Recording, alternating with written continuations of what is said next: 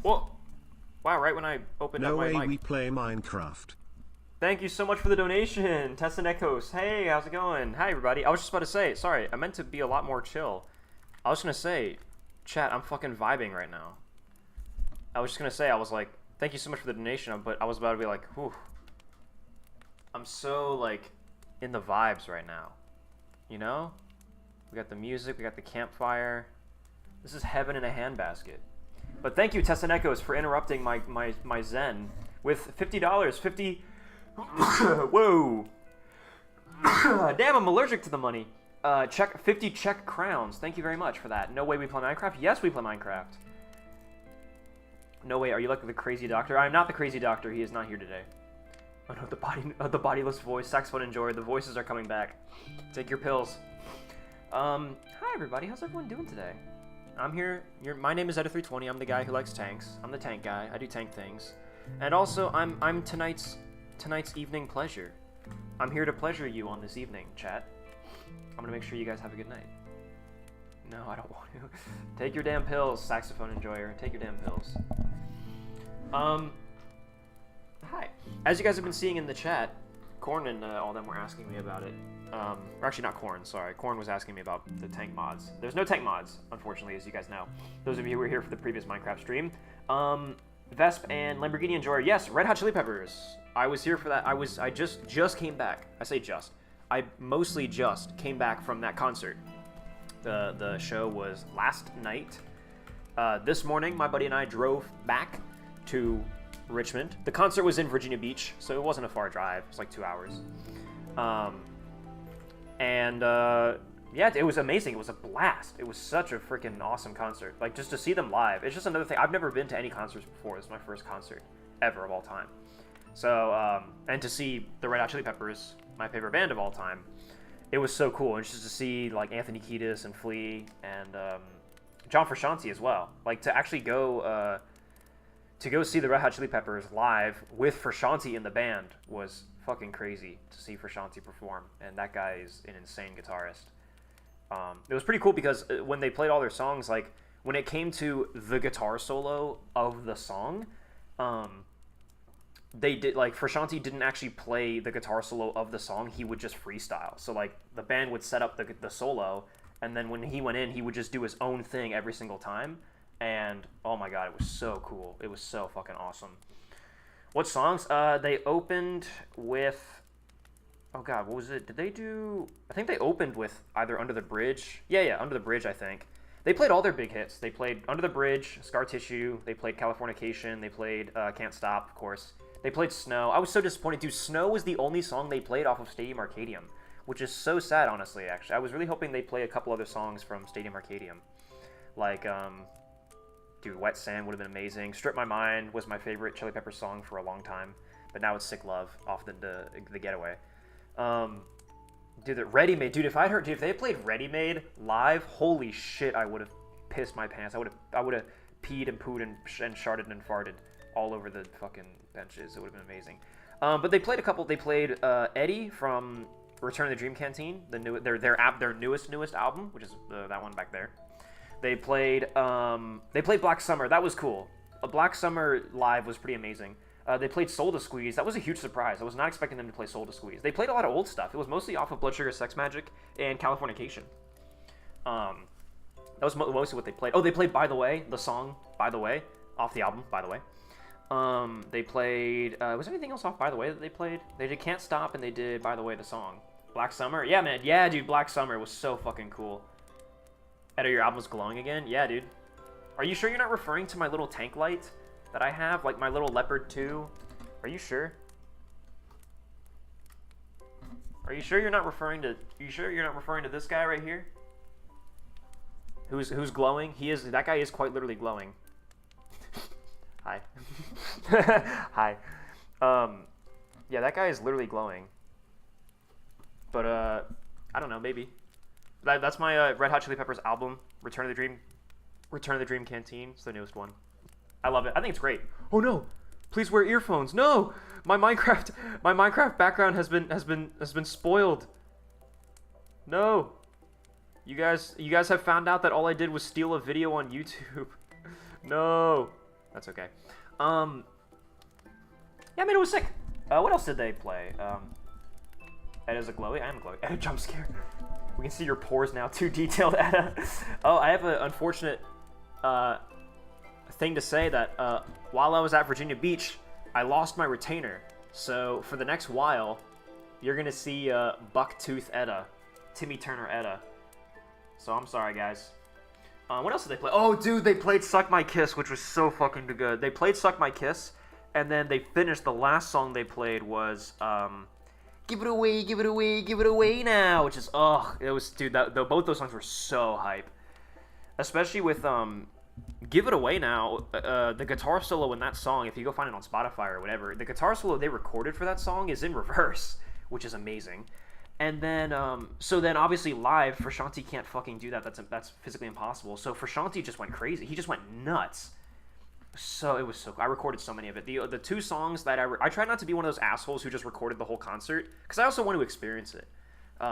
So I recorded like a couple snippets of some of the songs, but there were only two songs. I told myself, I said, I want to record at least one song start to finish.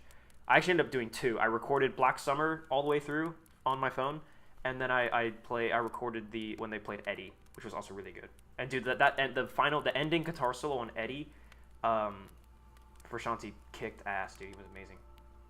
Redneck Eta, yeah. Concert highlights vid? I can't, bro. It's gonna be copyrighted. It's gonna be copyrighted instantly.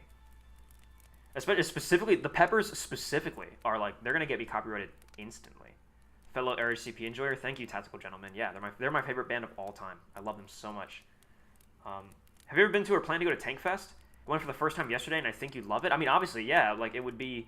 That's like the Tank Museum in Bobbyington is like Tank Mecca. So I mean, I obviously would love to. I would really like to at some point, but I have not made a schedule for it. I'm not going. I can't go this year. Maybe next year. If I could, I would go next year. Let me open up Cursed Forge. I'm sorry, guys. We're supposed to play Minecraft. Did you guys forget that we're supposed to play Minecraft? That was weird. I kind of forgot we were supposed to play Minecraft. Hi, Honda Guy Gaming. What's up in chat? Hello. Send me that, please, Black Summer. I'm driving back from Tennessee right now. Bro, are you playing this? Are you playing this stream on your phone while you're driving? That's awesome, dude. You should text somebody. You should text somebody right now. How many car beers have you had? Also, Tank Bay in Normandy. There is, so the World War II armor group that hosts D-Day Ohio, one of the guys who does that, or one of the volunteers for those guys, for World War II armor D-Day Ohio, I met them during my time down in Georgia, and they invited me to D-Day Ohio, which I think is August, what was it, August like August 15th to the 18th or something like that. I am very much interested in attending that.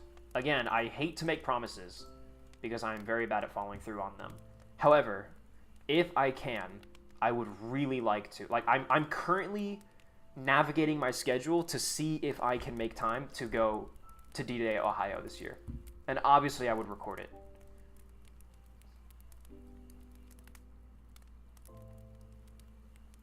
I swear I saw you there yesterday. I looked on the stands and there was a guy sitting there who was a splitting image of you, not gonna lie. Yeah, I did not show up in my tanker's jacket. I wasn't in Eta320 mode, I was in Reed mode. I was Reed. I went as Reed, not as Eta. I left Eta behind. I locked him in a box. I didn't let him out. I went as Reed. I had my red Canada hat and I was wearing my white red hot chili pepper shirt. It was a white shirt with the red logo on it. So maybe you saw me. I was there with my buddy. My best chili pepper friend. All right, now hold on. We gotta get the campfire out of here. Boom! The game is not there. I have to switch the game capture. I always forget to do this. Chat, hold on. Is it gonna be this one? Yay! Minecraft. You guys like Minecraft, right? Yeah, who am I kidding? Of course you like Minecraft. Your chat. You're the internet. The internet loves Minecraft. I hope it's still up. I was about to say, I hope that Keaton hasn't shut the server down because that would be really bad if I tried to do this stream and the server didn't work. Oh shit! Ooh. Hey chat. I was supposed to be a surprise. So hey guys, I did a little bit of mining off camera. If you guys remember the windmill that we built on the last Minecraft stream. You guys remember we built a windmill and it was a little flag on a stick. I came back in on Minecraft by myself and I did a tiny bit of mining off camera and I built the windmill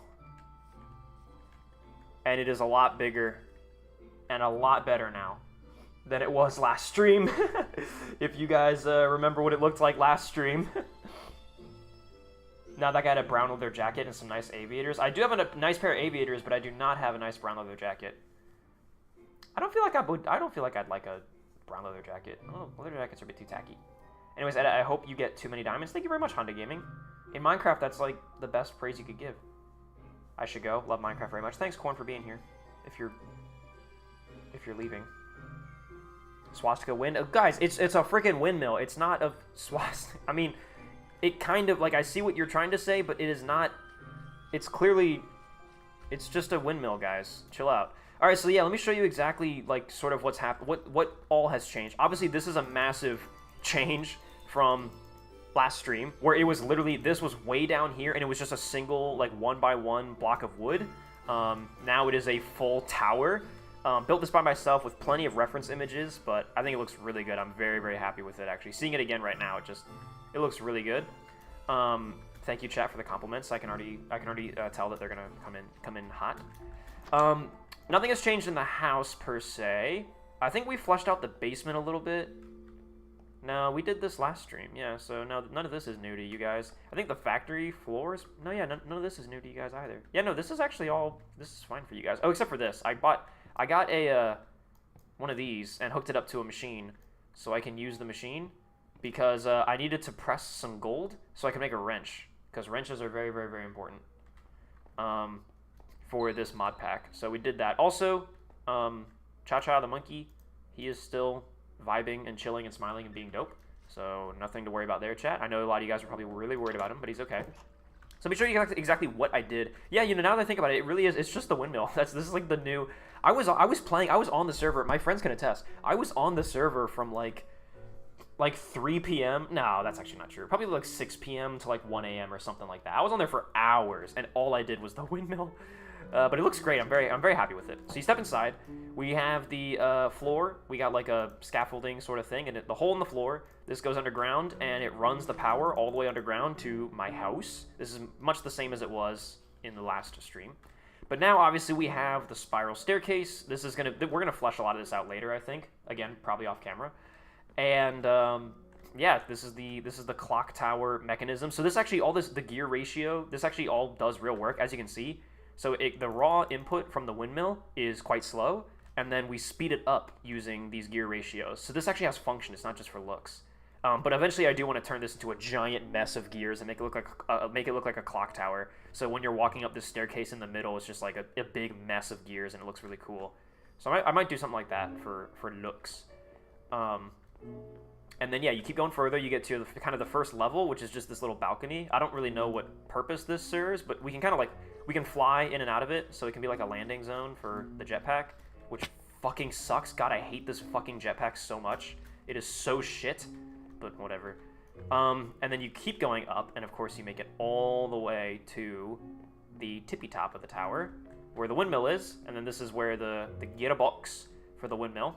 This all spins in and delivers that power. I do need to flesh this out a bit more. I want to create like a cool thing that looks like it's holding this. It's not like just floating here, you know? It's like something's holding it. Maybe I could use, actually I think my buddy Chandler had mentioned like using chains would probably be really good. Probably get some chains and like hook this up and it can look nice.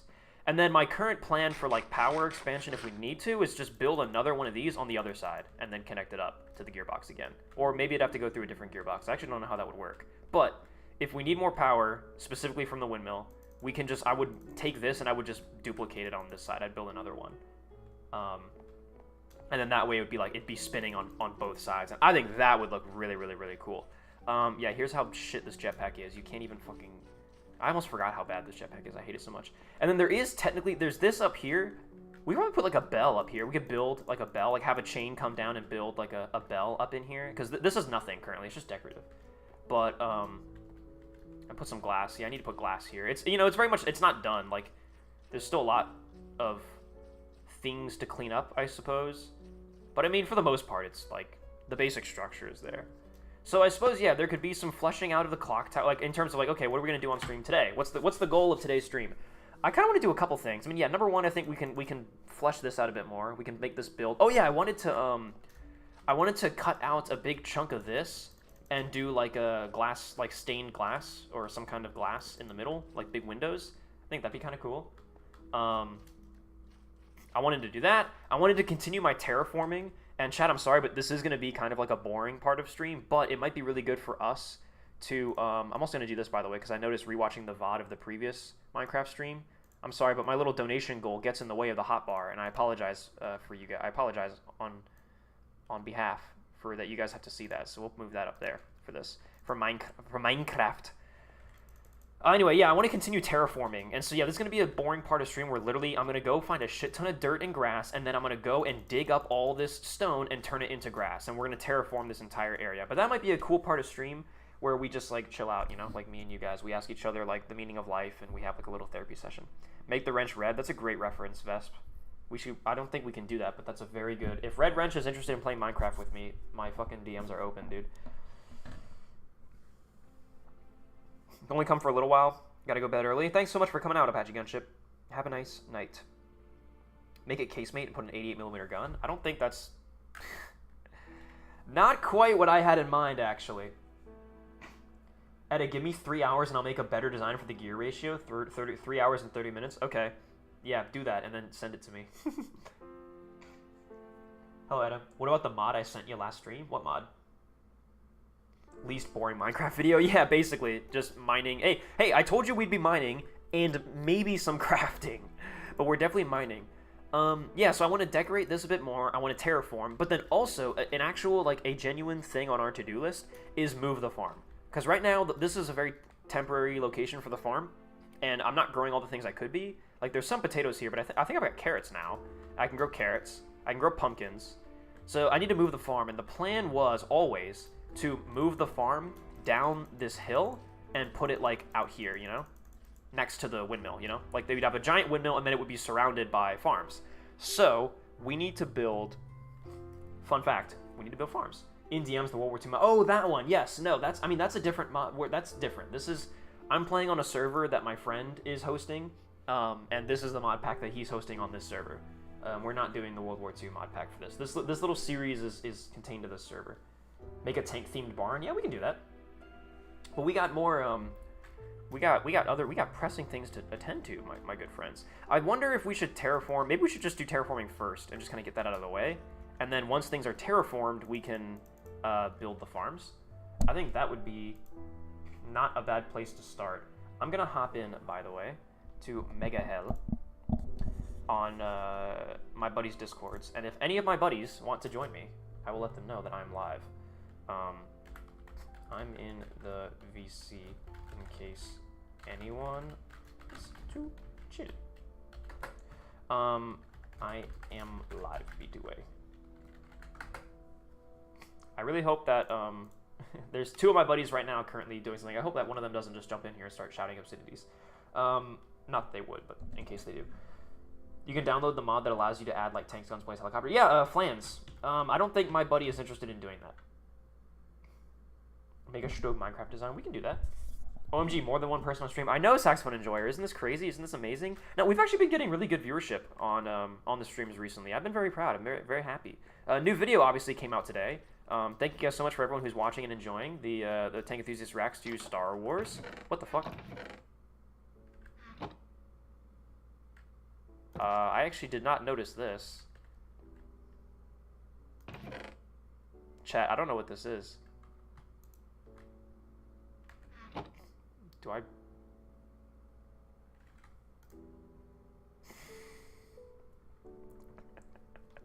Okay. Okay. I thought... Alright, well... I will keep this. For no reason other than... For no reasons other than I simply would like to. Thanks to whoever one of my friends... This is a server of my personal friends. This is not, like, nobody in chat did that. This is, like, my friends that I know very well in real life. This is their server, so... Alright, cool. That's great. I actually will genuinely keep that book and quill on me. I'll never let it go for as long as I live. What was I looking for? Oh, my dirt.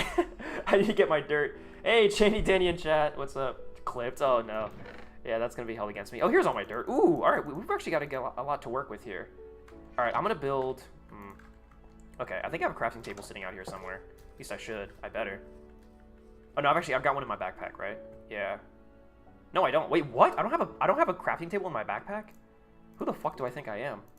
What the shrimp? The scallop? Alright, I'm gonna put this, I think... Yeah, I'm gonna put this, like, just by this tree. And I'm gonna build another pickaxe because I can already tell that we are gonna chew through iron. But I mean, you know, that's just the way the cookie crumbles. Because we are just going to be digging this out. So, for those of you who don't know how terraforming works in this particular instance, I'm going to kind of choose an area. I'm going to segment it. And I think we can start... Dude, maybe we just go all the way down to the tower. Like, legit. do that whole front. We can start building a pathway down. Yeah, I think we're gonna do that. I think we're gonna start here and just go. So this is what it is. All right, chat. Welcome to the next 3 hours of stream. No, not 3 hours. Actually, you know, it might. For those of you wondering, Etta, why don't you just cover it with like a single layer of dirt? Because I'm not trying to do like a lazy. I'm not trying to do that. That's lazy. I want this to be a legit terraform job, where, you know, it's like 3 layers deep. You know, like this is like some actual. This is some real shit. You know, this is like actually what this would be. Is my chest plate? All right, hold on. My copper chest plate is inside. I don't know why that is. That's not how it should be. Terra what now? Terraforming. What, you never heard of it? What are you, some kind of loser? Some kind of lame guy? Actually, I forgot I had a crossbow. Isn't that cute?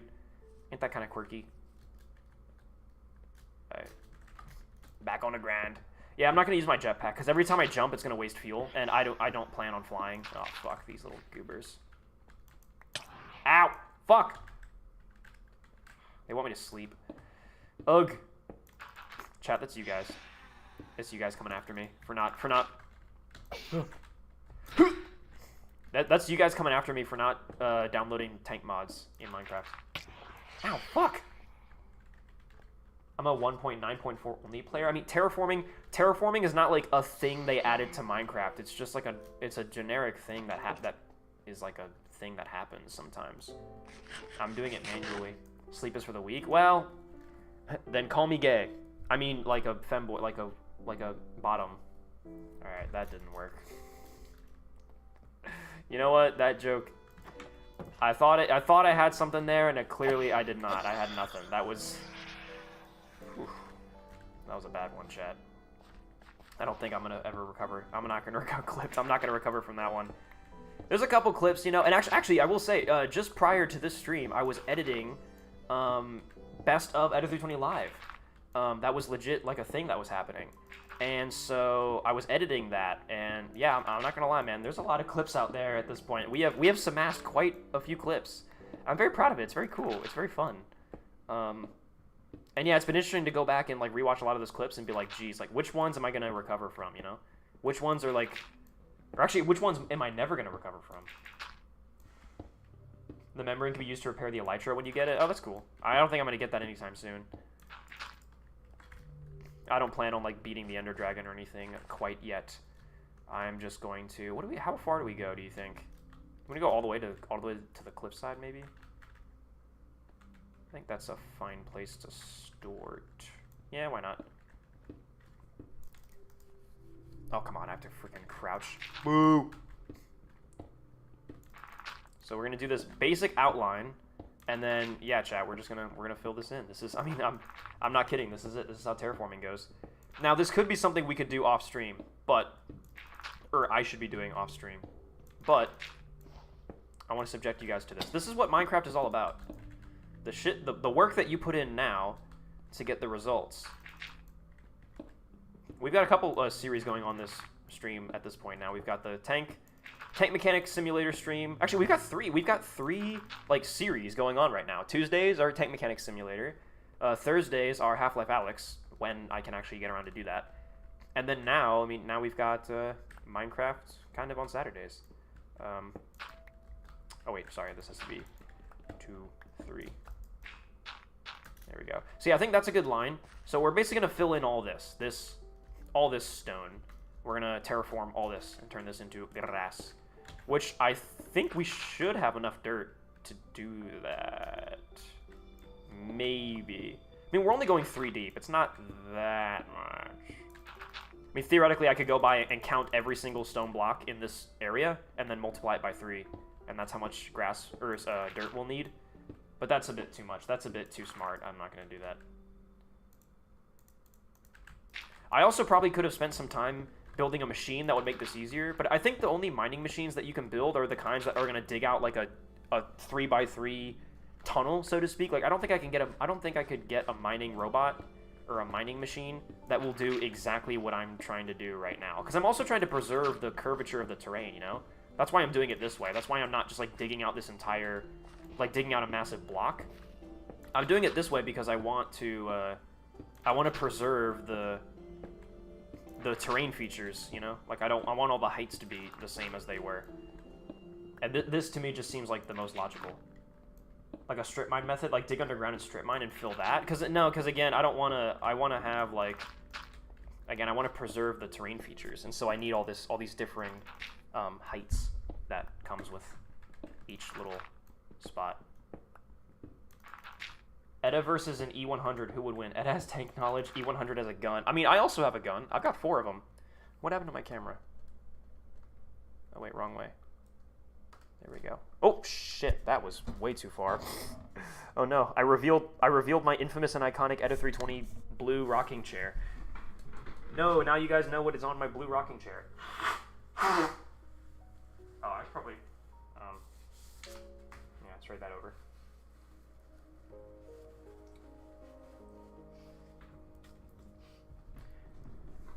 Ender Dragon 40mm bow force. Yeah, if we install the flans mod, we can try to kill we could try to kill the Ender Dragon with a Bofors gun. You think it would work? I think that would work. Yeah, because you can use the Bofors to shoot the little crystals and stuff too. And I mean, bam! Like, what is he gonna do about that? What's the Panzerfaust trouble story? Oh man, that's some old Eta320 lore. Children, let me sit you down and children, let me tell you a story. I gotta bring back the fucking campfire. Campfire sounds.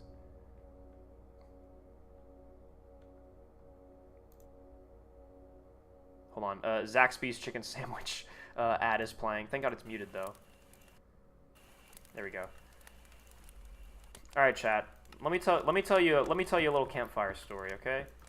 A long time ago in a galaxy far, far away, my YouTube channel had 300 subscribers at that point, probably. And I was still very much not used to being like an internet personality.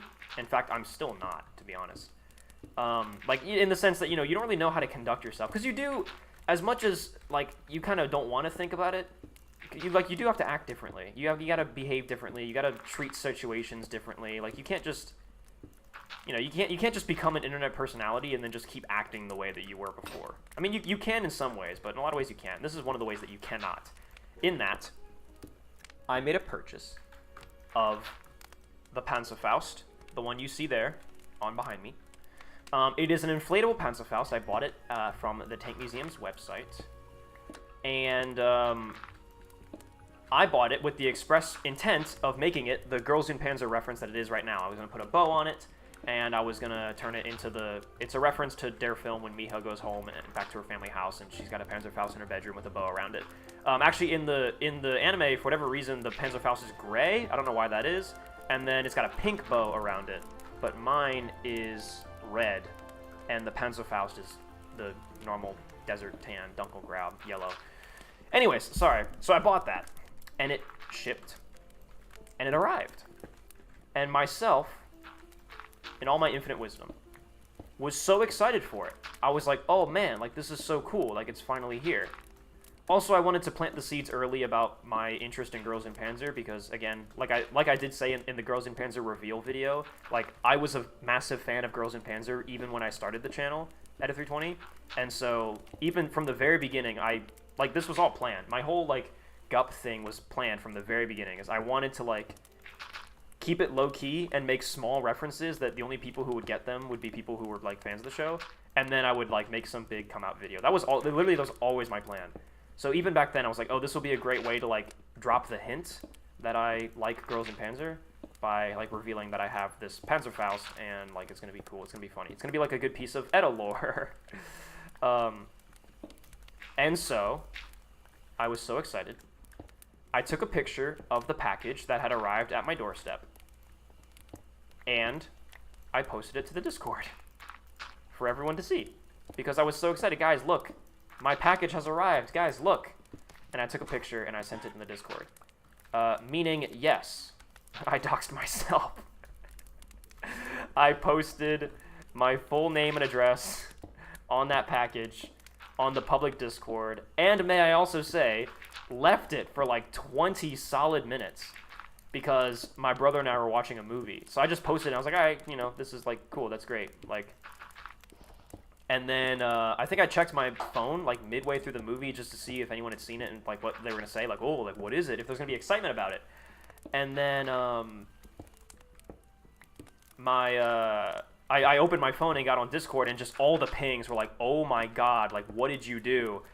And dude, thank God for this. And I like, again, I'm so thankful every day for this, but I literally saw like the message history, and I saw people being like, I don't think he meant to do this. Please nobody screenshot it. Please nobody share it, because like let's not do this to this poor guy. I think it was thank God the Discord was still small enough that people like cared, and they did not nobody, as far as I know, nobody saved the image and nobody shared it, and it has since died. So that keeps me comfortable. That, you know, that helps me sleep at night.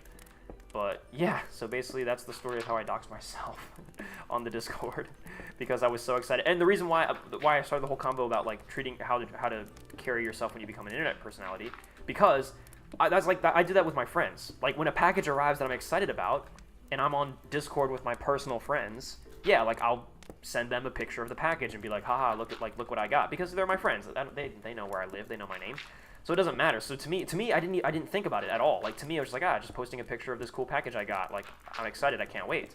To me, it was like, it's just like a Discord of my friends. But no, obviously it was not friends. It was fans, people who watch me on YouTube. And so yeah, that was a big mistake. But it was very funny. I was correct. It did make for a very good piece of Eta lore, and it is indeed on the Eta320 iceberg, the Panzerfaust incident, which is basically just that one time Eta320 doxed himself. But yeah, again, thank God I had like 300 subs at the time. It's a very good. It is much better to make a mistake like that early on in the career than to make a mistake like that now, when there are like 2,000 people on the server. So yeah, there goes the campfire. That is the story.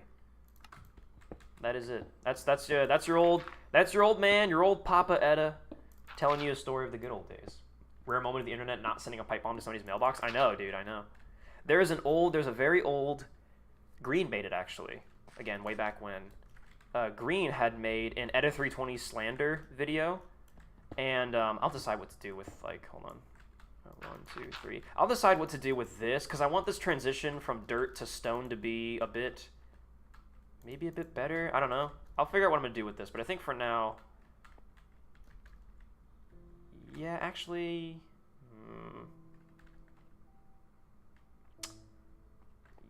yeah, I'll decide what this is going to be as we go, because this is going to be a weird little area, a weird little zone, but we'll deal with it. Let's keep going. Yeah, rare instance. Oh yeah, sorry, Green. Yeah, Green had made an Eta320 slander video. I think it's still on Bully Eta. Maybe if you check the pins, I forget. But Green made an Eta320 slander video. In the Eta320 slander video, I think there's like one of the funny clips is like, yeah, like Eta320 checking his mailbox after the Panzerfaust incident or something, and it's like an image. I forget what movie it's from, but it's somebody checking their mailbox and then the house explodes or something like that. It's very funny. But especially like at the time, that was a spicy joke to have made. Like when Green originally made that, that was a hot topic, hot button issue at the time. So it was quite funny. We need to update the Eta320 iceberg really badly. Someone get on that. We got so many clips now. When I found your channel, that's about when I started watching Gup. I started watching Gup before you, like a day before you. Oh, I see. Oh, I thought you meant, okay, because I saw out of the corner of my eye that you said I started watching Gup before you, and I thought you were trying to like flex on me, be like, haha, I've been a fan of Girls in Panzer longer than you have.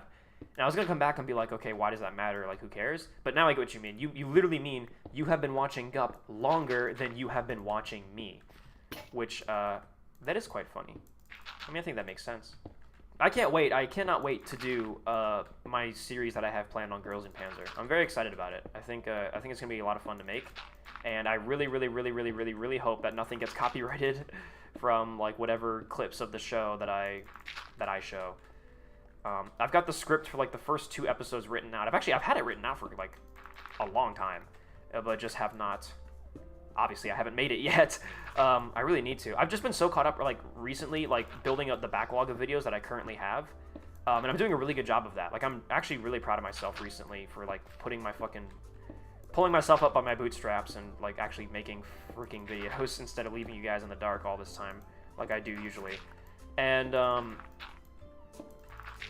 yeah, so I'm really proud of what I've been doing with that, and I think it's helping a lot, and I'm going to start getting back on track with tank documentary stuff and, like, more like the deep tank education, because I know, like, gameplay videos and stuff are great and all, but I don't know, like, I don't feel like I feel like I want to get back on track with tank documentary stuff, like true, proper educational content, rather than, like, Tank Enthusiast Reacts is great and all, but I want to do more of the documentary style videos, or something similar too, where it is just, hey, like, let's actually learn something here today, rather than just like a gameplay thing.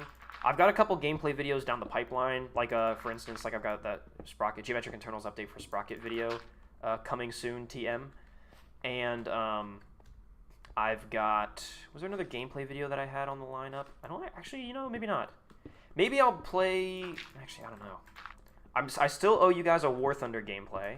And I would like to play the new update for Squad, because holy shit, or excuse me, Squad 44, postscriptum. Holy shit, they added so many tanks, and I am so excited. I need to check that update out, and I need to record it. So, yeah, by the way, we're going to get dirt, because I just ran out of dirt. So we're going to go find, like, a little random peninsula that does not need any of its dirt, and we're going to go mine all of its dirt.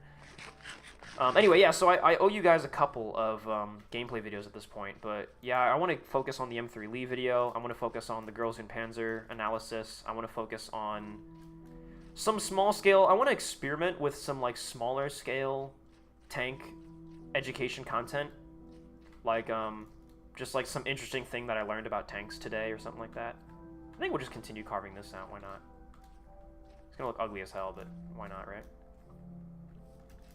Sure, let's keep doing this. Excuse me, Mr. Skellington. Bitch. Bitch! Fuck you. Bitch!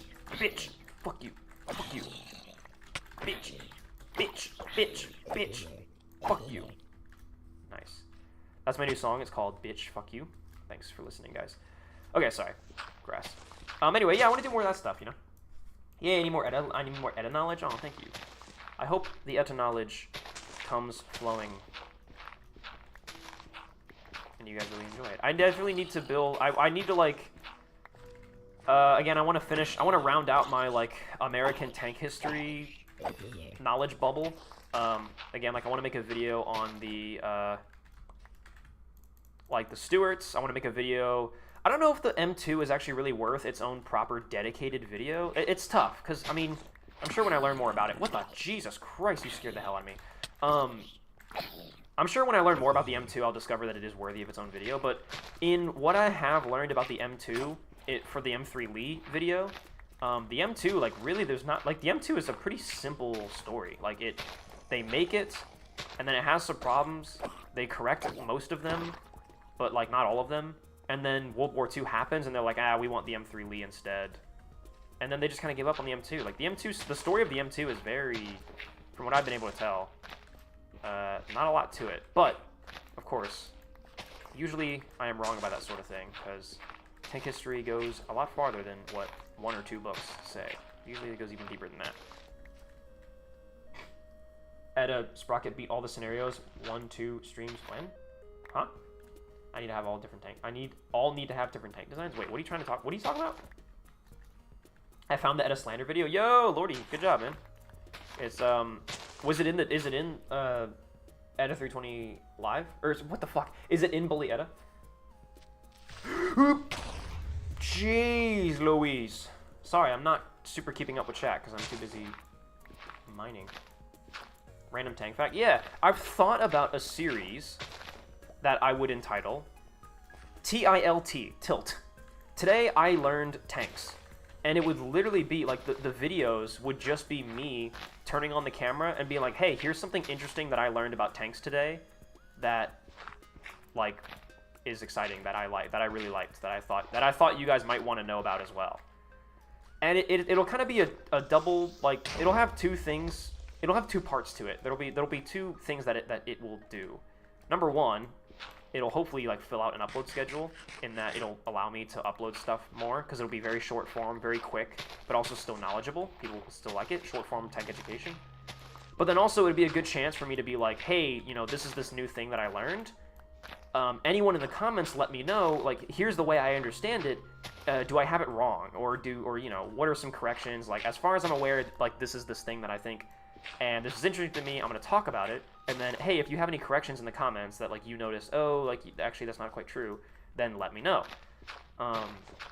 And it can spark a discussion in the comments and all that, of people just learning. Like, it's just generally, it's like I don't know, it's like fucking Socrates and all them on the philosophy classes, where it's like, I'm just gonna open a subject to the table and then everyone in the comments just, you know, like YouTube shorts, not shorts. I don't know if I would format them as shorts. I don't think they would be that short.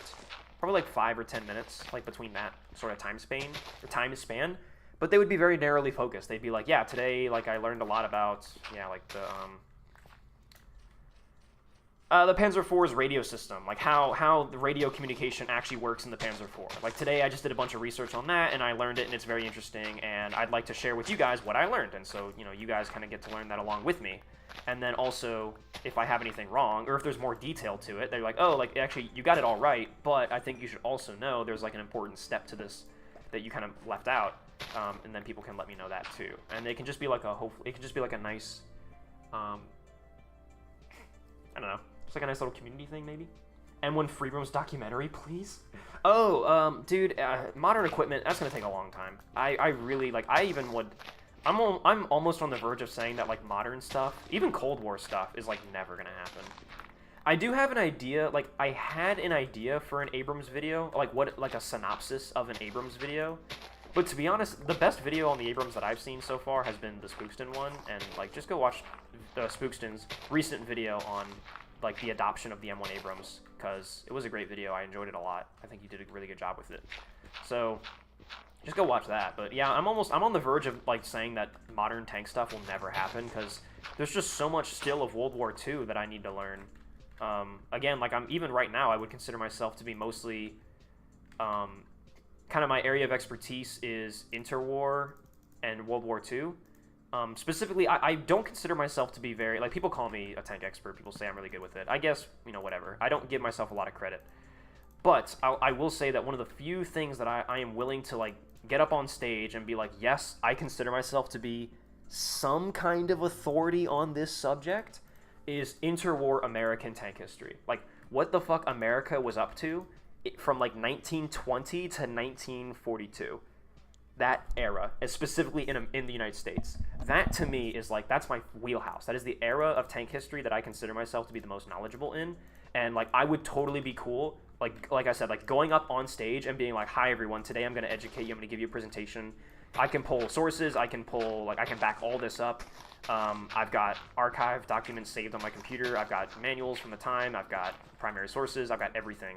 Hello, yes, today I'm going to talk to you about the establishment of the American tank industry, how we went from having, like, nothing in World War I, and General Patton, under the order of General Pershing, starting the American Tank School at the end of the First World War, and adopting all the original T1s, the T1 Lights, the T1 Mediums, the Mark A Internationals, all the way into the 1930s, experimenting with Walter J. Christie tanks, cavalry, messing around with combat cars, infantry trying to figure out what the fuck a tank is supposed to do, cavalry trying to figure out where a tank even fits at all, the mass mechanization of American logistics. America was one of the first countries to actually mechanize logistically. Like, a lot of other countries were mechanizing, like, their armies and trying to figure out armored cars, and France and Germany were doing half-track stuff, I think, in the 20s.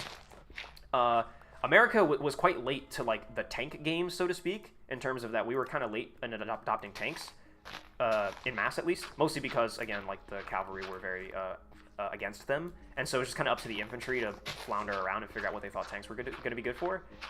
And so while they're all doing that, what America did, and specifically the cavalry, they said, yeah, tanks, we're not sure about that, we like our horses, but the armored car is quite useful, and the truck, like the mechanized, like the motorized truck for carrying around food, ammunition, fuel, like the logistics truck, we find this super useful. And obviously, like, everyone knew trucks, like, you know, truck motorized logistics existed in World War I, but as far as I know, in the 1920s, America was one of the first nations to really push for, like, full mechanization of its logistics. Like, we got off of horses logistically in the 1920s, 1930s, whereas famously Germany was still using horses for logistics during World War II. People forget how reliant the German army was on horseback in World War II. French army was the same way. Not the exact same way, but similarly so. Enough so that it was a detriment to them during the Battle of France. But yeah, America, and I think this is a common theme with America, that we got shit right logistically. Like, yeah, we were one of the first nations to be like, yeah, dude, like, get rid of horses in the logistics category. Like, we want only trucks, tractor trailers, artillery tractors. Like, we want to standardize on that shit quick. And then the 1930s, we're experimenting again with Christie tanks. Harry Knox comes out with VVSS. The great trials between the T4 and the T5, we end up adopting the Stuart. And then VVSS, the Stuart platform, is basically the genesis of all American medium tanks, because then you get the M2, and then M2 becomes M3, becomes M4. The T20 series all happens because we're trying to improve the M4, which leads to Pershing. Pershing leads to Patton. Patton leads to M60. M60 leads to Abrams. Boom. It's all just a Stuart. Everything, the Abrams comes from the Stuart, actually, guys. I don't know if you knew that. Anyway, sorry. So yeah, that is the era of tank history that I feel like I am the most well-versed in. I could give like a 4-hour talk on that. But of course, like, I am trying to expand that branch. Like, I want to make more videos on that. Like, obviously, I've made the confusing guide to the Sherman. I'm currently making this documentary on the M3 Lee. I want to make a video on the Stuart, like that story of the 1930s, Stuart versus like Christie tanks, like the T4 and the T5. Harry Knox versus Walter J. Christie, that whole, like, the suspension wars that happened in America in the 30s, which is really fascinating. I don't need to learn more about it though. And then yeah, like, going backwards in time. So I want to focus a lot on American interwar tank history on this channel, because it's what I feel the most comfortable doing, and I want to get that cataloged. I want to cover everything I can in that respect, and then I want to get that cataloged on the channel. And then I think next we'll move to Germany, because I also actually feel pretty confident in my German stuff, especially after the Panzer IV video. The Panzer IV, the Slightly Confusing Guide to the Panzer IV video really opened a lot of doors for me in terms of, like, understanding German tank industry. Specifically, like, I finally put names to faces in terms of, like, the factories that were in Germany, the Nibelungenwerk, who made the turret, Krupp, or Nibelungenwerke, I don't know, the factory in Austria that they built in 1941, Vomag, all those guys. So I think after America, I'm gonna enter my German era. And that'll be pretty interesting. And then I think after my German era, definitely the Soviet era. And that will also be quite interesting, because that's a topic that I really want to know a lot more about. But all that's still World War II. I mean, we're not even talking about... I'm not even, like, talking about modern stuff. Oh, a stream for every 1 or 2 scenarios? Oh, I see. I'm sorry. I'm going back to Vesp. I'm reading your messages again. Oops, sorry. 1 or 2 streams where you make a different tank for each scenario and beat each one in Sprocket. I don't know if... Actually, yes, we probably would do a stream for that. I don't know if I'd make a video for it, but a video, or a stream would be quite fun. Why are we farming dirt? We are farming dirt because I want to terraform. I'm currently terraforming. Right now, we're just doing this chunk of land, and then we'll move on, I promise. I know this is not riveting gameplay, but it needs to get done, and, you know, I figured why not. So we're terraforming currently. I'm getting all this, stone out of here and making it with dirt. Everything is Stuart, lol. Abrams looks inside Stuart. I mean, yeah, basically. As somebody who knows next to nothing about modern tanks, yes. Yes. Abrams is just Stuart. M1 Abrams looks inside Stuart. Yeah, I mean, like, we talked a lot about, actually, I don't know. I'm kind of proving myself wrong as I'm thinking about this. But I was going to say, like, you think a lot about how, like, tank history and, we talk a lot about how, like, the Soviets have a very linear tank history. Like, you can draw a super straight line from the BTs, you know, BT5, all the way to T90. Like, it's a pretty straight line. I would argue you can do that for a lot of different countries. I really need to know Britain more so. But definitely ever since Centurion, it's been a pretty straight line for Britain. Like, Centurion and the Chieftain are very, very similar. And Chieftain and Challenger 1 are very, very similar. And Challenger 1 and Challenger 2 are very, very similar. It's one of those things where, like, each tank immediately preceding it was very similar, but obviously, like, if you put a Centurion and a Challenger 2 next to each other, they are obviously not at all alike. Or, well, actually probably would have a lot in common.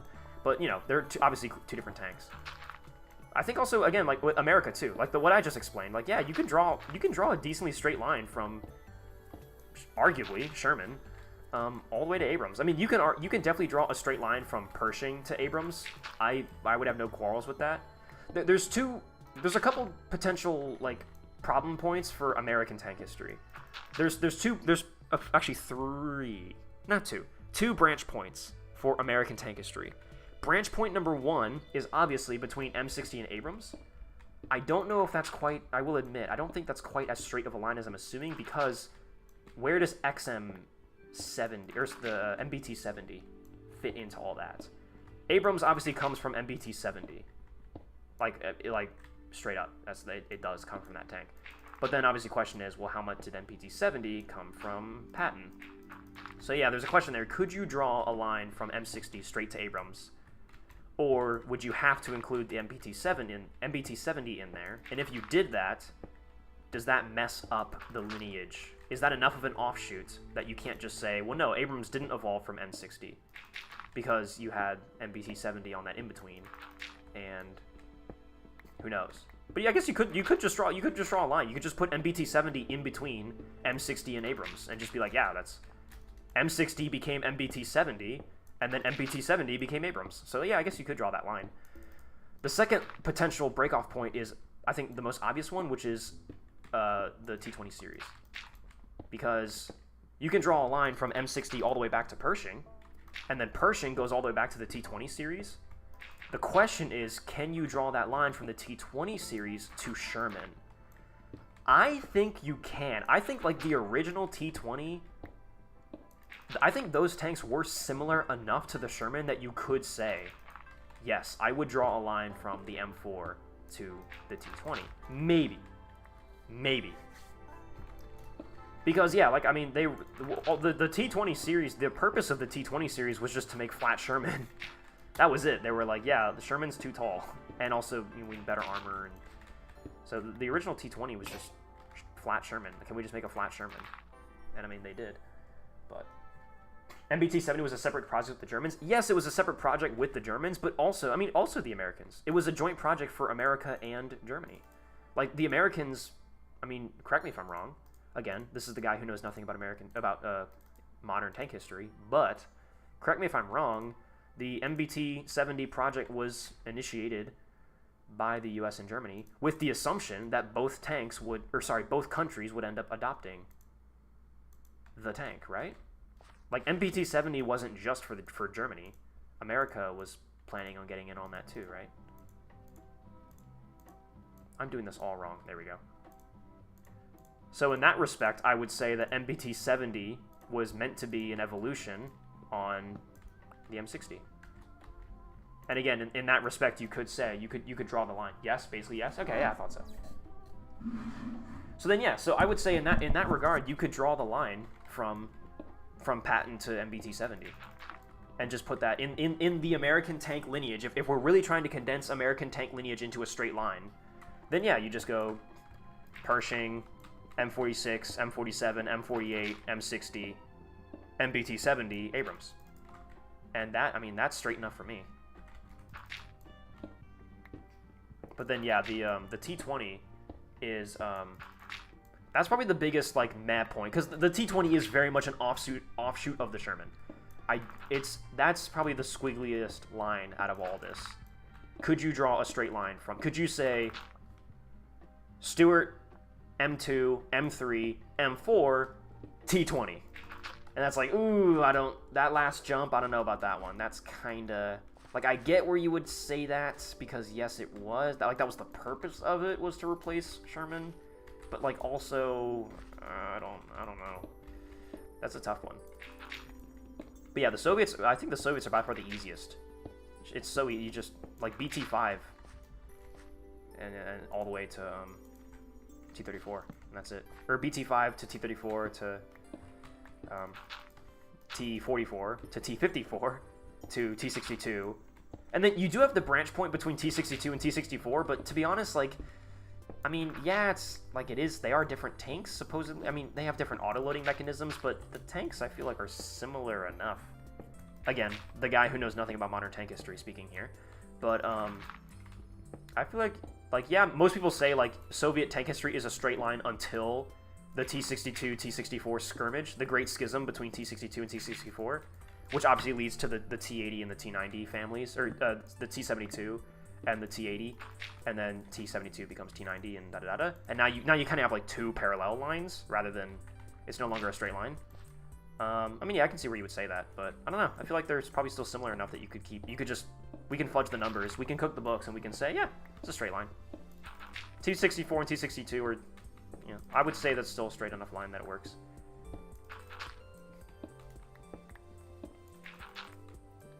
And then the most important question, Domino's, Pizza Hut, Little Caesars, or Papa John's? Dude, Papa John's every day of the freaking week, dude. Papa John's knows how to make a good pie. And I stand by that. I'll stand by that to the day I die. Leo 2 comes from the Europanzer project. France also led to Leclerc. That's funny. Wait, I thought Leo 2... Well, I guess... Yeah, how stupid of me. I was about to say, I thought Leo 2 came from Leo 1. But to be honest, like, yeah, what prompted them to make Leo 2? What prompted them to say, Leo 1 isn't good enough? We want Leo 2. Actually, yeah, that kind of makes sense, too, because, I mean, what's the French ones? The AMX? Like, the AMX 40 or whatever?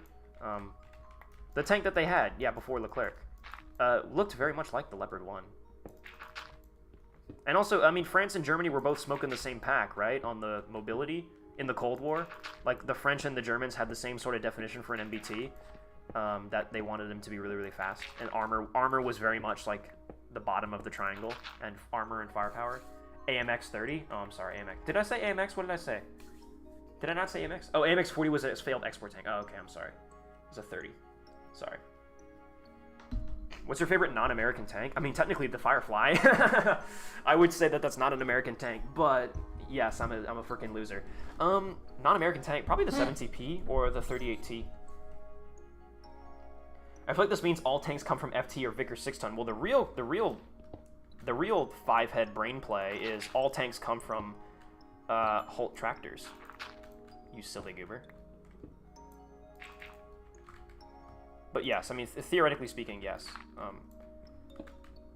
All tanks. I mean, the FT-17 really, like, it genuinely is the start of it all. Like, you know, you watch, like, a documentary or whatever, and they're like, the FT-17, the first modern tank, and it became the blueprint for all tanks for years to come. And it's like, okay, yeah, whatever, dude. But then, like, you actually do the research, and you're like, oh, no, like, the FT-17, which is, I'm sorry, anachronistic name, the Renault FT, genuinely was, like, it changed everything. Like, after World War I, everyone and their mom bought Renault FTs, and built, like, their entire tank schools off of them. I mean, you know, yeah, there were lots of, like, Mark Vs and stuff, too, sold around, and, like, the Russians and the Italians, a lot of those guys built some pretty big land ships. But generally speaking, I mean, the designs that stuck, you know, were, yeah, like, you know, the Renault FTs and designs like it. So, yeah, I mean, it really was. It was the start. It was where everything really freaking kicked off in a big way. I'm gonna do this just, like, too deep, I think. All tanks come from Da Vinci. Yeah, I mean, if you really think about it, all tanks come from the primordial soup in which was formed on the crust of the Earth in the beginning of the Primordian era on Earth, when a majority of the planet was still covered in lava. That's basically where all tanks come from, if you really think about it. Bob Simple just comes full circle. Yeah, dude, I mean, unironically, yeah. Like, most tanks in World War I mean, look at the A7V. The A7V is just the Bob Simple, but somehow better. It's the same shit. It's just take a tractor and plomp a giant armored housing on it. I mean, that's what the Saint-Chamond was. That's what the A7V was. I mean, the British and the French were the only two. I mean, Renault.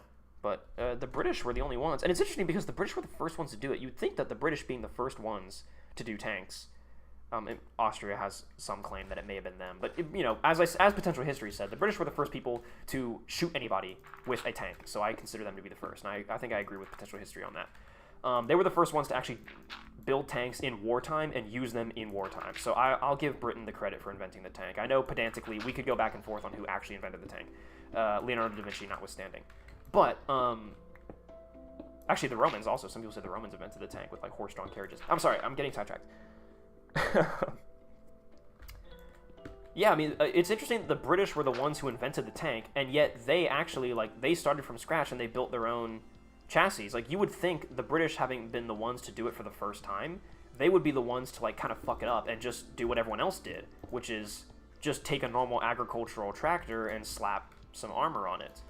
But it's interesting how the British actually did it right the first time, in that they built a custom chassis with custom tracks. Like, they didn't just take normal Holt tractor tracks. Like, they actually had their own, as far, correct me if I'm wrong, but I'm pretty sure they actually had, like, their own track design, you know? It wasn't just a normal tractor. Like, they actually built it for, it was purpose built. So then everyone saw Britain doing it right the first time, building purpose-built chassis and hulls and tracks, and then they're like, oh, that's a great idea, and then proceeded to just convert tractors. Again, Saint-Chamond, A7V, and there was the other French tank. I think the Schneider was a conversion too, wasn't it? Or was that a bespoke build? If all tanks are based on tractors, then Russia's shed tanks are basically modernized A7Vs. I mean, unironically, yes. Again, it's the idea of you taking a shell and plonking it onto your tracked vehicle. It'd be very interesting to see how Russian shell tanks, assuming they really do prove to be, because I've heard some people say that they're actually like working, and I've heard some people say that they're not working. But it'll be very interesting to see what like all like the military intelligence community comes back with in terms of, you know, those shell tanks. It'll be interesting to see if those things do work. Then what is like the proper, you know, funding of the military-industrial complex behind it? What would that look like? Because right now it's just a bunch of scrap metal, you know, building a giant scrap metal cage around your tanks. But what happens when what happens when the U.S. Army goes to General Dynamics and says, we want that concept, but like make it legit, you know, make it real, make it expensive and good? How are they going to achieve those same results? I don't think they're going to do the same thing. I don't think we're just going to keep doing shell tanks. I think we're going to find a new way to generate the same results. They're going to study the shell tanks, and they're going to say, what is it about them that makes them better against drones and whatnot? And then they're going to say, okay, well, can we recreate that with some other method, i.e. drone jamming technology, i.e. ERA, standardized ERA on NATO tanks. I think that'd be a good step forward, honestly. I feel like NATO does not take enough, does not use ERA enough. I don't know why NATO has not standardized on it, like the Soviets have, or the Russians, excuse me.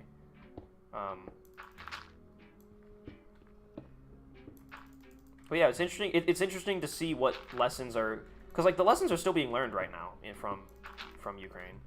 And it'll be interesting to see how we move forward from all that, you know. Killdozer was a modern Bob Simple? Yes. I mean, literally, yes. Where can M13 tanks be found? Belgium. The Belgian ones? You can find one in Belgium.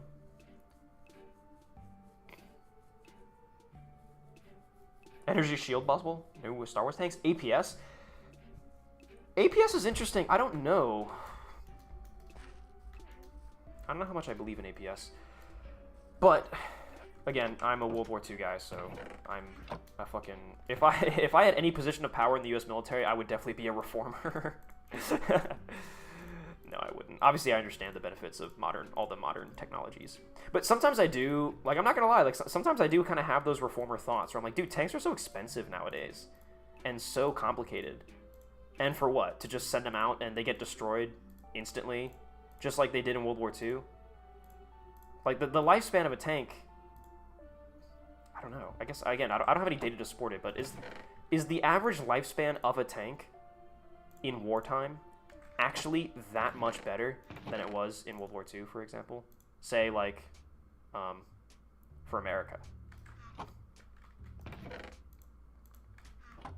Like, is an Abrams in Ukraine really lasting that much longer than like a Sherman did in World War II? Those are the stats I want. Italian M13s in Belgium. Oh, Italian M13s. I thought you meant, I was thinking of the M13. Maybe it's actually the M14. the Belgian, it was the Chieftain did a video on it quite recently. Oops, I'm sorry, I keep hitting my microphone. The Chieftain did a video on it recently where it's a Belgian, which by the way is an amazing concept. I'm about to spit on you boys. Belgian, it was a artillery tractor that doubled as a tank destroyer. It was like it's like a universal carrier type thing where it was meant to like ferry troops around, ferry ammo around. It was like a logistics vehicle meant to tow things. Like that's what it's meant for. But they also plonked a big gun on it that faced backwards like an archer, and it was also a tank destroyer. I think that's pretty fucking awesome. I mean, think about it. Yeah, it's like a universal carrier, but with an actually like deadly tank gun and it can properly defend itself against other tanks. But like it's a logistics vehicle. It's still super light, super small, and super cheap to make. The T3? Oh, I'm sorry. I thought in the Chieftain video it was like the M14 or something like that. Not M13? I'm sorry. But yeah, where can you find M13s? You can find them in Canada, is where I saw one of them, at the Baseborden Museum in Canada. And then also right here in the great old US of A, in Georgia, Fort Moore, Georgia, in the Armor and Cavalry Collection. They have one as well there. Not M13, T13. Oh, T13, not M13. Okay. I'll have to look it up again, but yeah. We made that vehicle in Sprocket. We made a similar concept vehicle in Sprocket on stream. Which was a lot of fun, by the way. Weapons have gone a long way from World War II as well. You're right, but Etta, we don't need funny exploding boxes on our tanks because we have a good economy. I don't know what that means. I'm not gonna lie, buddy. I don't really know I don't see the relation. I'm not sure I'm following the logic, to be quite honest with you.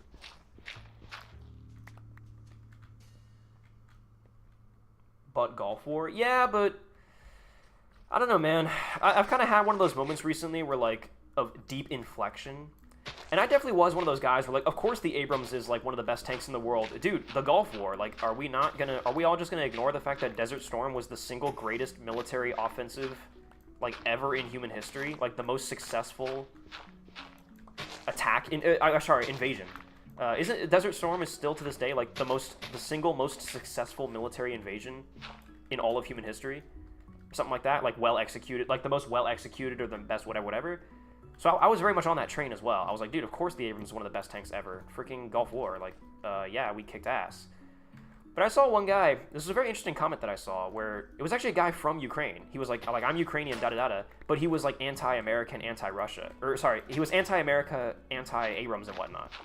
And he was like, yeah, like, I'm Ukrainian, but, like, fuck America, like, fuck all this, da-da-da-da. And just the statement that got me well was at the end of his comment, he said, it's not 1991 anymore. And I was like, huh, like, that is a good point. Like, 1991 was a while ago, man. Like, the state of the world is different. The Abrams is different. Like, yeah, we like to think, like, sending Abrams to Ukraine, oh, it's going to be just like 1991. It's like, maybe we're coping, dude. Maybe we're NATO coping. Like, maybe we should look in the mirror here. Maybe we should take off the rose-tinted glasses for a second and recognize that the Gulf War was fucking 30 years ago, man. Like, it's a while ago, dude. Gulf War was alright. Gulf War was all air, not gonna lie. Well, yeah, I mean, of course. The air power was incredible. But also, I mean, still, some of the most successful armored engagements of the U.S. Army in history, like Battle of 73 Easting, and I don't know. I will admit it's not 1991 to 2003 anymore. Yeah, exactly. That's the thing. Well, I don't know if I would say 2003. I'm not gonna lie to you, but 1991, like, yeah, like, maybe we're NATO coping. Like, it's just one of those things where, like, obviously, like, I'm not just gonna blindly listen to that guy and be like, you know what, that guy's right. The Abrams is a piece of trash. But at the same time, like, let's put on our critical thinking caps here and, like, yeah, from that guy's perspective, like, he's got a point. Like, the NATO core really do. We just fucking rep 1991 all day long, but it's like, dude, like, what have you done since then? Like, what has NATO done since the Gulf War, since 1991? Not much. At least not much that was good. I mean, yeah, 2003, but you know, we only just pulled out of that recently, and that was a shit show. So, you gotta admit, you know, from the other side, that's a compelling argument. So, that made me think a lot about it. Of course, like, I still love the Abrams. It's a cool tank and all that. But I would not have claimed this beforehand, but I still wouldn't claim that it's the best tank in the world. Again, I think such a claim is dubious at best and pointless. I don't know why any tank needs to be the best in the world. Why can't tanks just be tanks? Anyway, that got me to put my thinking cap on. The NATO gatekeep.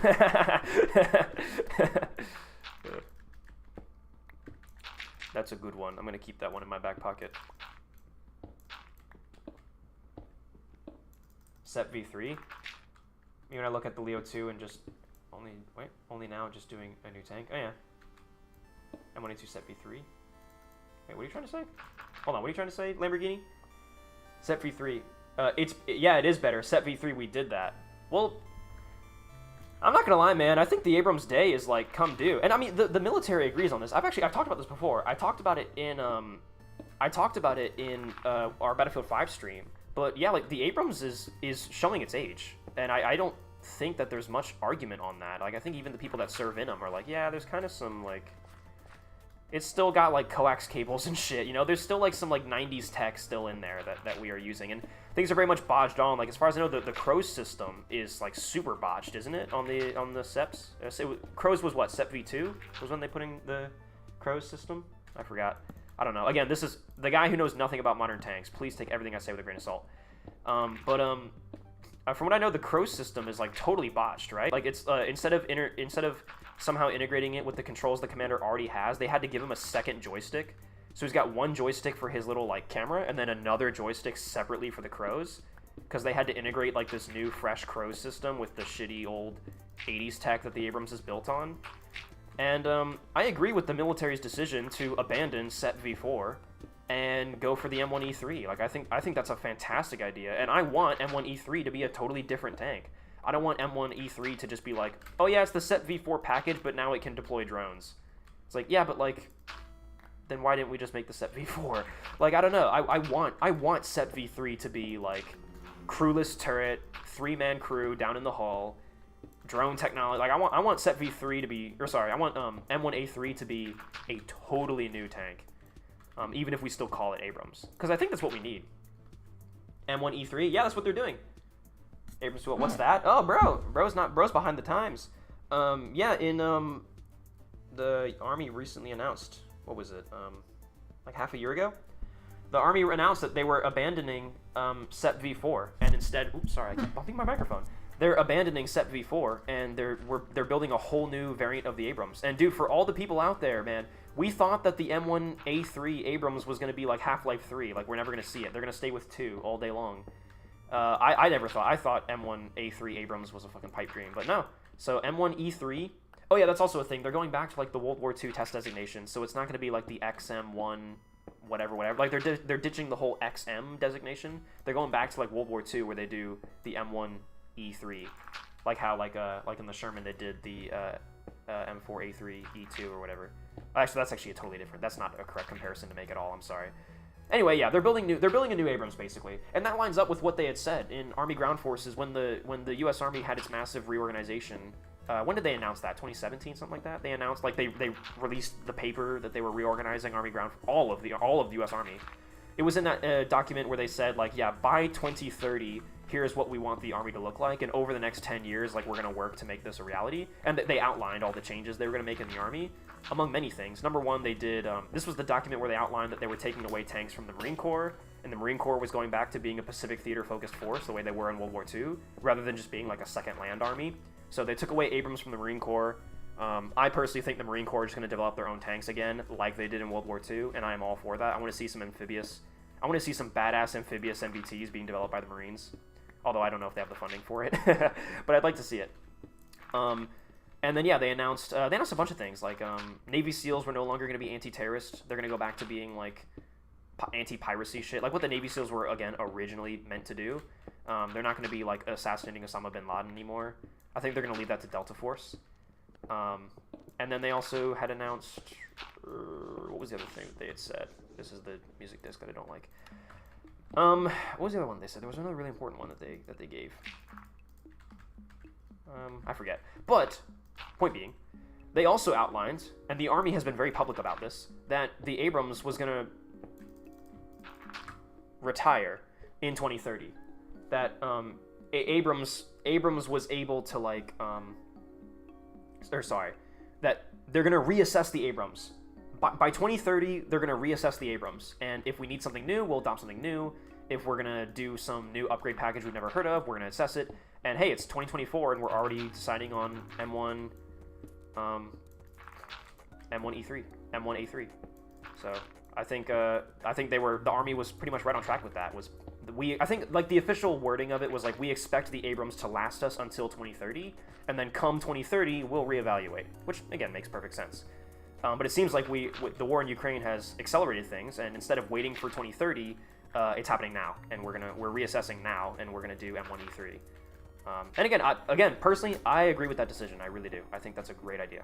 I think we should get on this while we can, while we're ahead of it. And plus, why not? Who doesn't want new tanks?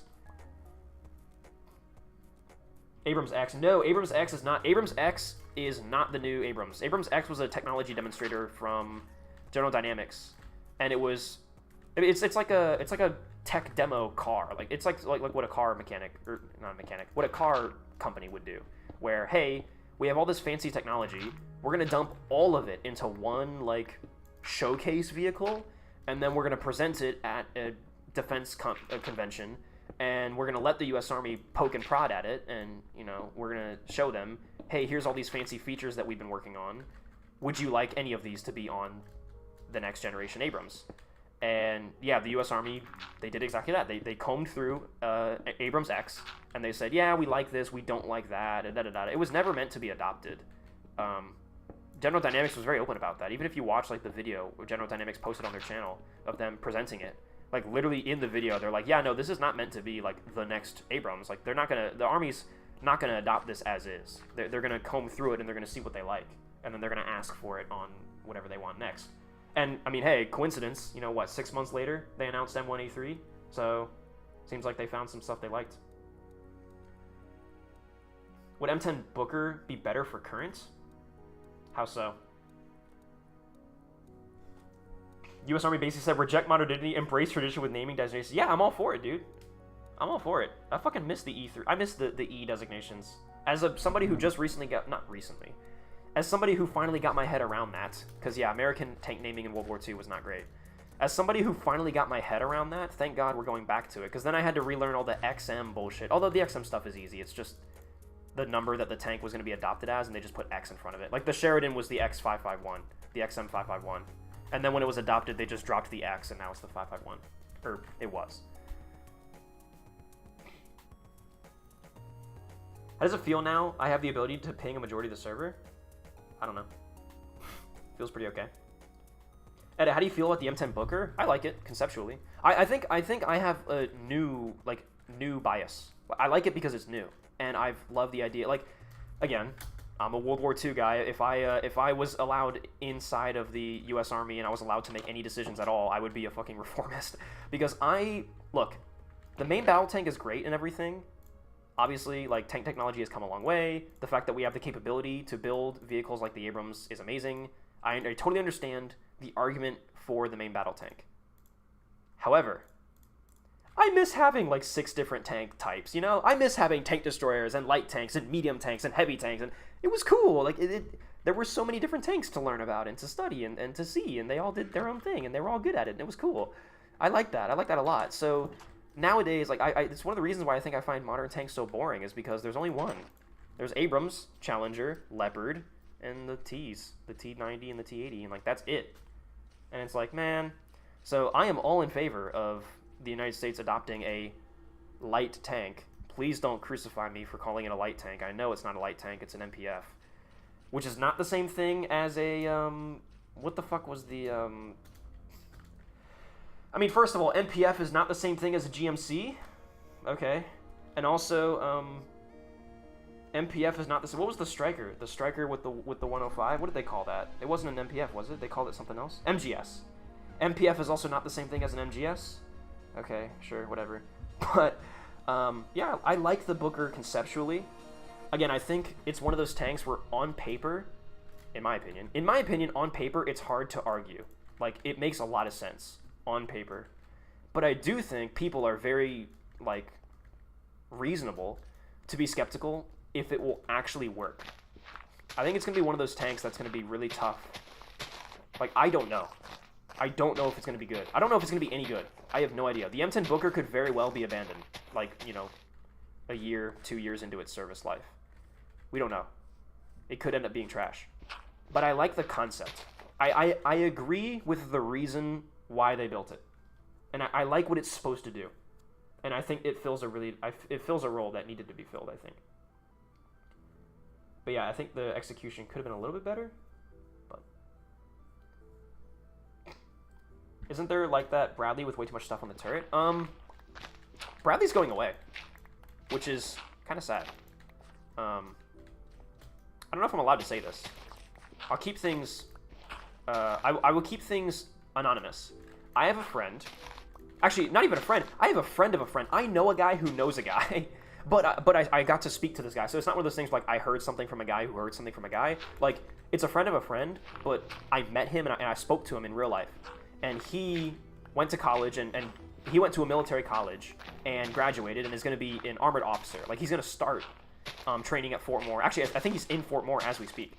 Not to dox him or anything. But he's going to be like a tank commander. Like, he's out there right now. And he told me that, like, in his classes, like, when he was, like, learning to be a tank commander in school, they said to the class, if any of you are here with hopes of becoming Bradley commanders, get out. It's not going to happen. The United States is severely downsizing. Now, take my words here, downsizing, not getting rid of, not completely abolishing. But from what I heard, what I've been told, the United States is currently working to very severely downsize its fleet of Bradleys to the point where, apparently, in the classrooms, they're literally telling people that you might as well, like, you're better off winning the lottery than getting assigned to a Bradley these days. Combat in Ukraine has shown that tanks need to be a lot tougher, and the Bradley just doesn't have the armor profile. And supposedly, U.S. Army leadership does not want the Bradley anymore. It kind of makes sense. XM30, you guys can look into XM30. It's a vehicle the United States are looking to replace the Bradley. I reckon the XM30 is going to be one of those vehicles where, like, it seems like the XM30 was one of those things that they were thinking about before the Ukraine war happened. And then now that the war in Ukraine happened, and now that they're making these decisions that they don't want the Bradley anymore, and they need a replacement ASAP, I think now they're going to, I feel like this, it sounds like the kind of thing where they're going to speed up XM30 and be like, no, we need this now, it needs to do this, it needs to do that. And I fear for the XM30. I worry that the XM30 is going to end up in the exact same position the Bradley did, where it's going to have too much shit tacked onto it to do way too much stuff that it wasn't meant to do, because, oh shit, the war in Ukraine, Bradleys aren't useful anymore. Quick, give us a Bradley that's still a Bradley, but better than a Bradley. And I think the XM30 is going to... I'm fearful of it. Because also, we don't know anything about XM30. All we know about XM30 is that it's happening. I think General Dynamics and Rheinmetall USA are, like, submitting prototypes right now. And it remains to even be seen if XM30 will even happen, because that could also... One of two things could happen. They could either say, Bradley's not good enough, give us something better, and they change the requirements of XM30, or they could come back and say, Bradley isn't good enough, we don't want Bradley anymore, and then XM30 just in its entirety gets canceled. And then M10 Booker... Oh god, and then the M10 Booker starts filling in the role of Bradley? That doesn't work. There's no way. Bradley getting phased out has been news since 2022? Okay, so I'm not... Alright, so I'm not saying anything I'm not allowed to say.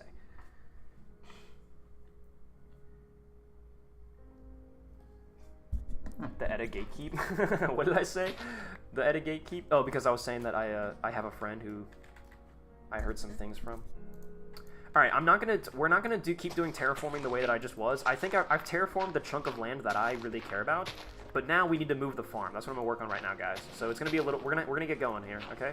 I promise. Rest in peace this hillside, by the way. It's just all stone. And I know people are gonna get pissed at me if I leave these trees standing. I just don't want the wood. I don't need jungle wood. I don't like it. It looks ugly. But I guess I'll turn it to charcoal or some shit.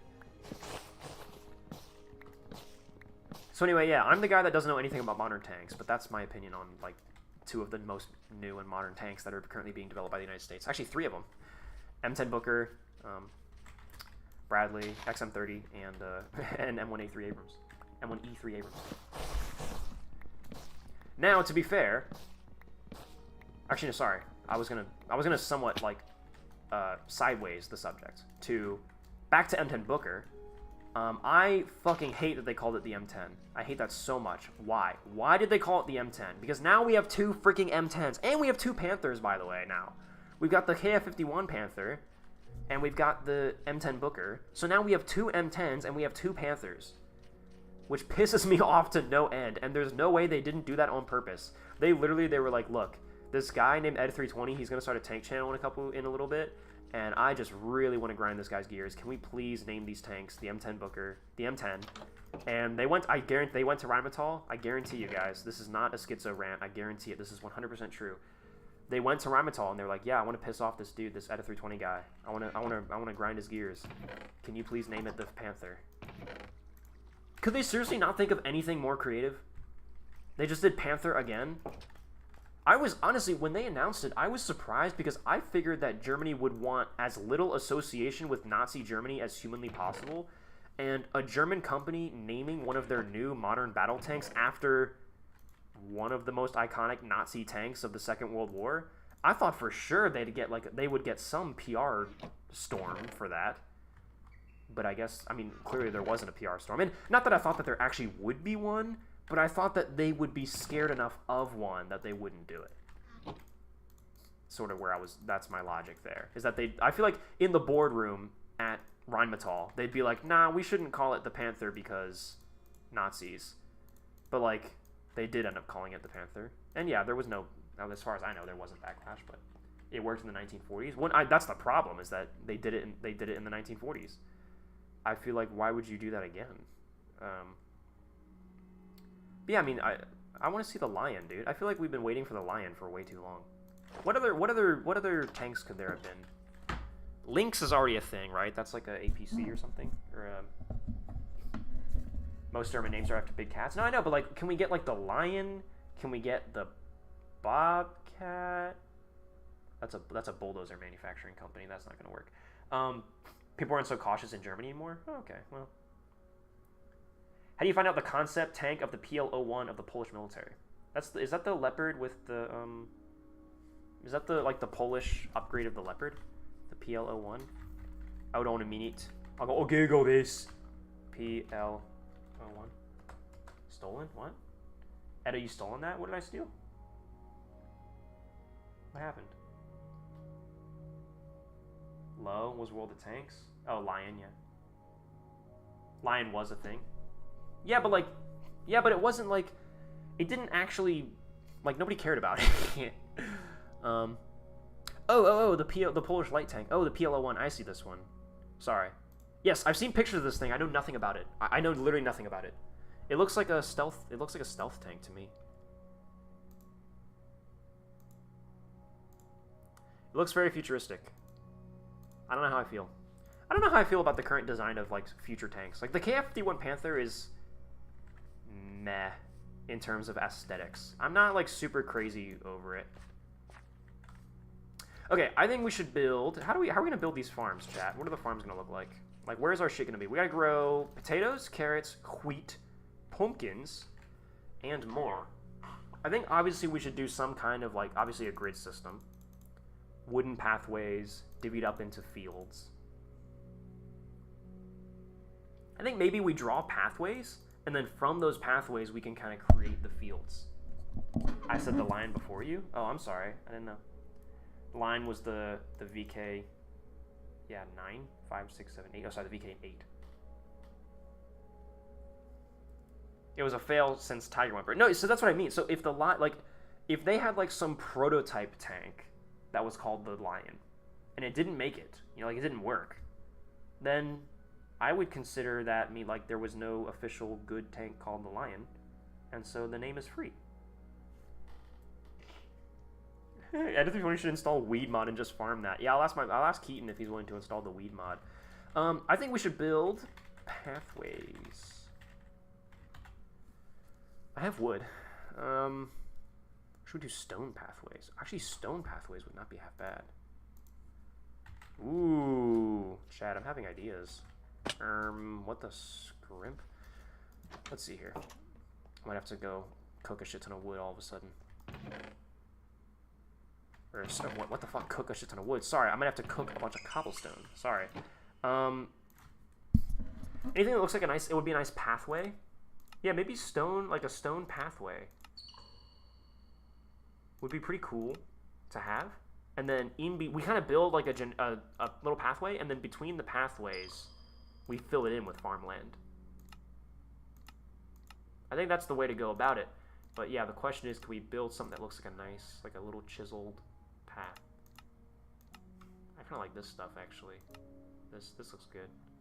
Has like a little path, a little walkway, like a sidewalk almost, like just like a normal, like concrete sidewalk.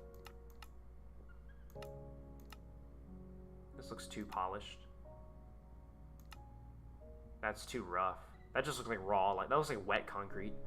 I think this, yeah, it's got the edges on it, so it looks like it's all, you know, dried. Actually, yeah, it's the same. Actually, it's literally the same thing, but just this one has like rough edges. So yeah, let's do that. I like edges, chat. You guys know I like edging. So yeah, let's do that. I'm actually gonna take this with me. I'm also gonna take.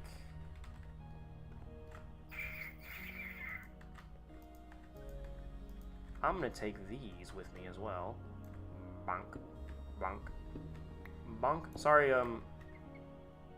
Cha-Cha. I almost forgot. Dude, I almost forgot the name of my damn capuchin monkey. Oh my god, I would not have been able to forget myself if I forgot the name of my goddamn Chibukin monkey. I love him so much. I love that little critter. Okay, so here's what's gonna happen. Oh, do I have coal? I have some. I need more. Cause I gotta smelt. We gotta get cooking, chat. Chat, I'm about to cook, okay? You guys aren't gonna believe me, but I'm about to cook. Actually, I don't need that much coal. I think I'll take that much coal. That should be fine. I think.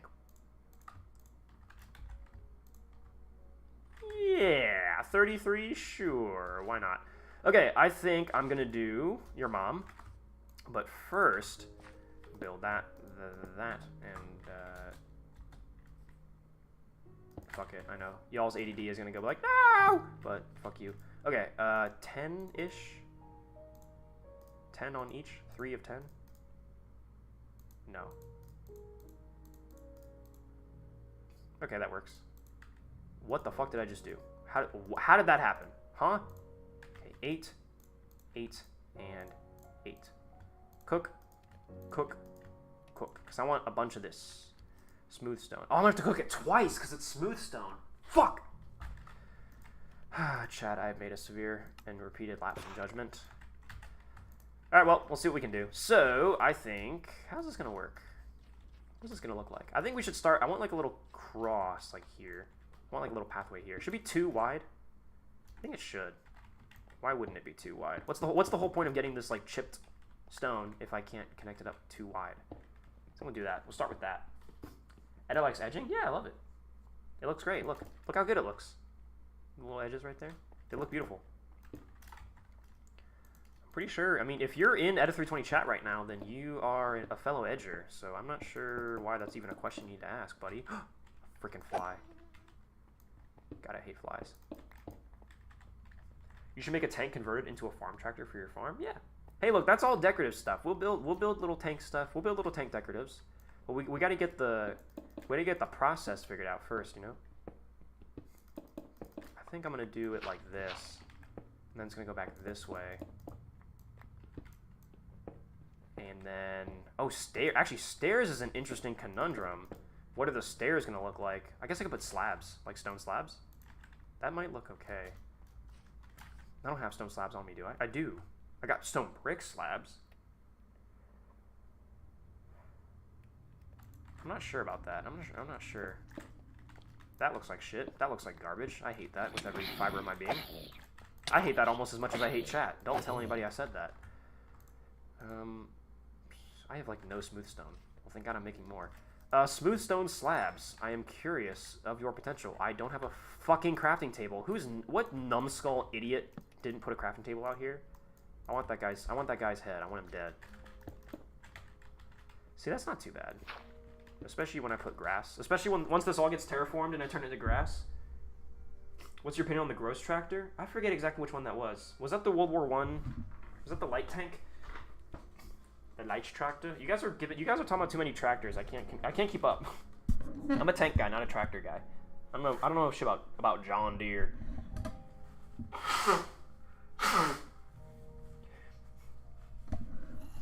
That one one photo with the farmer has a Hotchkiss MG barrel. That's awesome. Dude, you know what freaking farmers had a field day with tanks specifically? The Australians. Have you guys been watching the Australian Armor and Artillery Museum? The stories on all their shit about Grant tanks? Dude, fucking every farmer and their mom in like the 60s or whatever was buying up Grant tanks and using them as farm equipment, which is so sad, so fucked up. Chad, I think we should go back in time and personally hold those people accountable and sentence them to death with no chance of parole. What do you guys think about that? Do you guys think that's fair? I think that's really fair. I think we should do that. Because obviously, as we all know, tanks are so blooming sacred. Actually, hold on. I'm gonna do this. I'm gonna separate my processes. Look at this. It's like real mass production, chat. So this is where we cook all the cobble into stone, and then the stone into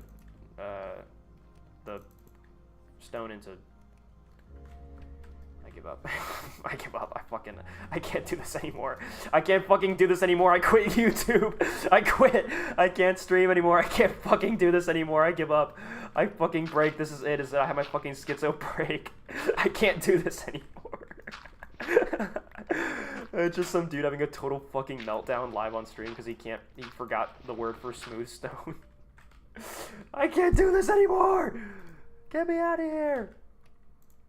I'm sorry, chat. That was inappropriate. I shouldn't have said that. The crazy doctor. Yeah, smooth stone. Thank you. Thank you, Honda guy. If I were to make an Eta-themed War Thunder event, would you join? Well, I think I would be morally obligated to. Yes. Eta has an abusive relationship with chat. No. Chat has an abusive relationship with me.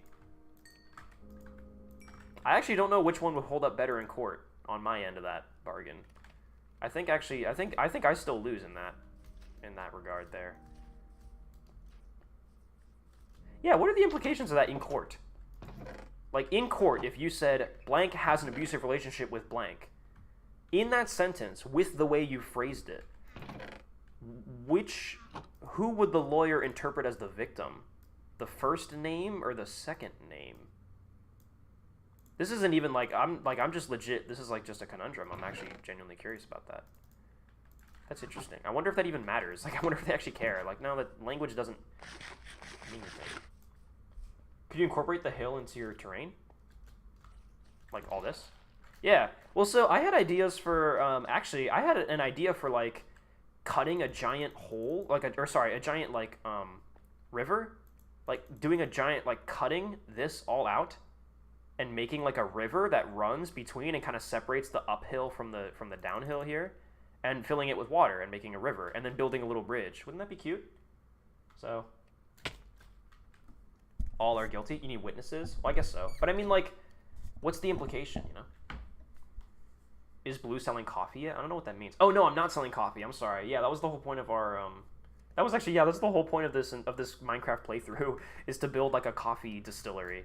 No, we're still doing like fuck all. We're still doing like girl shit. Like we're building like cute pathways and like beautiful little farms. I very much play. I'm pretty much a woman when I'm a girl when I play Minecraft. I build like yeah. It's literally like okay, Eta, to get started you need to build a windmill. Okay, and then I spend 6 hours building this extravagant piece for what is objectively the worst method of generating power in the entire mod pack. And I did all this for one windmill. Literally, even while I was building this, they were like, honestly, like water power would be so much more efficient. By the way, sorry for the rays coming through my window. It's that time. And then yeah, it's like, okay, I would like to move my farm from there to down here so I can make it bigger. And here I am smelting shit and like getting ready for like an extravagant build. But it's gonna be so cute when it's done, chat. Good night, chat. Have a good night. Good night, Striker. Love the river idea. Yeah. Sleep over 4 a.m. thoughts with Eta. Yeah, dude. Is that not what my stream is best at? Is that not what you guys tune in for? I'm confused if that's not the case. Oh yeah, sorry. Wait, I literally grabbed all these things so that I could smelt more of this stuff. Yeah, I don't think I have enough coal to be doing this.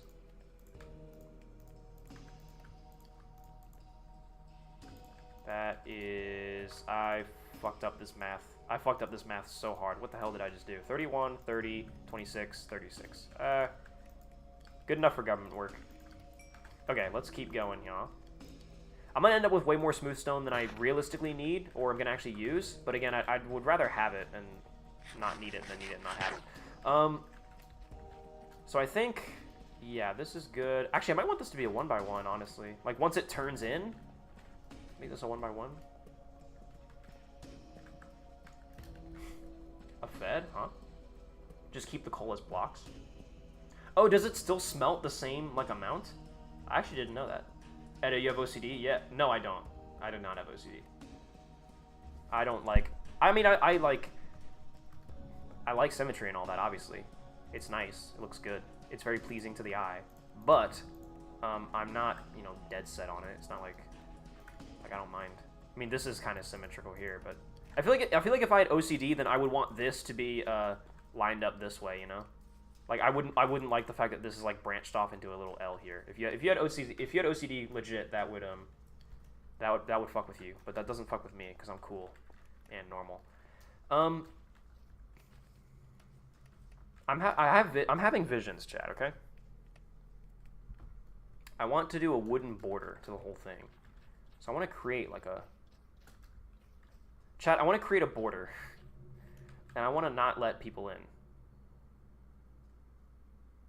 I'm just kidding. That was very insensitive of me to say. I think maybe build it like across this way, and then come over, and then like surround. I want to mark the territory. You know, I want to piss all over this land. I'm trying to imagine this. Like I'm trying to see it in my head.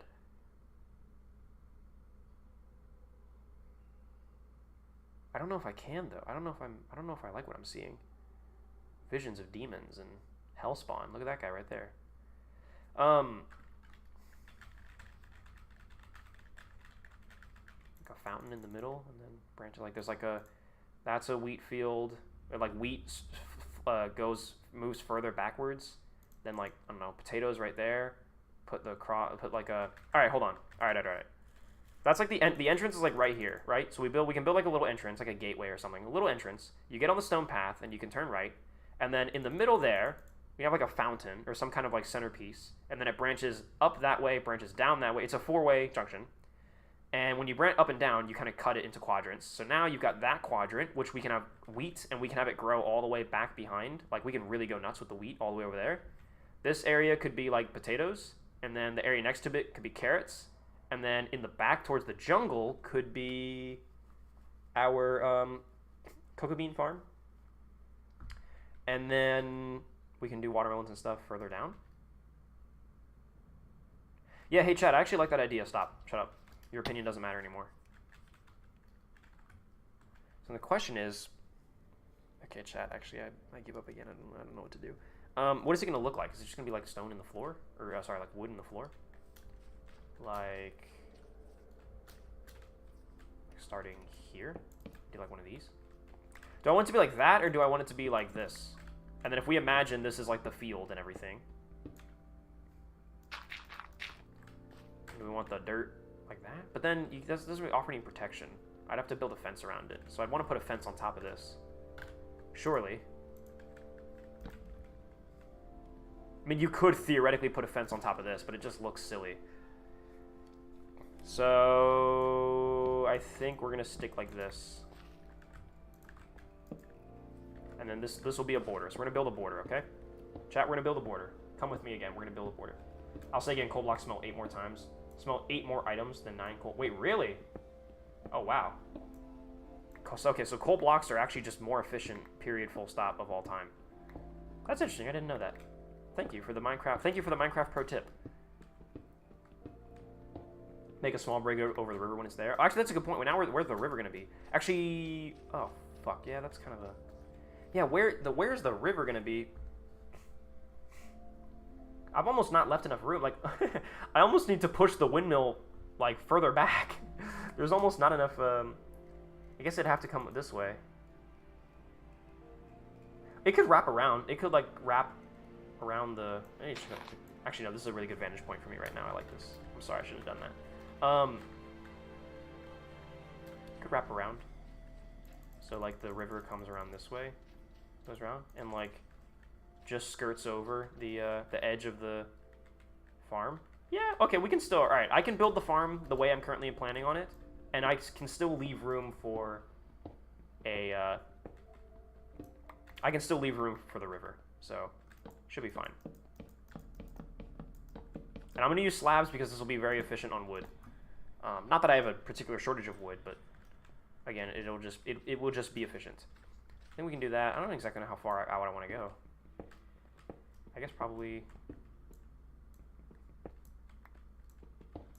out to here, maybe?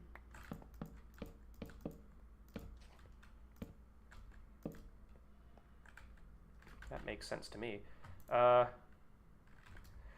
Where's me bloody crafting table? Chef, right here, Chef Ramsay. Where's the crafting table? You fatso! Where's the crafting table? Right here, Chef.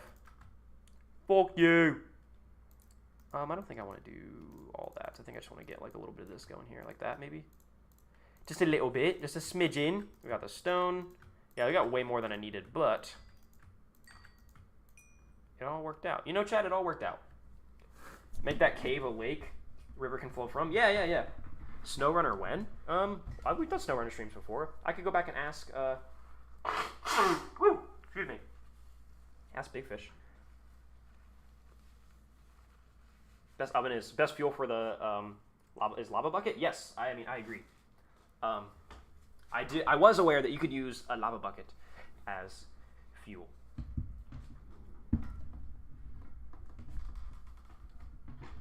I meant incorporate the hill into your farm, like layer farming. Oh yeah, I will. Like I'm gonna keep the terrain. Yeah, like I'm not gonna like flatten all this terrain. Like you can see what I'm doing here, even just building this border. Yeah, if the terrain fluctuated, then my farm's just gonna have to adapt to that. You know, it's realistic. That's what would happen. Is that good enough? I think that's probably a good starting point. So yeah, where would I want the fountain to be? I think it's gonna be like right here. So I'm gonna cut out like a. I'm gonna cut out. So I'm gonna outline where it's gonna have to be. Like this. I need to build a. Okay, it's raining. It is literally raining on my parade. What the actual shit? What the fuck, man? What did I do to deserve this? Actually, I could just build this over and over again, right?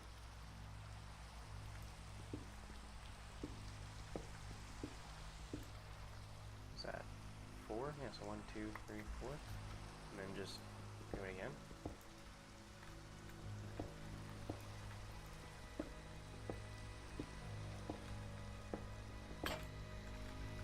Fuck. Fuck! Sorry, Chad, I didn't mean to swear. Yeah, you know, Chad, it's like I said before, I think one of my other Minecraft streams, I'm really trying to swear less, you know, it's just, it's been really it's really fucking me up how much I've been fucking swearing, and it's just like, you know, what the fuck. So, trying to, you know, clean up my damn mouth, because, Jesus Christ, am I right? Oops, sorry, and then this, and then that. So, is that fair and square? That looks awful. That looks terrible. That looks miserable. That looks awful. What happened? Why does that look so bad? It's an oval. It doesn't work. It needs to be longer. These need to be 3, not 2. So, fuck. How does that work? You need to be that? Alright, I need to fill all you in, first of all. That was bad. That was really bad. That was embarrassing, chat. I can't show my face on stream ever again. After that display. It's all gonna be replaced with dirt anyways. What am I doing? Ah! Sorry, I screamed. I shouldn't have screamed. Yeah, what the fuck? So, yeah, I guess 3? I'm gonna fill this back in with dirt, because...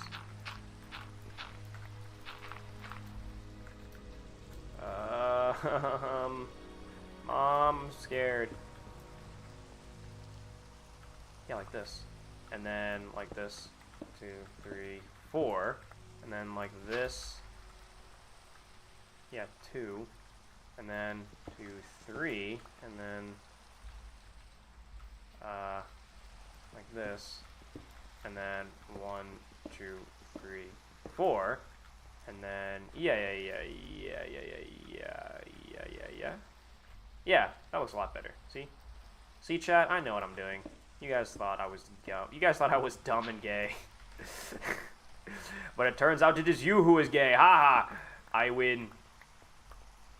There we go. Cool fountain. Huzzah! Just build that into stone. You're doing the circle wrong. Shut up. I know it's not like a perfect circle. It's just like a little like plateau, you know. It looks great. What are you talking about? It looks perfect. You guys are dumb. You guys are dumb and stupid. I am perfectly happy with this result. You might not be, but hey, guess what? I'm the streamer, and you guys have to do what I say, okay? Now drop and give me 20. Okay, did any of you actually do it? Please send me a video. Please record yourselves and send me a video of you dropping and doing 20 push-ups in your living room, in front of your parents if you can.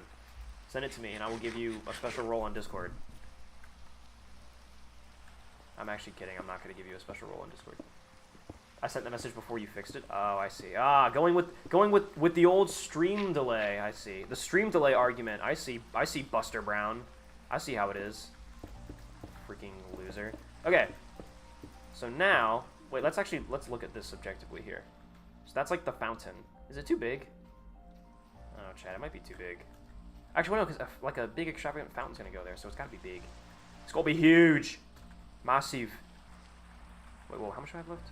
Ooh, I need more water. For my jetpack. My jetpack's gonna spill over. It's 30. So it's one. What is it? 30? You freaking Europeans in your silly European time. What? There's a bloody lobster in my fucking water tank. What the shit? Fuck me. Fuck me, there's a lobster in here. What's he doing? Someone get a hold of him. Tell him he's not allowed to be in there. What the shit? Alright, Reginald. You enjoy yourself. I'll be freaking back for you. I'll be back, you little goober. Does this make any sense?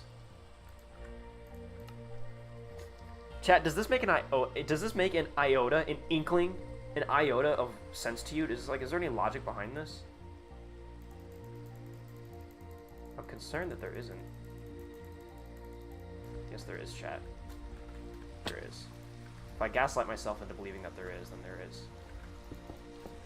Chat, this is gonna work. It's gonna look beautiful. It's gonna work. It's gonna work, and it's gonna look amazeballs. It's gonna work, and it's gonna be the most damned beautiful thing you've ever seen in your goddamn life. Alright, we're done smelting. This is all I got. Actually, I have a shit ton of smooth stone. Holy crap. Holy crap, Lois. Lois, I got a bunch of smooth stone. I'm not even gonna... Whoa! Whoa, whoa, whoa, whoa, whoa, whoa, whoa, whoa, whoa, whoa, whoa, whoa, whoa, Buster Brown. Come on, you're breaking my balls. Come on. Oi, bruv, get your things out. Pay taxes, man. Oi, bruv. You got a license to be sitting in me water tank. Bloody lobsters. Bloody freeloaders. Freeloading lobsters here. Bloody never seen anything like it. What the shit? Oh, piss off. Piss off! Me when the zombie apocalypse breaks out. Oh, piss off!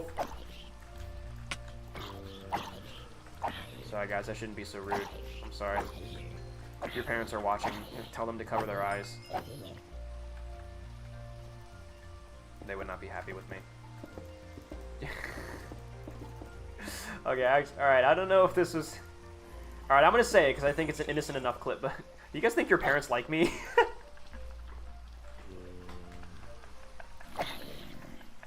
I care a lot about that.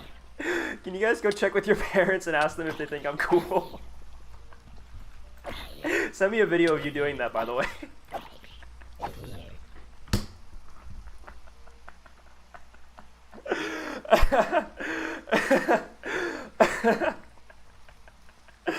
Breaking news, local streamer is a fucking nobody and no one cares. Breaking news, local streamer is a fucking loser and wants the approval of his chatter's parents. Alright, sure. They said you're mid? No, what the fuck? They think I'm mid? What can I do to change that?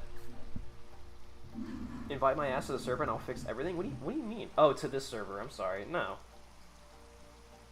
Quartz for the fountain. That's a great idea, Necrominus. That's actually not a bad idea at all. There, Caton's house has a, he's got a nether portal over there. We can have a little adventure to the nether tonight, chat! Yee!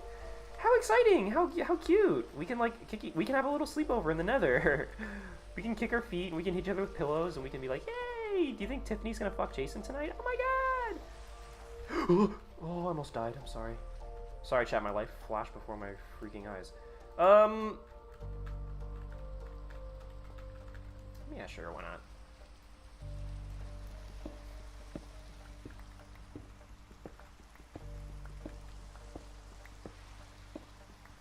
Hedgerows? That's not a bad idea either, yeah. Chat, you guys are full of good ideas tonight, aren't you? And then I think... And then again, you know, pretend that this is all gonna be farmland as far as the eyes can pee.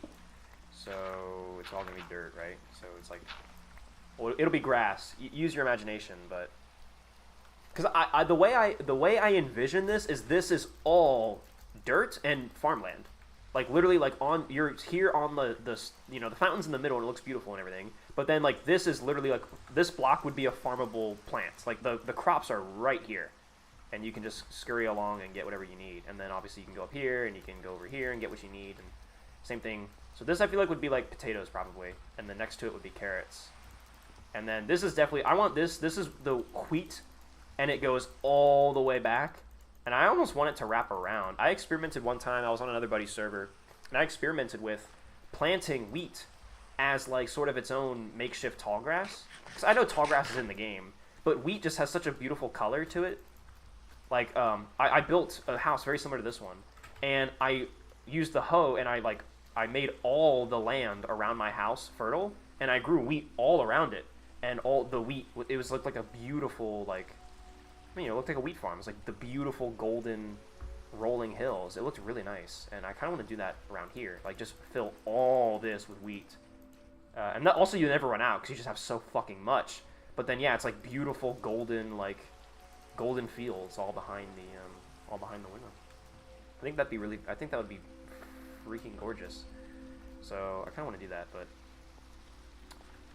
first things first, I need to keep figuring out the pathway. I need to get the outline done here. I need to get the skeleton completed. Yeah, I almost thought about making this, turning it into a oneer, but I think a 2 wide path actually works fine. Make the potato farm, comrade. Yes, comrade. For the state. Suka obligat. We need to farm the potatoes so we can play CS:GO on the potato computers. Suka obligat. For the motherland. The Russian border has no end. Is that about the same size? Dude, no. Did I somehow mathematically get it so that the potato and the corn, or the potato and the carrot farm are like the same size? No, I'm actually legit gonna, no fucking way I did this. 1, 2, 3, 4, 5, 6, 7, 8, 9, 10. 1, 2, 3, 4, 5, 6, 7, 8, 9, 10! No fucking way! How the fuck did I do that? That's sick, actually. What the hell? That's badass as fuck. Alright, shit. I'm a freaking math wizard or something. That's freaking awesome. Alright, chat, well, fucking bow down to me, because I'm a pro, I guess. How's that for OCD, huh? Actually, wait, that would prove that I have OCD, because that's like the ultimate, that would be like the ultimate OCD play, was that you would do something like, would be that you would do something like that. Well, whatever. Yeah, it's actually awesome, that's sick. Alright, so then, in that case, yeah, then this is perfect. I can just close this off. Ow! What the shrimp? Alright, time to freaking go Banjo-Kazooie on this guy. I don't know what that means. Oh, I missed.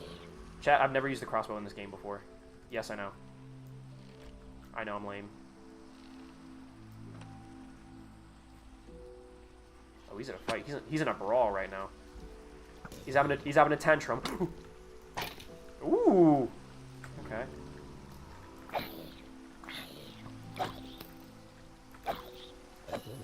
I was hoping the skeleton would shoot that guy, but alas, it was not meant to be. Check this out, bitch. Ooh, you like that, bitch?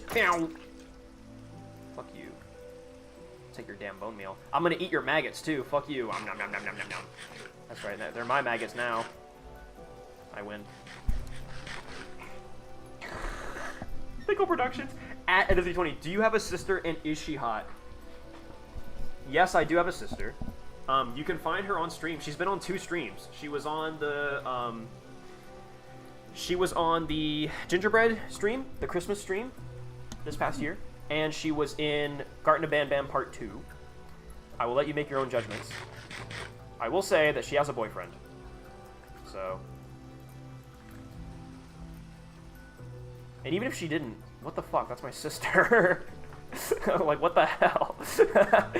Like, why are you such a fucking creep? Why are you such a weirdo? Although, what do I expect? What do I expect?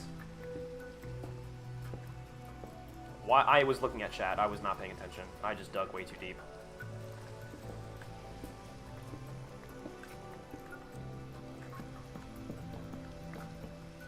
All right, so now we have to do the math to make this the same size as well, right? So 1, 2, 3, 4, 5, 6, 7, 8, 9, 10, 11, 12. Okay, so 12 as of the pathway. I put my crossbow away and I shouldn't have. Excuse me, I need this. Hello, what you want? Stay the hell away from me, I got castle doctrine. That was a horrible British accent. You're making me fear for my life. You're making me fear for my life. I'll shoot. I shot the zombie. I shot the wrong guy. Oh no, I'm still going to court. And I just want to get closer to you. That could potentially be like one of the creepiest things you could have possibly said. Alright, can we kill this guy? Chet, can we kill this guy, Chet?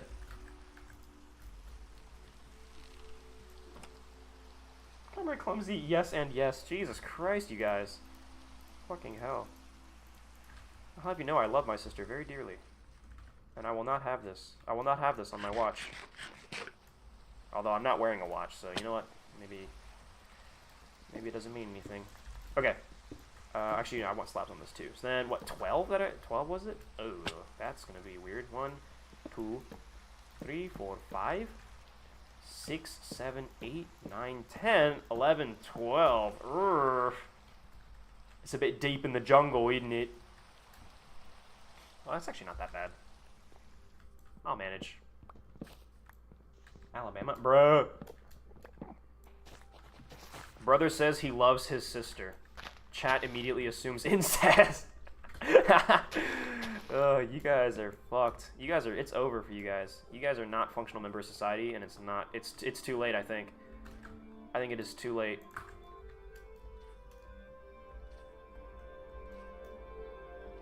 What do I do with these saplings? I don't want them.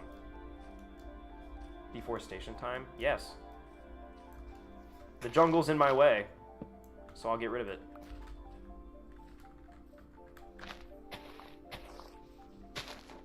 Does anyone remember, my buddy and I were talking about this on the drive back from Virginia Beach. My buddy was like, do you remember like when we were kids and everyone was all like, OMG, don't use paper, we need paper alternatives because of deforestation, OMG. I'm like, obviously I'm not denying deforestation, that obviously happens, and it's terrible. Like obviously the rainforests in Brazil are like, as we squeak, being decimated, and it's terrible. But it's just, it's interesting, you know? Like when we were kids, it was a huge, like, there was like this huge movement of like, use less paper. Like every single time you like tear off a paper in your notebook and you didn't need to do that, you're like a fucking ISIS wins. You know, man, that's how it was, dude. If you waste printer paper, ISIS wins. And it was like, damn, all right, shit. And that's the world we lived in, man. That's how it was. Why am I digging up this dirt? I'm gonna fill this all in with dirt.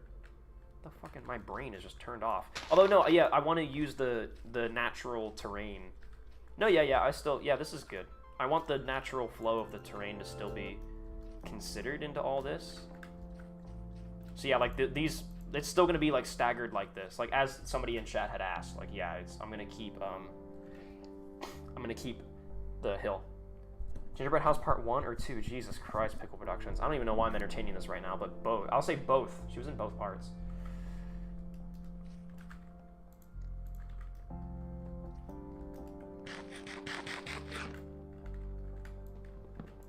And her and I both fooling around and having a good time on Garten Bam Bam. And our little bits we were doing on there, that made it into the Best of Eta320 Live compilation. And I'm very excited about that, because it is hilarious, the little antics we got up to. Oh, what the fuck? What does bro have? Oh, bro's got a grass block. Yeah, so this mod pack definitely has an issue where if you have something in your offhand, and then you place it down, and then you take them out of your offhand, and then you... Actually, no, sorry. I think if you keep them in your offhand, and then you break it... Oh, no.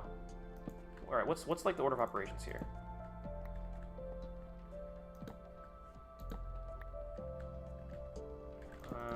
Okay. Alright, well, clearly you can see that I've got 2 stacks of this stuff that will not stack because I had one of them in my offhand at the time, and then I broke it, and then it... Alright, never mind. Look, you guys know what I'm trying to say. And I've complained about it before on stream. I think it's a bug with this mod pack. We getting the best of on Thursday? No.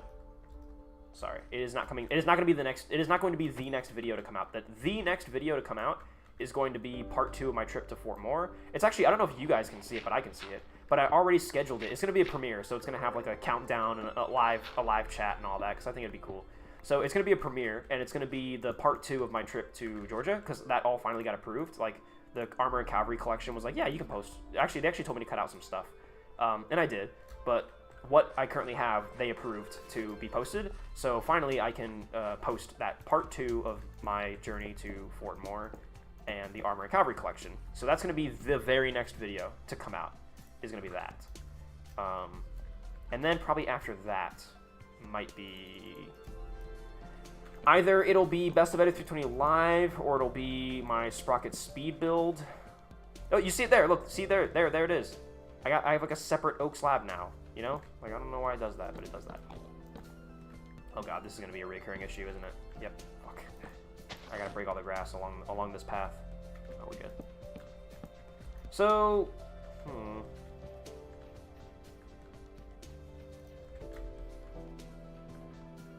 yeah, it's not bad. It's a bit too symmetrical, honestly. I might still break some stuff up. I don't know.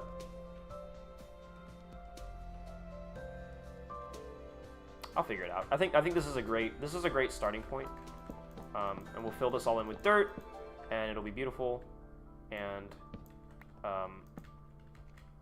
I'll have the basic grid layout. Although, yeah, I think I want to peel this out and have it kind of conform alongside the edge of the jungle here, and then it just opens up out here, and there's no fence, there's no border anymore, it just opens up.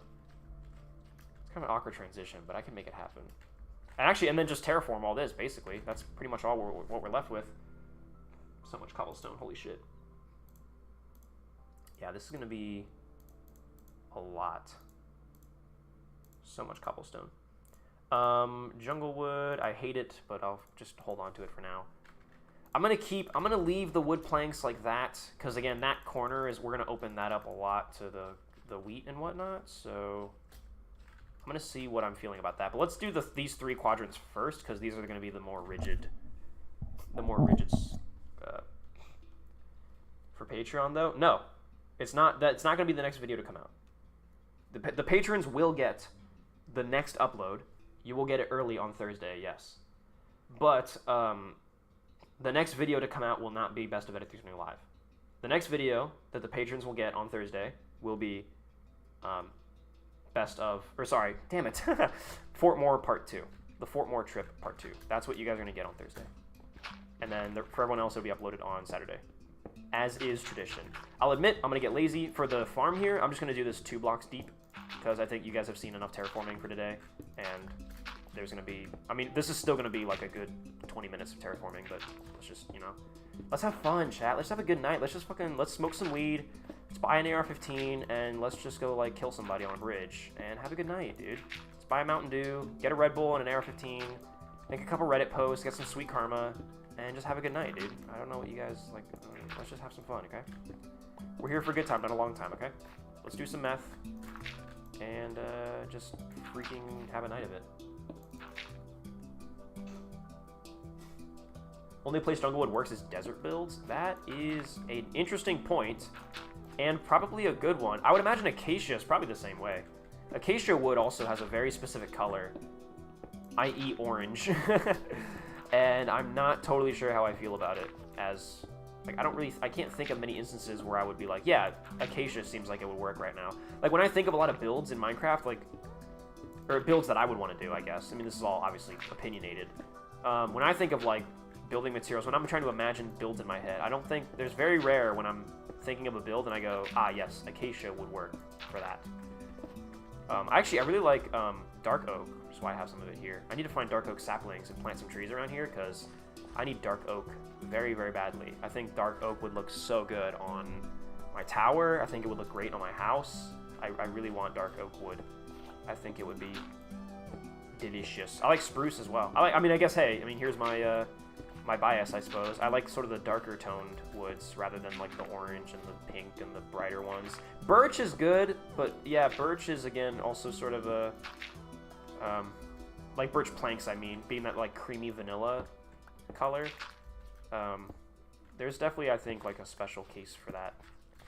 Special case scenario where that stuff works. Symmetry means we are all equal, comrades. So bloody true. Woo! That one took a while to get out. Jesus, what the fuck's wrong with me? The dark oak birch combo be wilded. You are so right, Necro Menace. Yes, I agree, and that's actually what this house is supposed to be. Like, I made it out of oak and birch, but it's supposed to be dark oak. But I mean, yeah, there's not exactly any dark oak trees nearby. I live next to a jungle, so I just need to find a dark oak forest and get enough of them that I can plant trees. Because right now, the only dark oak that I have, I got from doing quests, which, by the way, that's a good question. Thank you very much for bringing it up, chat. We do have all the quest lines for the mod pack. Where's the one? Yeah, here we go. Oh, overworld mobs? Oh my lord. Holy shit.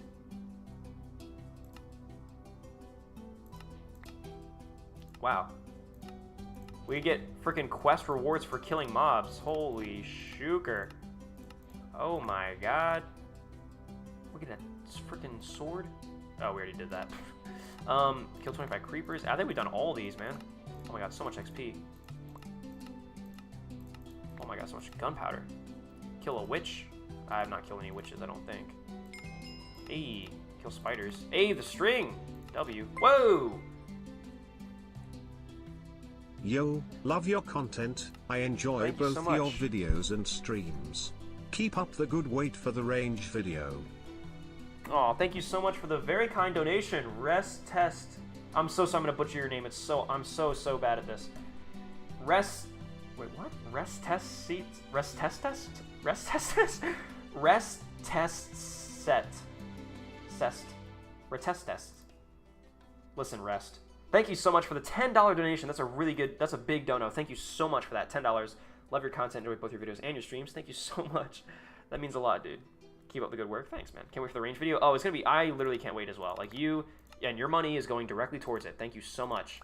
I will use your money. We will buy. I've already bought a shit ton. Actually, I don't know if I can show it on YouTube, but I just recently used some of the donation money. And let me, just to give you guys a small, like, inkling of what we're dealing with. We hit the $200 donation goal, the original goal. I've now expanded it to $400. We hit the $200 donation goal, and I literally instantly spent all $200 on it, because Lee Enfield ammunition right now is $1 per round, and I got $200 per. I got 200 of it, and so I instantly spent all of the money that we had saved up to get 200 Lee Enfield rounds, which, by the way, like, I will make use of. Like, those, we're gonna shoot all those for the video, and it's gonna be great. And seriously, like, thank you guys so much, because actually, before that, I had no Lee Enfield ammo. I was actually totally out. I was empty. I had none. And oh, I'm stupid as hell. I realize I'm dropping shit. I know. I'm sorry. We'll look at the quests again in a minute, but yeah, we got a bunch of stuff now. Yeah, so I had no Lee Enfield ammo at all, and thanks to your guys' donations, I was able to make that purchase, that $200 purchase of Lee Enfield ammo, And now I went from having 0 to 200, which is bloody amazing. So thank you guys so much for all of what you guys have been donating, because it's working. Like, you guys are really helping me out a lot. And then I I dipped into the Patreon money, and I used another $200 and bought 540 rounds of 7.62x39 for my SKS, because the SKS 7.62x39 is currently $0.50 per round. So for every $1 I spend, I can buy 2 bullets. So 200 bucks ish gets you 540 rounds. So yeah, but thank you so much, Rest, for your stuff. Load the gun on stream? No, I do not load my guns in my house or in my apartment. That is a strict, very strict rule that I have for myself, because I think that's just civilized. I didn't realize I had all this shit. I didn't realize I had 8 cooked mutton. When did I grab this? This must have come from the challenge, because I was about to say I do have cooked mutton, I think. Yeah, I do have some, but not near as much as that. Put the copper away too. I don't really need that. I can smelt that later, probably. Woo! Who the frick got the hiccups? This guy. I'm sorry, that was lame. I shouldn't have said that. Leather and... Oh, slime balls. These will be very useful. I know the slime balls are important for some of the machine crafting, so that's actually pretty good. I should turn all this into bone meal, especially since I'm about to start a big-ass farm, but whatever. Oh, gunpowder. Didn't I just get a shit ton of that? Yeah, from all the creeper quests. Put that in there. Anyway, yeah, I'm super excited for the gun video. It's gonna be really cool. Like, I would not consider myself to be a gun YouTuber, but it's actually funny going back and looking up. If you guys are interested, I do have a video on my channel going over my Lee Enfield, where, like, I set it down on the table and I try to do, like, a really botched. It's horrible. It's one of my earliest videos, so it's a really awful video, but it's literally, like, botched forgotten weapons. So, like, me checking out my Lee Enfield and being like, here's the history of it, and here's, like, the features that mine has and all that. And in those videos, I say, like, I'm not really a gun nerd. Like, I'm not much of a gun nut. Like, I don't know much about guns and da-da-da-da. Like, I would not consider myself to be a gun enthusiast, especially the same way that I am as a tank enthusiast. That script has totally flipped. I am very much these days a gun nut. I am pretty much every single day browsing, like, Gunbroker and all that shit and trying to find cool deals.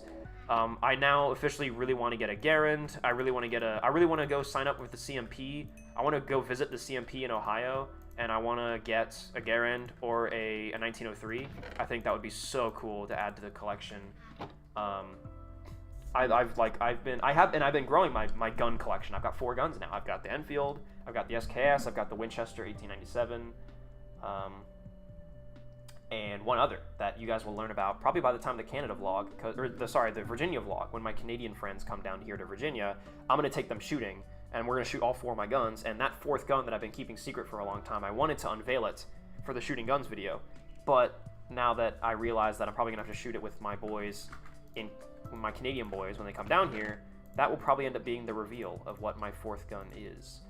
I'm so freaking hyped to have it, by the way. It's such an amazing gun. It's such a cool freaking thing.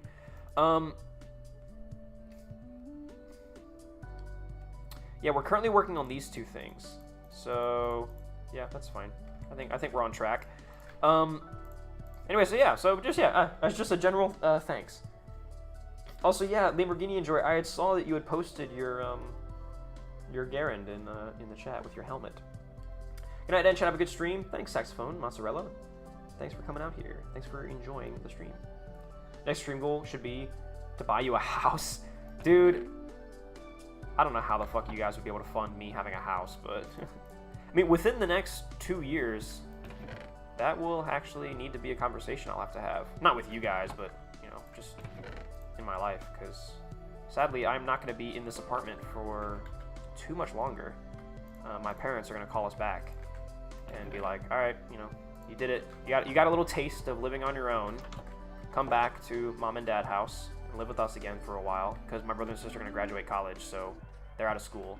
So now they have to come back. So we all have to come back, and then my parents will be like, all right, go find jobs and go save up and go buy houses. Go out and now, like, officially, you know, go live your lives. And I'm going to have to figure that out. I'm excited, though. I mean, obviously, like, I can't wait. I would love to have my own place. Eta320 crib, true. I'm not joking. Drop 100K in the chat.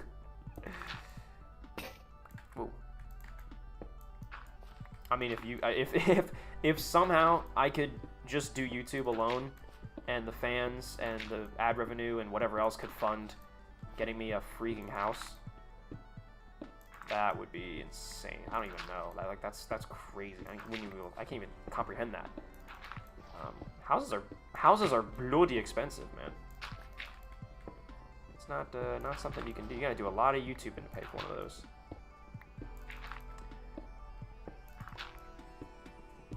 But I would be really excited to have my own place because I would want to have room for. I want to have a separate room to be like a workshop, where I can do like gunsmithing type stuff. I say gunsmithing, cleaning my guns, like have a stand for them and clean up my guns. If I want to do like mods to them, you know, have like a room for that. But then also for model making, so I have a separate room where I can stink it up with gun oil and paint. And it's okay because like I have a window in the room and I have a fan and I'll blow all the gunk out, and I can have a room that is like my workshop, my man cave, my workshop room, where it's got all my model making stuff and all my gun stuff. My guns are all in there and everything. And then a separate room, like an office space for YouTube, and then my bedroom separate to that. Because obviously as it is now, this is my bedroom. My bed is right over there, and this is the same computer I use to jerk off to porn, so you know, it's a bit of a the work life separation is not there. Also, I'm just kidding. I don't use my computer to jerk off the porn. That was for the joke. But this is my computer. Like I use this computer for everything, for everyday work, for work, for you know, yeah. The separation of personal and work is very non-existent. But for now, it's great because like I love YouTube. Like YouTube to me, I don't like. It's not a job. I mean, it is. It's kind of a second job. And especially like recently, I've been having to treat it very much as a second job, especially if I want to take it more seriously with uploads and all that. But obviously, it is not. Like I do it because I like it, because it's a lot of freaking fun, and because I love what I've built, and I love what you guys support me, and you guys think what I do is cool, and that's not something I really have. So it's pretty awesome that I get to do something that I freaking enjoy. I get to rant about tanks. I mean, that's the whole reason. Go back to the very first video I ever posted on this channel, and the opening line is like, I would be ranting to my friends about tanks, but none of my friends want to hear me rant about tanks, so I'm just going to upload it to the internet and see what happens. And here we are 3 years later. Eta320 Wikipedia page when? I don't freaking know, man. Or wiki page. I have no idea. I don't know if there's like a set... how big do you have to be to get a wiki page? Don't like fans create wiki pages? Like, does the creator have anything to do with that? We're trying to get his vid demonetized. But it's a stream. I don't care, man. The streams are the side gigs. You know, this is just for fun. We're just out here having a good time, man. I don't care about the streams. We would do my earliest streams were all would all get copyrighted because I'd play copyrighted music and I didn't care. Because okay, I can afford to make. I'll have to go in and get more iron in a minute, but for now I can at least make another 2 shovels. Where's my train of thought? Oh yeah, streams. Like I don't care about monetizing streams. And plus, I mean, hey, donations, right? You guys are donating, so that's helping a lot.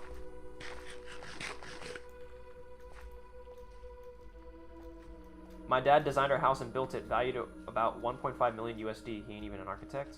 Yeah, man. How long ago? It depends, like, what year. The housing market was a lot different 10, 20, 15 years ago than it is right now. I guess I want to go this way.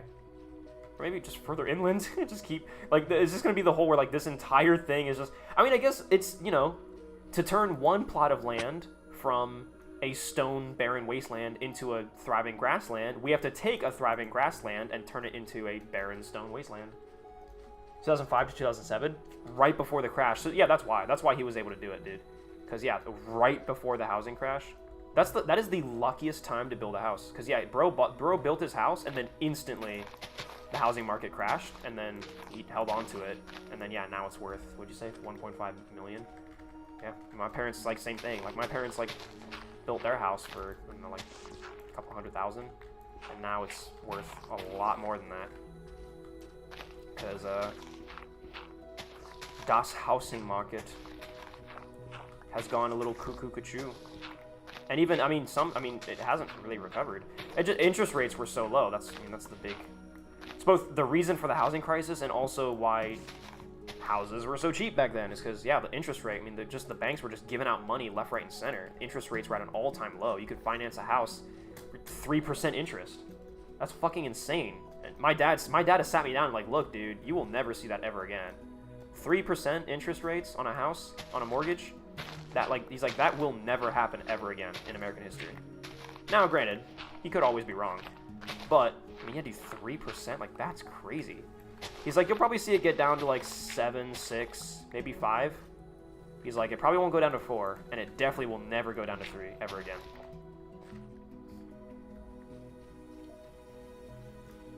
And you can put workbenches inside your backpack that you can use in furnaces. Yeah, actually, that's a good... Well, yeah, the workbench that I had crafted, I placed over there in my little working area. Because I'm just grabbing some dirt real quick.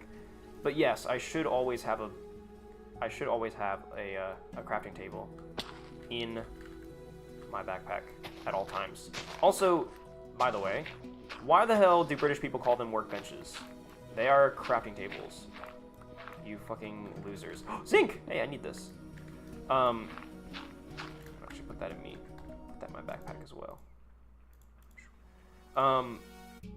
Is it, if you play like Minecraft with like British English enabled, does it call it a workbench in the game? Because it's called a crafting table. It's literally so specifically called a crafting table, and you're hilarious to think otherwise.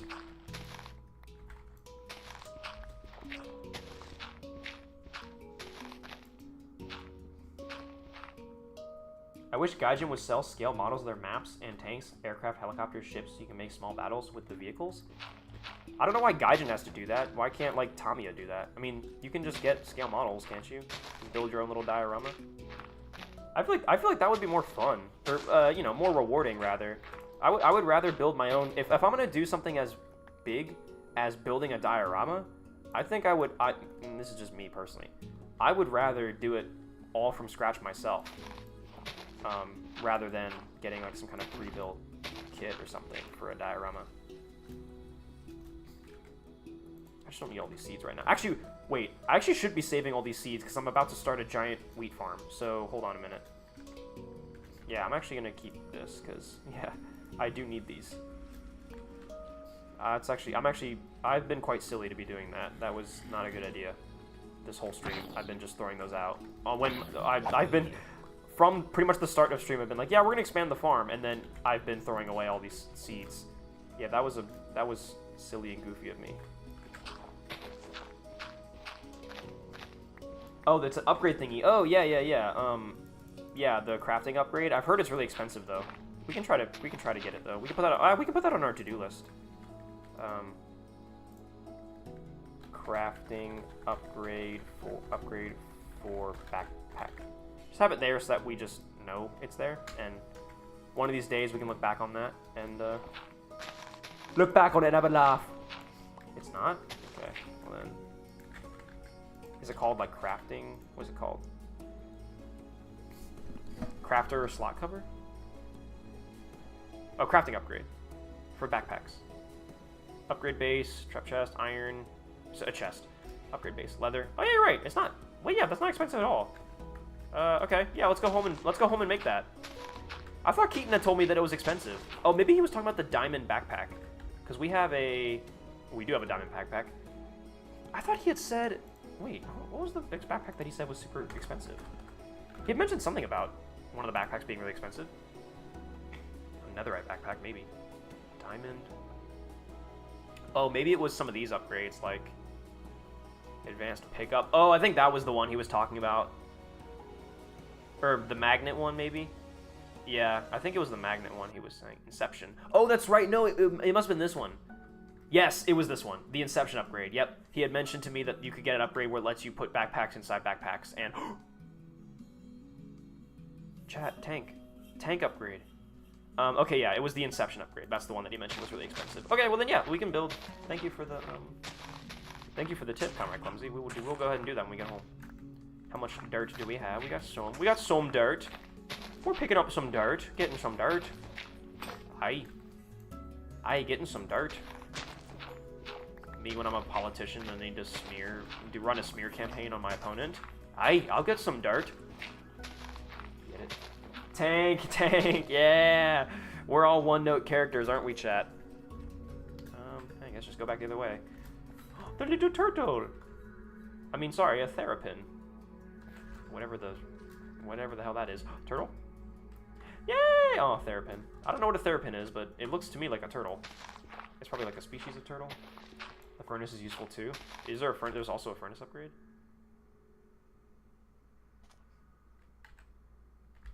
Oh, it's the Therapin. Excuse me. I heard the little sound of wet footsteps. Advanced feeding upgrade? Feeds player with food from backpack's inventory. Oh wow. It's an auto feeder? That's funny. Oh, a skillet. Oh no, from Farmer's Delight. Copper backpack nether. Oh, there's interesting. Oh, this is from Create. Oh, it's backpacks from Create.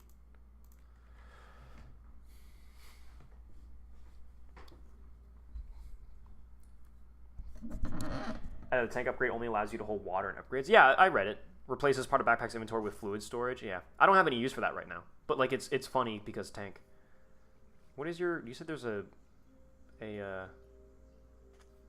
deposit, restock, pickup, filter, advanced filter, magnet, feeding. Oh, well, I guess because I've got backpack. I'm stupid. I'm currently searching for backpack. Here we go. I didn't have all of them listed. Oh, I am so dumb. Pump. Anvil upgrade. That's pretty cool. Upgrade base. What is this? Oh, it's the piece. Yes.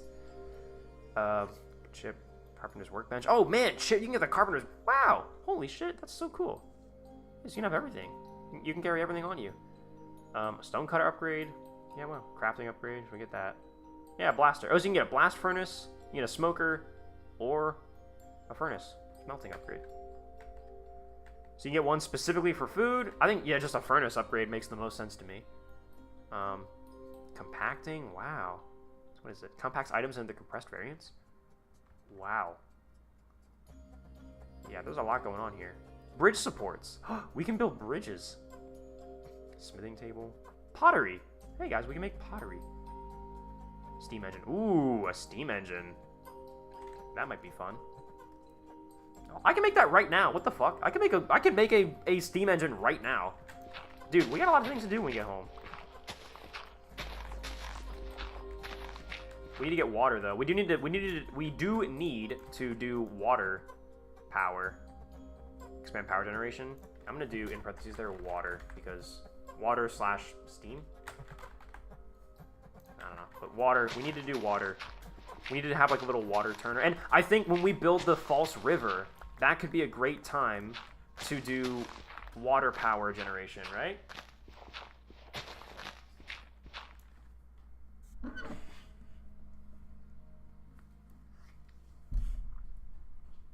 T95 or T28, same thing, yeah. Get the fucking tank, maybe. Remember correctly, it's the South American version of a turtle, something like that. And again, it could be out of my butt. Oh. T28. I mean, yeah, Lamborghini Geo, it's both. T28, T95. It's the same tank. It's just renamed. Thank you, Konavark, for including that in your video, because... Yeah, I think it's crazy that both World of Tanks and War Thunder both fall for the same... They both fell for the same... scam. I mean, I don't know why it's not a scam. I don't know why I even said that. They fell for the same myth, the same trick, which is funny because as far as I know, they're like the only two games that I had not seen the T28 T95 confusion. I hadn't really, and still haven't really seen that prevalent anywhere else besides War Thunder or World of Tanks. It was probably a much bigger, like widely believed myth back in the day. But to me, it seems like I've only ever known that confusion to exist in World of Tanks and War Thunder, which tells me that they must have gotten it from each other. Like War Thunder, whoever had the T28 first got it wrong, and then War Thunder, World of Tanks, whoever got it next, must have got it from them, and so they got it wrong. Like it must have been like copying someone's homework, and so why don't they fix it? I don't know. Well, actually, personally, I think it's because they don't care. I think it's because they don't give a fuck. But officially, legally, Your Honor, I don't know. why they don't fix it. But allegedly, there are people out there who will tell you that I think they won't fix it because they don't give a fuck. I don't know who those people are, but some people will tell you that's the reason why I don't think they do it. But they have no evidence to back that up, so it's not even worth discussing. Less of a fall for and more extra money. That's actually also a good point, because you're right. They're two separate tanks, and so people are willing to pay for two separate tanks. Yeah, that's true. That's really true. So I'm like, initially they made a mistake, and then even once they found out they made a mistake, they were like, well, it's two different tanks, and people are spending that money, so yeah, like, why bother changing it? And so that's a good point. That's probably why. I might as well just turn all this into dirt, too. I think all this is going to have to become dirt. That's the whole point of terraforming. I think, yeah, now we should start going back to 3 deep. Just to keep the theme going. We're doing a lot of terraforming this stream. But it's good. Like, this is something that needs to get done. I know it's not, like, riveting gameplay or anything, but this needs to get done. We need to get terraforming done. Because if we get it out of the way now, then obviously we won't have to do it again. Yeah, I could have done all this off camera, but we're doing a lot of things at the same time, so I think a lot of progress is being made here, on camera, as opposed to the mining off camera that I did before without you guys. Because the T28 and T95 have different models. No, I know that they do, but they shouldn't. That's the thing. They are the same vehicle. They are the same tank in real life. There's just a rename.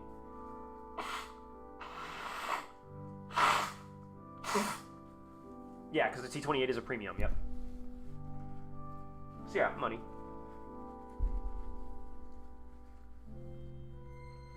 Isn't there a gun? Oh, sorry, I'm scrolling up in chat. What was it? Oh, is there a gun in the mod pack? I don't know. Gun. No. Gravity gun. That's cool. Musket. There's no musket. Rifle. Nope. Shot. Gun. Nope. I don't think there's any guns in this game. In this. They in the same thing. Yeah, there. Each vehicle is placed, the one with the extra side tracks is placed at a higher ranking /BR. Yeah. Because I think also when they give them the extra tracks, do they also give it extra armor too? Like on the sides? So like, oh, it's better protected on the sides because it has the extra layer of tracks. And also it's more mobile, or it's faster, or, you know, whatever attributes they think it deserves because it has an extra set of tracks. But yeah, I mean, that was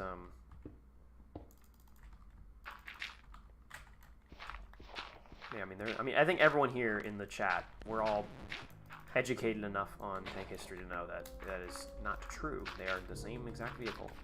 Lamborghini Enjoyer, I think, is just, or Lamborghini Gamer, I think, is just explaining it right now. But yes, what he is saying is true. Both from the tech trees, T28 is listed as its predecessor. Well, World Tank's tree don't make sense sometimes. Yeah. Predecessor, that's the one that comes. Predecessor is the before. T20 is predecessor? I mean, theoretically, if the T28 and the T29 were two different tanks, they're not, but theoretically if they were, that would be the correct way to say it, that the T28 is the predecessor that came first. But obviously I am playing the world's biggest devil advocate here because that's obviously a bunch of bullshit.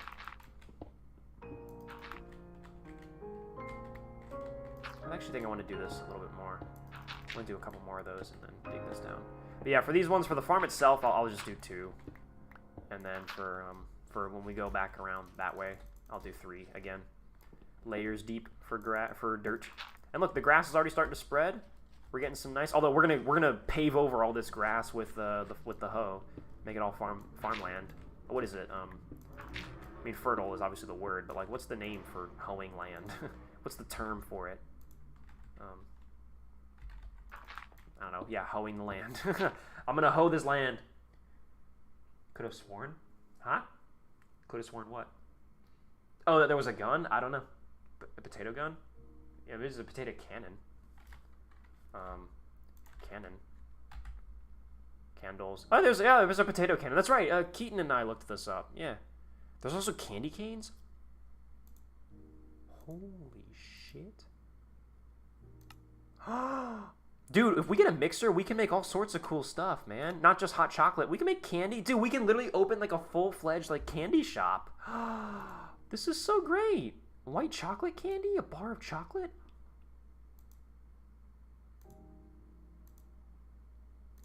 Dude, what? Oh my god. Dude, we can make, look, we can make chocolate. Cocoa butter. We get cocoa powder and cocoa butter, and we can make chocolate? Dude, we are going to open up the freaking world's coolest candy shop. It's going to be so badass. And if you don't buy our candy, we will put you in the freaking spigot mortar of a... It's not a spigot mortar, I'm so sorry. We're going to put you in the rocket-propelled mortar of a Sturmtiger and freaking launch you out at a million miles an hour into a... into a residential building in Warsaw. I'm sorry, my Polish viewers, but it is objectively funny. In War Thunder, the difference is the T95 has extra lower side armor, as the tracks don't touch the very top, but otherwise that's it. More ground pressure. That doesn't really make a difference. It's more grip. Fucking I'm back, thanks Insomnia. W Insomnia for Striker. Have you seen the T28 prototype? The one in Fort Moore? Yes. Tilling, thank you, Polsky. Tilling the soil, yes, that's the one. Yeah, the one down in Fort Moore, the one down in at the Armor and Cavalry Collection, in Georgia. Yes, I have seen it. I've seen it twice now, actually. I've seen quite a lot of it, if I can so be inclined to say that. It is a very cool tank. More pickaxe. Let's do that. Put that back in here. Ed, are you chill with the LGBT folk? What does that mean? Like, what? You have create? Yeah, man. Literally made a drawbridge. Oh, that's cool. Wow. You make like really cool moving machines. Oh, I should probably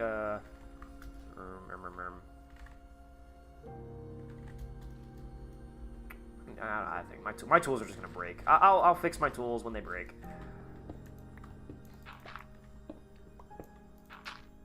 No, the is completely different tank. Wait, what? Look up the T28 prototype. Oh.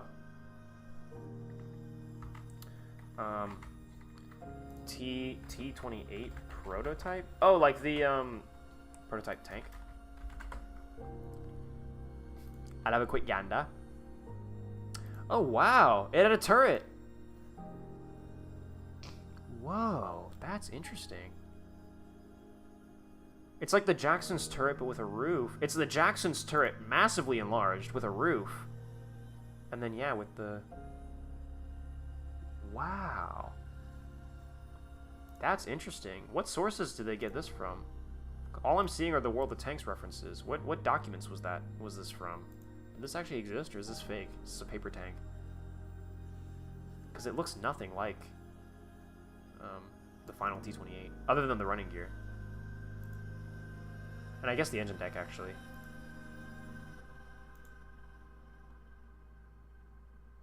Do you have Tinker's Construct? I'm not sure. Let's check the mod pack. Or let's check the, I do not believe we do. Yeah, no, we don't. Yeah. We do not have Tinker's Construct in this mod pack, sadly. It's the Create Perfect World mod pack. That's like that's the name of the mod pack, is Create Perfect World. Make the tank food stall from Anzio and Gup. Dude, yes, we can recreate like the Anzio like strip where they like serve all the food. That would be so cool, except it's all exclusively candies.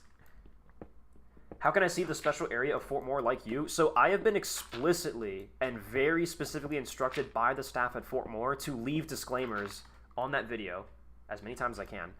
And I'll leave the disclaimer right now that you can't. You, as a normal, just like peruser of the museum, you are not allowed back there. In fact, technically speaking, I wasn't allowed back there. The only reason I got back there is because some of the people who volunteered at the collection were fans of the channel, and they recognized me, and they were like, hey, like, I want to show you something cool. And to be fair, they did get permission from the curator. Like, we walked up to, like, some people who were high up, and they were like, yeah, like, you know, we trust, like, you guys are volunteers, so we trust you. And Eta, you guys say that this guy's a YouTuber. And apparently they actually checked my channel out, like, around the dinner table later that night. and apparently they were like, oh, this guy's like this guy's. I was told that I was told by the volunteers that the people that they showed my stuff to said that I was doing a good job of being a tank historian, which I'm very flattered by. Because again, I wouldn't even call myself a historian, but yes, I was very flattered by that.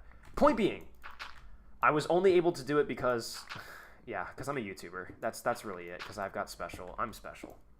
Yeah, I abused my power, exactly. I held them at gunpoint and I forced them to do it. But I've been told, like, they told me, when they first gave me the tour, and you can watch my part 1 of the Georgia vlog, where I say, like, that I was there for 2 days. And the first day, they took me back there, but they said, you can't take photos.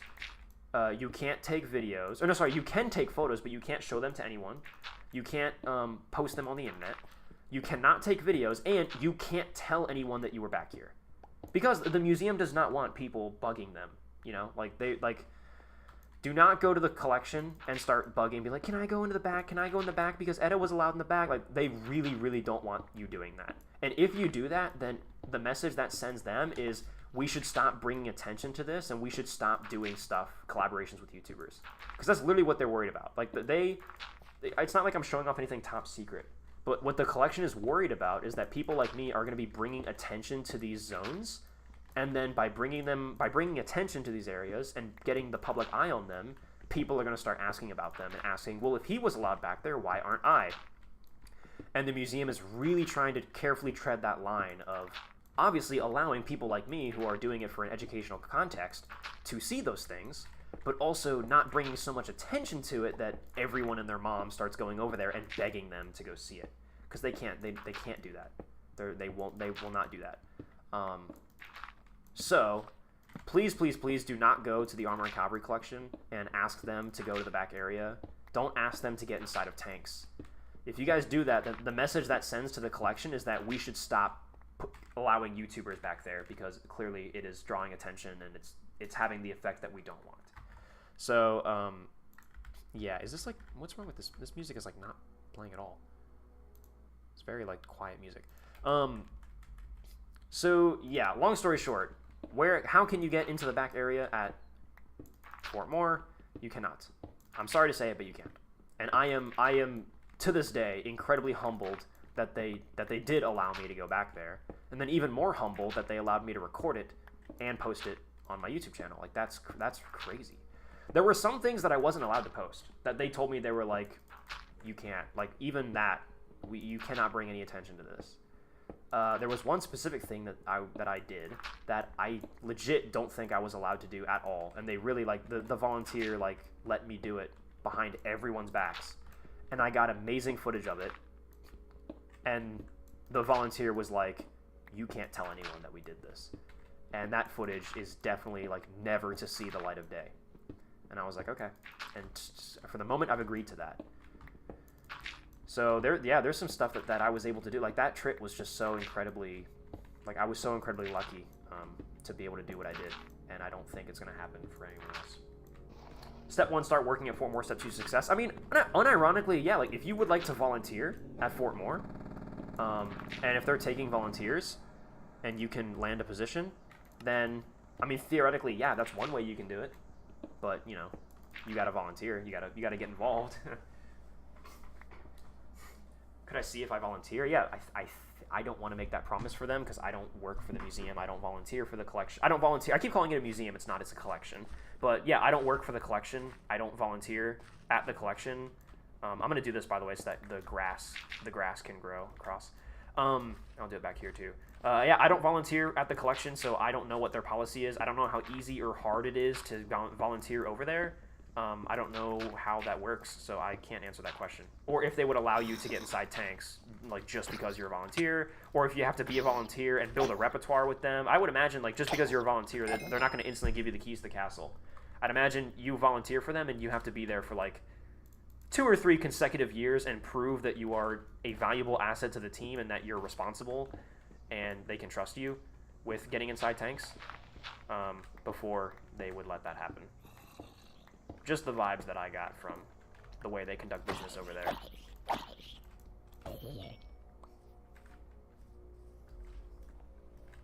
We should fund Etta to go to Bobbington? Dude, yeah, I would fucking... I mean, that's what the Patreon is. If you want to fund...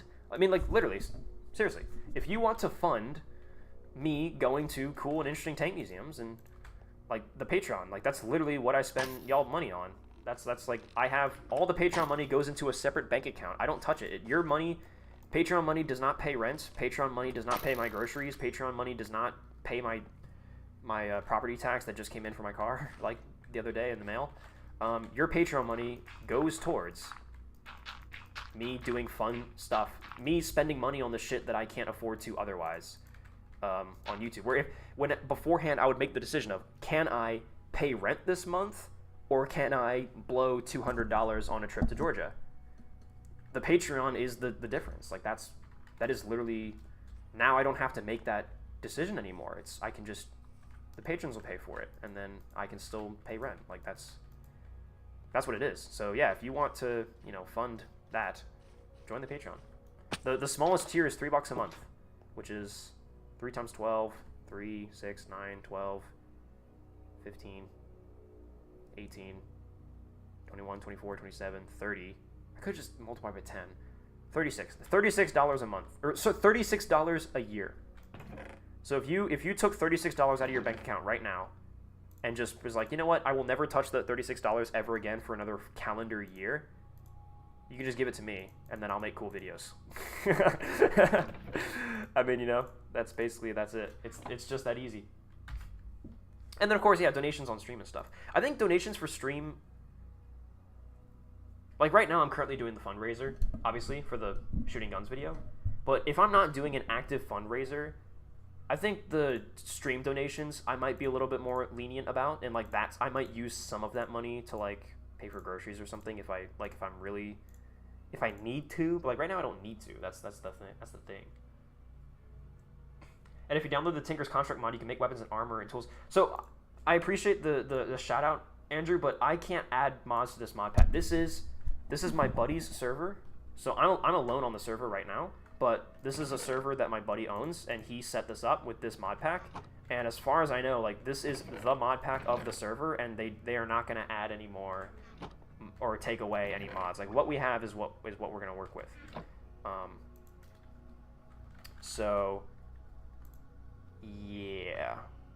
But I do agree. I think the Tinker's Construct mod, I think I fucked around with Tinker's Construct in some of the, like, Tech It packs. I fund your drugs. Yeah, Comrade Clumsy's money, his money that he donates to me specifically, goes straight to my drugs. I'd say at least $500 for that trip. Yeah, for Bobbington. I mean, the plane ticket alone, that's like $300. Oh, if you go to your inventory, top left quest book, it gives you stuff. Yes, we looked at the quest book earlier and we just grabbed a bunch of mob stuff, but you're right, we didn't go all the way through it. I guess there's a bunch of quest stuff that we didn't get here. Oh, locate the Deep Dark. I don't remember doing that. I think it's because I'm on Keaton's team, so when Keaton and all my other buddies do stuff, I get the credit for it too, but... Kill a hummingbird? Oh, cool. Kill a flying fish? Cool. Kill a fly? Cool. All this? Cool. Yeah, I wanted to look back at the machines category, all the quests for the machines, and it'll help us figure out what machines we can build to do epic things. The quest book is a nice, like, yeah, like it helps you figure out like what you're gonna do, or it gives you like a script to follow, so to speak. I don't know, like it gives you a direction to go. That's the word I was looking for. Yeah, this. So we built a wrench. We did do that. So I guess, yeah, we can collect that. We did build cogwheels. We did that. We built a large cogwheel. We did for the windmill. We did build engineering goggles. I actually do remember doing that. We built gearboxes for the windmill. Andesite casing. We built a lot of those. Windmill bearing. We did build one of those for the windmill. Mechanical belt. We did not build one of those. A windmill sail. Yeah, we got those. We already got that. That was all there. Cart assembler. We didn't do that, but Keaton and all them did. I mean, I'll grab that because we get an andesite alloy for a reward. Oh yeah, we built a clipboard. Man, we built a clipboard and never claimed the reward for that. That's funny. Mechanical drill. I don't have one of those. Millstone, in case saw. Mechanical press, shoot, and a portable sword interface, and a weighted ejector. So I don't actually want to claim these. I could claim these because Keaton and all them have done it, and I'm on their team, and I'm getting their credit. But I want these to. I actually want to use these as a metric to what direction to go. So, I actually am not going to claim these because I have not done them yet. And I want to, like, I want to be able to open this up and be like, yeah, like, what should I do next? And then, okay, you know, some of this stuff. Although I can also just use the, what is it, here. And I can look at things I need to craft. Oh, look at that, a flying fish. I guess I'll cook it. Can you cook this? You cannot. You just eat it? Nice, okay. Great. An elastic tendon. Whoa. That's kind of goofy and weird. I don't like that. Let's put that away in here. Interesting. Oh yeah, machines. We got a bunch of machines in here, so we can get a large cog wheel. That's cool. A small cog wheel. Andesite casings. Thank you. Got the wrench. Raccoon tail. Damn. Another windmill bearing. Oh, cool. So we can build a second windmill. Hey, we might just do that, man. I mean, not right now, but... Oh, shit, we have a bunch of this. Oh, my God. Can I just... Ooh! That felt good. Cockroach wing fragment. Ew. Yeah, these are all... Ugh. These are all, like, bugs. Ugh. Yucky. Ew. I'm going to bring all this over here and just... Keep that somewhere. I don't care for it. Lobster tail. Can we cook that? We can. Can we cook raccoon tail? Now that's quite the question there. Okay, the crafting upgrade for the backpack. We do want that. So we can build that right now. I need more iron.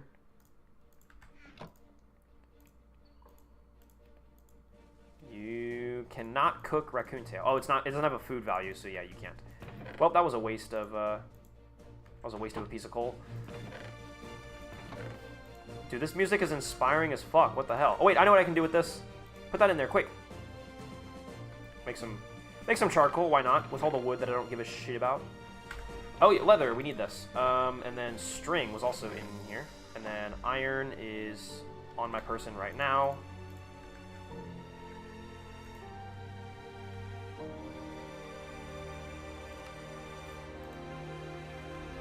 This is so freaking beautiful, chat. Chat, I love you. I'm sorry, I shouldn't have said that. I thought the music would drown me out.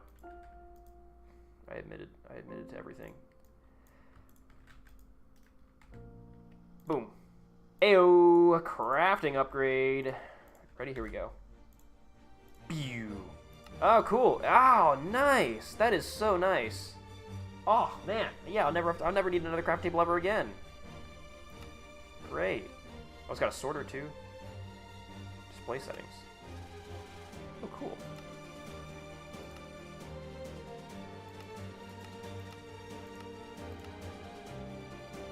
What? I don't know what that does, but... I don't know what that did, but okay. Oh, player settings. Oh, shit. I don't know. Alright, well, I don't know what that did. Cool. So yeah, we got that now. And then the furnace upgrade, if that is possible to make the smelting upgrade, right? Yeah. Smelting upgrade. The auto smelting. Nah. Just do smelting. Redstone. We have all those things as well. Oh man, now I can do it just right here in my backpack. That's awesome. Yeah, we do have redstone. And we need a furnace. Hello, I would like a furnace, please. 1, 2, 3, 4, 5, 6, 7, 8. And then I can just... I did not mean to reload those shaders. I can just... Oh, that's so nice. Man, that is nice. That is really, really nice. And then, where was it? Smelting. Oh, I need iron. Oh, wow. Really? I used up all that iron? No blimmin' way. I guess I did. Wow. Huh. An entire block. Gone. Okay, and then you... Smelting, yep.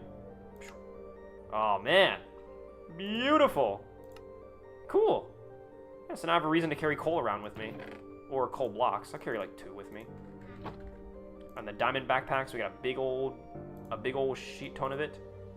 Dude, nice. This is great. Sorry, guys, I wasn't paying attention to chat.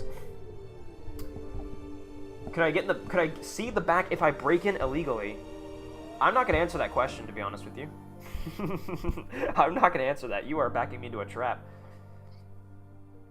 Edit needs at least 1,500 for Bobbington. It would take a day or 2 to film all that, not to mention the other museum there. I mean, yeah. And a hotel. Yeah, 15. I mean, I mean, that would be... If I could get that much money for a Bobbington trip, then yeah, I could do a bunch of fun stuff. She's our awesome and create. Yeah, dude, I love it. So far, working with all the gears and stuff just for the windmill has been really interesting. What about if you ever go to Sweden for tank stuff and Arsenalen in particular, I'd probably be able to save your ass half of what you'd have to spend without me. Well, like, you want me to stay in your house? Yeah, you can crash on my couch. Take a train from the UK to Germany and go look at more tanks? Yeah, man, a Euro trip. Mr. 320, the second windmill was hit. No! This stream has relightened the need to play MP Create again. Yeah, man. Shit's fun. What's up, Etta? Have you seen the mining coal music video? If no, can we watch it on stream? Was that like a Minecraft music thing? Is it copyrighted? Do you have tiny coal in this mod pack? I don't think so. Tiny, I guess at tiny coal. No, coal. Chiseled, re-chiseled, chipped. Minecraft. No. I do not. Does not seem to me like we have tiny coal. It's better than a couch? No. Comrade Clumsy, local streamer seduced by chatter, wants him to sleep in his bed. Yeah, I'm gonna have to say no to that one, brother. Oh, what was the other thing that we wanted to build that required? Oh, the steam engine. We can build that right now. We have the technology.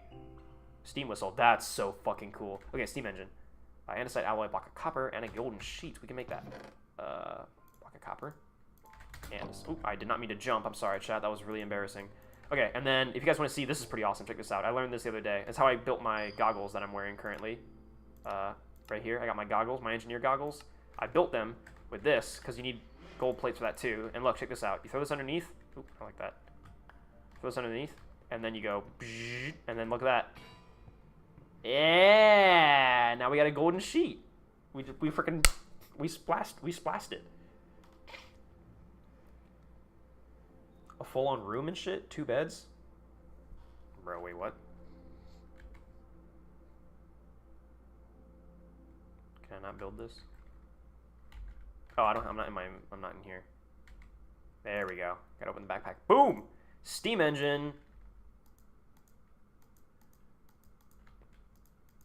I can't place it down. I assume it must be connected to something. I assume I'm severely missing the point here. W to ponder. How the fuck does this work? Ooh, you need... Okay, wow. Can be placed on a fluid tank. Oh, because you need water. Because it's steam. Clicking the engine with a shaft creates a kinetic output. Wow, this is an operation. Water, heat, and boiler space that will generate rotational force. Holy shit. The middle set requires 4 fluid tanks. And yeah, heat, you can use different heat sources. Blaze burner as the power output is increased.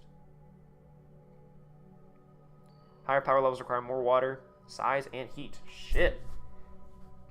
Boiler's current level can be inspected with engineer's goggles. Good to know. Oh, man. Each added power level additional engine can be output at full capacity. Holy shit. Wow. Oh, don't do it. Don't do it. Oh, my God. I'm sorry, chat. That scared me. Damn. All right, well, so we have reached step 1 of a 60,000 bajillion step process. I guess we're in a different building? Oh, wow. Huh.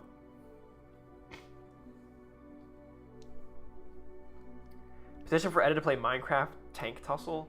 I'm not sure what that is. Put on a boiler, yeah. Yeah, I just learned that now. Edda, what's your favorite fake tank? What do you mean by fake tank? Like the Osats Panther? I think it's awesome. Edda meets the president and talks about tanks when? Dude, I would love to do that. I'd love to go on national television and be like, my fellow Americans, today I'm going to be talking to you about the Pershing. It's pretty fucking awesome. Just on national television, just be like, yeah, dude, it's fucking sick. You know, we could. All right, I'm gonna do this real quick, just for silly, just to be a little silly Billy. Oh, come on, landing platform. Oh, come on! Jetpack! Oh, come on. Okay, Jesus, this jetpack fucking sucks. I hate this thing so much. I know you can make a... I know this is brass. Oh, no, sorry, it's copper. I know you can make another... You can make, like, another one that's better, but... Oh, my God, I literally can't... This thing doesn't get me high enough. There we go. I got it. All right, now here we go. Do we take the bait? All right, we made it. Okay, I'm legit gonna do this, because... What did I just do? Oh, if you shift-click it, it goes into the backpack, or the crafting. Interesting. Yeah, I'm gonna... Oh, the engineer... Oh, that's why. I was wondering why when I was twirling the crank and it had that blue arrow, I was like, where'd that come from? I've never seen that before. But it's because I've got the engineer goggles on, so this doesn't show me anything. But then when I'm inspecting with the engineer's goggles, I can see what direction it's rotating. Okay, well, I could, but whatever. How much did this go? It was 1 block out with this and then another. So, yeah, like that. And then, this. And where it obviously, damn it. I'm gonna close this. Yeah, just so I can shift click stuff. Yeah, okay. I'm going to keep this, like, we're not gonna build, oh, come on. This jetpack sucks so much ass.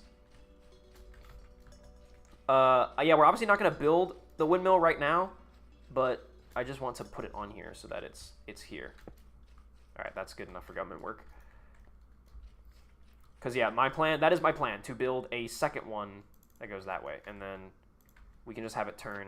Because originally Chandler was like, well, if you got that one spinning that way, like, they're going to both spin in the same direction, you're gonna have, like, it's going to be, like, counter, it's not going to work. But I was like, nah, you can just have it spin in the same direction as this one. So it'll spin. Look, it'll work, okay, guys? Just shut up. All you doubters in chat. If you're a doubter in chat, just go ahead and leave, man. Just get out. Just make a dam? Can you make a dam? I guess, yeah, a dam probably wouldn't be that bad of an idea. But I think once we get the river going, I think the river, once we finish the farm, listen up, chat, listen up.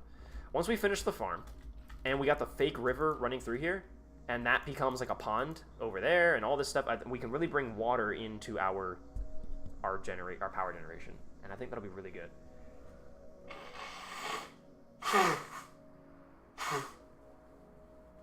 Tank Tussle is a Minecraft mod pack where you make your own tanks using the crate mod? Wait, what? That's fucking awesome. Wait, seriously? I'm talking about a tank that was only on paper. What would be your fave? I see. Fake as in, like, they never built one. Like, they didn't make, like, a prototype or anything. It never existed. A paper tank. My favorite paper tank.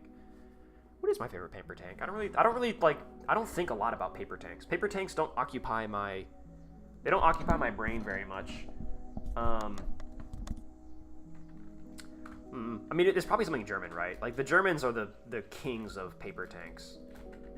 Alright, we need to get more, Chad, I hate to break it to you, but we gotta get more dirt. I know, everyone's favorite part of stream where Eddie goes hunting for dirt, but it's gotta happen. Paper tanks, yeah, I gotta think. I need, like, a list of paper tanks in front of me right now. I'm thinking of American paper tanks. What was the tank that America thought of and drew up but never went through with? The improved M4 is pretty interesting. Because it would have been ass. It would have sucked so bad.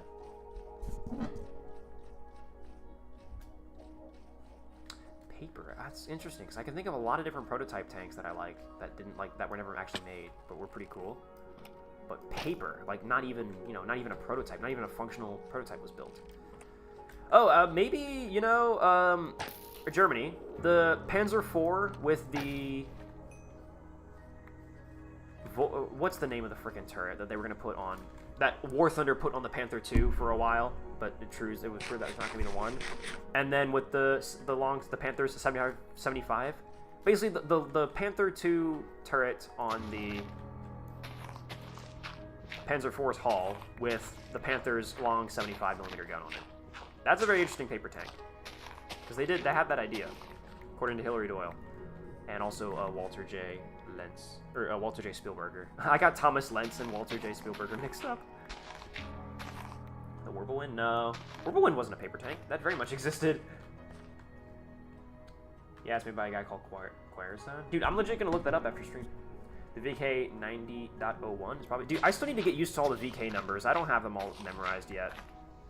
Oh, actually, the Porsche's bid for the Tiger 2 would have been pretty funny. Because it would have been ass. Because it would have sucked. But yeah, the VK4502P, I suppose. Because the VK4501 is the Tiger 1, right? And VK4502 is Tiger 2, right? Probably P1000 Rat.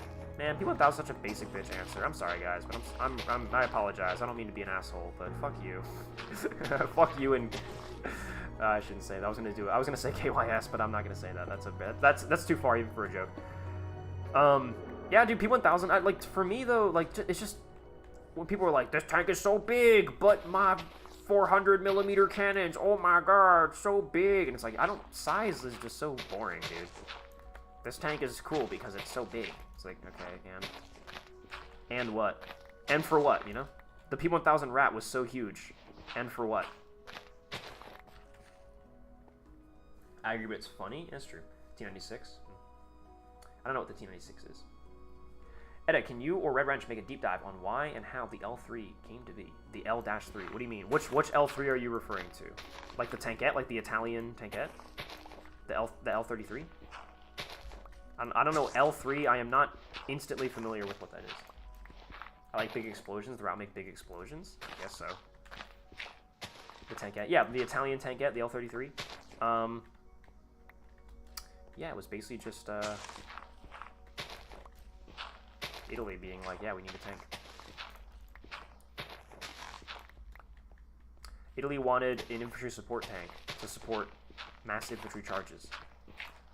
Because Italy still believed that the future of warfare was World War I style mass infantry charges. Italy also famously invested a lot in bayonets because they were like, bayonet fighting is still going to be really, really, really important. Which, granted, bayonet fighting was still an important part of fighting in World War II and was still trained by all armies.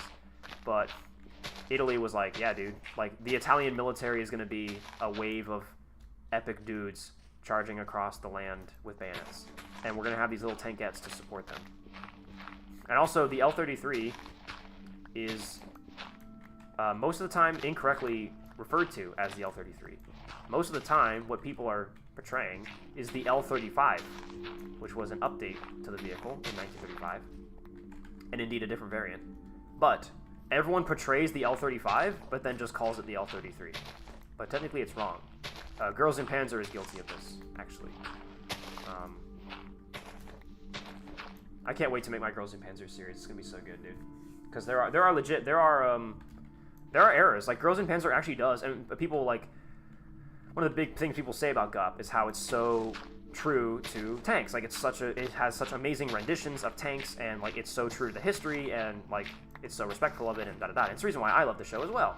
But the show does get some things wrong. It's not immaculate. A lot of people treat GUP as if it's like that's the one thing it really does, and it does it really well.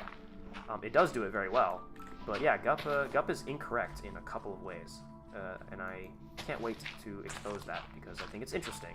I think that stuff is interesting. That's why I like watching like Jonathan Ferguson, like Firearms and Expert Reacts. Like I think the but actuallys, I find them fascinating. I think they're interesting because it gets your gears turning of like, why did they make that mistake? Did they make that mistake on purpose? At what point in the process did they get that mixed up? And was this their intention? Was it not their intention? Like, that's interesting that that's not true. And then also, of course, like, you learn something. So I don't like to say, like, oh, this guy did this wrong. And I don't mean it as, like, a knock on it or, this isn't good because it's wrong or whatever. It's more of a, hey, yeah, like, quite interestingly, this is not accurate. This is not how it was. I find that stuff fascinating. That's why I like doing Tank Enthusiast Reacts as well, because that's the entire point of those videos is to find stuff like that. But then I get people who watch the World of Tanks video and say that I'm complaining, that I'm whining. I remember specifically there are at least like 3 comments who all said the phrase whining was used on Tank Enthusiast Reacts to World of Tanks. People were like, you were fucking whining. And it's like, I guess so. Harumph. Okay, yeah, do I want this to... Yeah, I think I will, I think I will. Also, I'll put this back up in here. Put that away. Put this, I don't know, like over here. The sticks out of the way. The zinc, I'll come back to you in a little bit. Zinc is very important. I guess I'll put the sticks over here. Sticks and stones may break my bones, but cock will never hurt me. Sorry, Chad, I shouldn't have said that. T-96 was basically a Starship turret on T-95, not the Super Heavy, the other one. Oh, wow, interesting. Ed, would you ever consider reviewing the Arma 3 tanks? Yeah, definitely. It's on the list. Does Großen Panzer have a preppy era? What does that mean? What does that mean?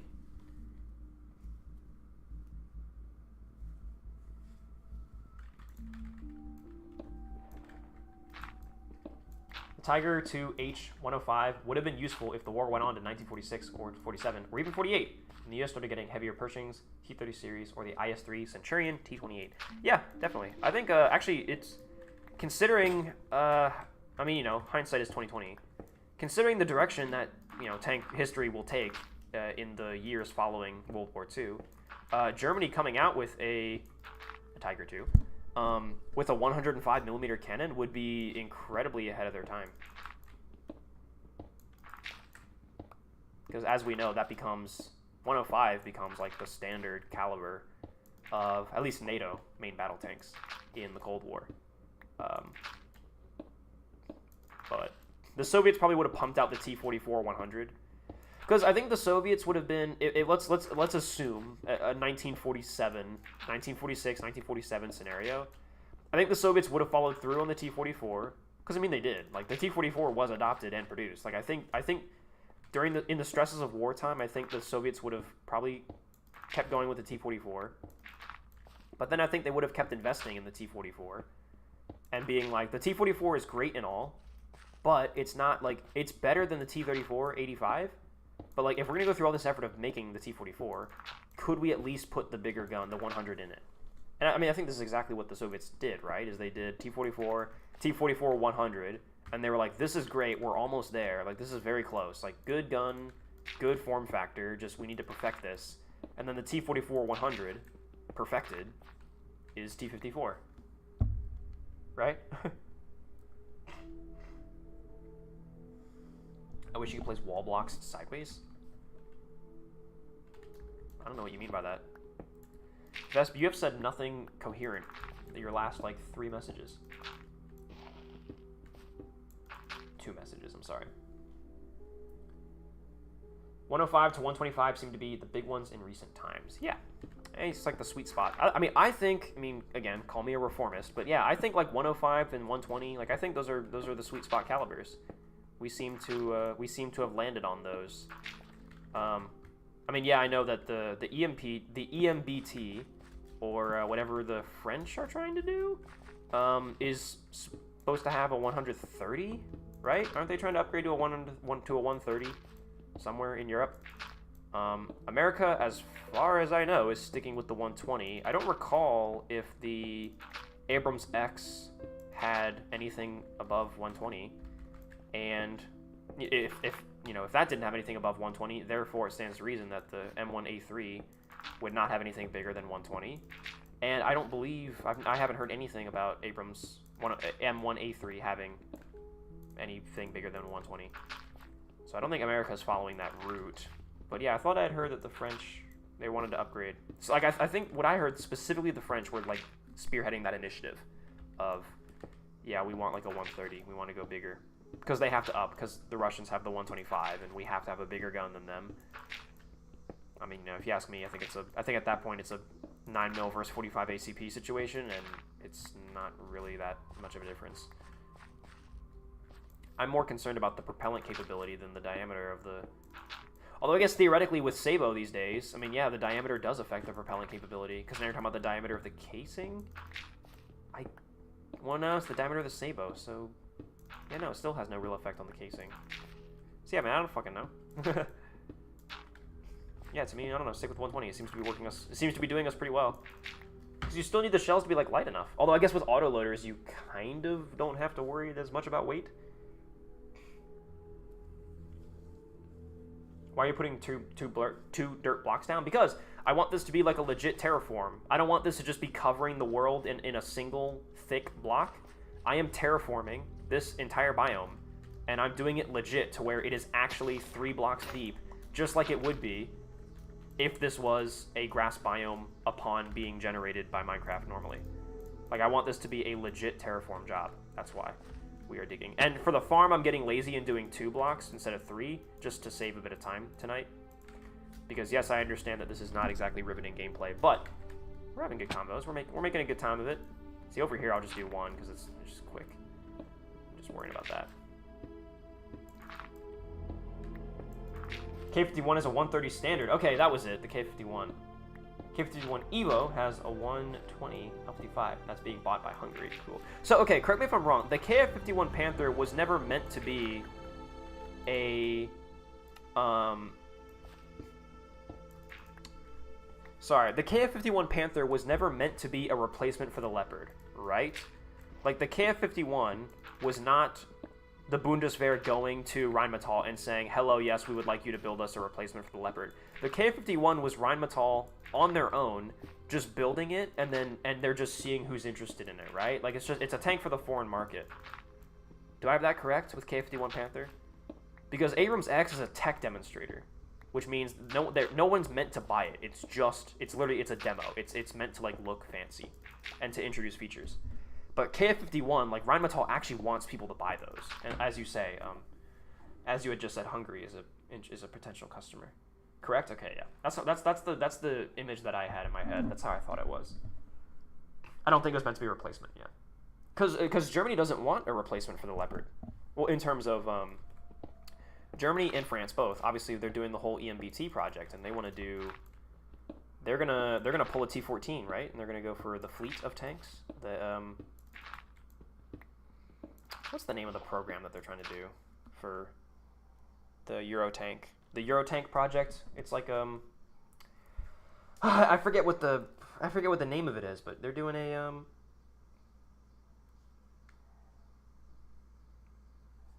platform, a vehicular platform. So, like, not just a main battle tank, but they're doing the platform methodology, which is we'll have an entire fleet of vehicles, and they will all have interchangeable turrets and components and stuff, so that your main battle tank can be turned into a IFV, whatever, which is, yes, very T14, T15, and yes, all right, here we go, hang me by the neck, I'm going to say it, guys, here we go, oh my god, he's going to say it, oh my god, Ed is about to say it, guys, get ready, don't tell Laserpig.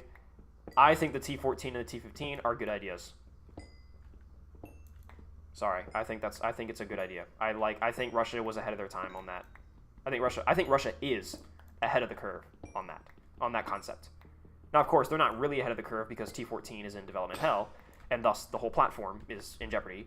But I think Russia is, like, on with a winner in thinking with that mindset of one chassis platform, and we just build it as an IFV, as a MBT, whatever. I think the T14, T15 ideology I think it's a really good idea. And I think NATO agrees. Hence why, again, the Germans and the French are looking to do exactly that. Wasn't the U.S. going to start making those M10 Booker tanks? Yes, as far as we know, I think Congress has approved the funding. And as far as I know, the M10 Booker they are spooling up for production of the M10 Booker, I do believe. Unless I'm wrong and it's still going through, like, troop trials or something like that. But the fact that they gave it a name, they gave it a designation and a name, tells me that it's pretty far along in the adoption process. So, yeah, that guy's going to shoot me in the face. What the hell? Why would you do that, dude? I'm literally just out here smiling, chilling, and being dope. Don't do that ever again. Okay, dude. You're asking for it. You guys saw that. He shot me first, by the way. You guys saw that. You guys are all witnesses. He shot me first. That was self-defense. You saw it. All of you saw that. Yeah, I think I'm, like, so there's still a lot of people out there who are like it's gonna be the M8 all over again, right? Like, we're like, they're gonna adopt it, and then they're gonna say they're gonna make it, and then they're gonna cut funding. They're gonna cancel it. I think again, hang me by the neck till I'm dead here, but I am willing to say that I think the M10 Booker is far enough in the process that I think it's, I don't want to say locked in, but I mean, I think it's pretty far in there. I think it's gonna happen. I think they're gonna make it. I think we'll see at least a couple of them, right? I'll be very interested to see the Booker perform. I'm really curious as to what it's gonna. I mean, I know what it's gonna do. I know what it's gonna be used for. Like, I know why they built it, and I know where we should expect to see it. But still, I'm gonna be interested to see it. I will be very excited to see it in action because I would like to know if the concept is gonna be as good in the real world as it is, in my opinion, on paper. Israel's doing IFV with the Merkaba as well. Yeah, so the Merkaba is an interesting one because it's a main battle tank that is fundamentally, like, it is a main battle tank that also kind of functions as an IFV.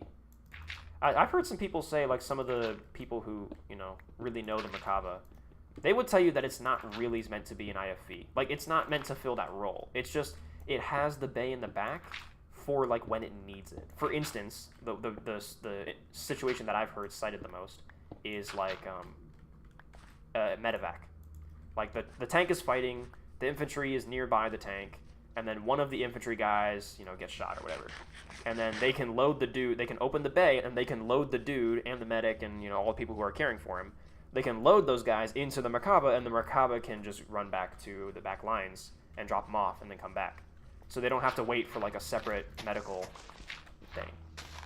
Of course, that's a very niche usage. I mean, actually, that's not a very niche use. Actually, now that I'm thinking about it, it's a very, very common situation in war.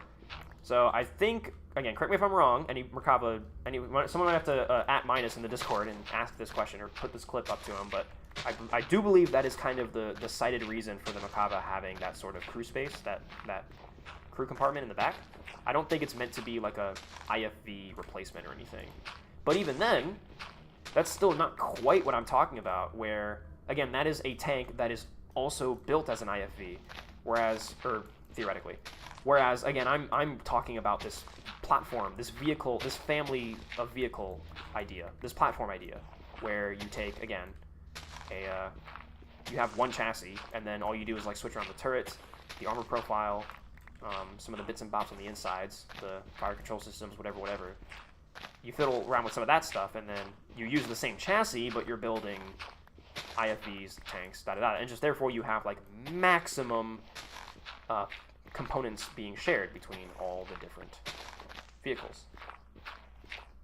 And also, they're all built on the same platform, so they all have quite similar capabilities. But then, of course, like, the one thing that you swap out for each one is then what makes it more specialized in whatever specific role that you're building this variant for. Pillager didn't like your T-14 coming. He was hired by Laserpig. Laserpig explained why the T-14 family a bad idea. Tanks use a lot of fuel. Why make a fleet fuel hungry? Well, military vehicles use a lot of fuel. But also, tanks being fuel hungry means different things to different nations. For example, the Abrams. Abrams is criticized, obviously, for its turbine engine and having immense fuel consumption. That is very true. Although, again, from what I've heard, a lot of people will tell you that the Abrams has since mostly resolved that issue in terms of, like, the new, like, modernized diesels that are, the new modernized engines that are in the Abrams are, like, just as fuel efficient as, say, a diesel in any other tank. So I've heard some people say that that's not a problem anymore. Let's assume that it is, and let's acknowledge that it was way back when. The United States doesn't care about that because we are the United States, and we have fuel for days, and we can supply that. We, as a nation, can afford to have a tank that guzzles fuel because we're fucking America, and we can do that. Like, we can afford that. Now, granted, that doesn't excuse the fact that the tank might have a poor gas mileage, and yeah, running out of fuel. No matter how much fuel you could theoretically support the tank logistically, if the tank is running out of fuel every 2 hours, then yeah, that is a problem. I mean, yeah, tanks are fuel hungry, but the problem is that, like, it's not like you're replacing, like, a Humvee with a tank. Just all the things that would be tank-like in the first place already, you're just putting them all on sort of the same chassis.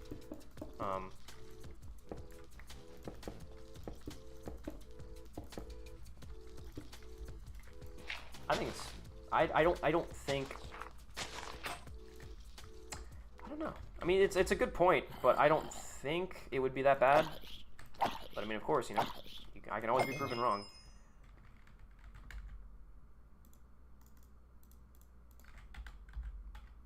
man, yeah, and I can craft new stuff just on the spot. This is so great.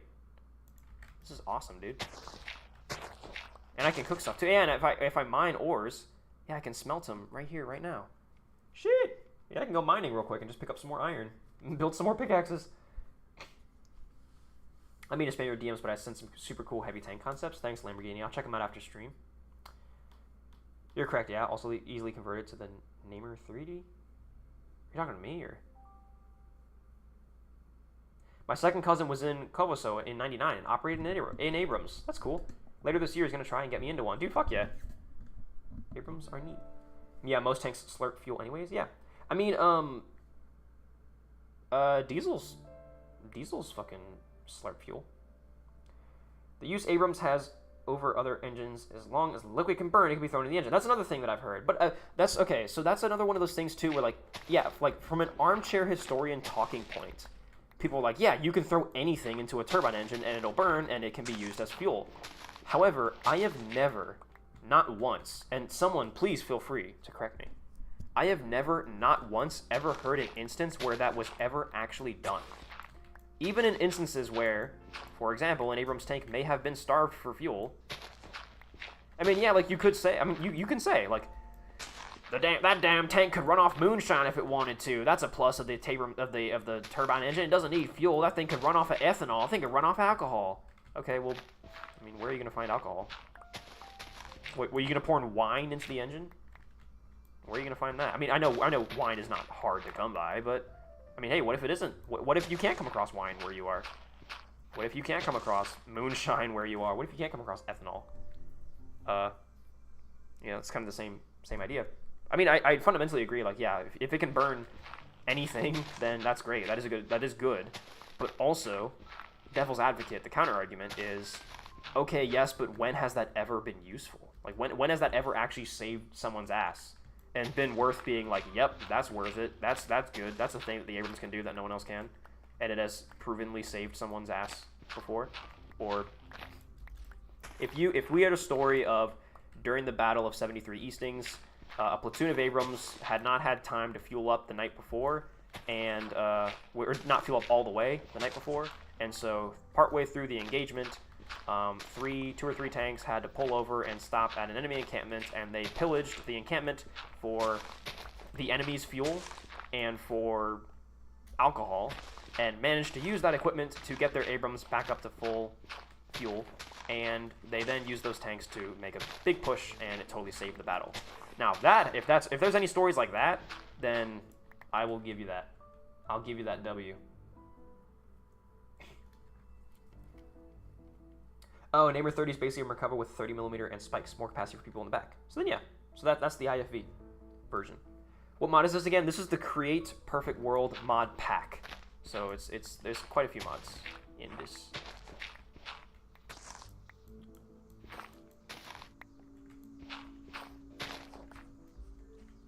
Nice. I think that's a good amount of dirt. Wine has insufficient alcohol content, so okay, yeah, I thought so. To steal vodka from the Russian tank? I guess it's a pretty good bet that a Russian tank will have vodka, but maybe not.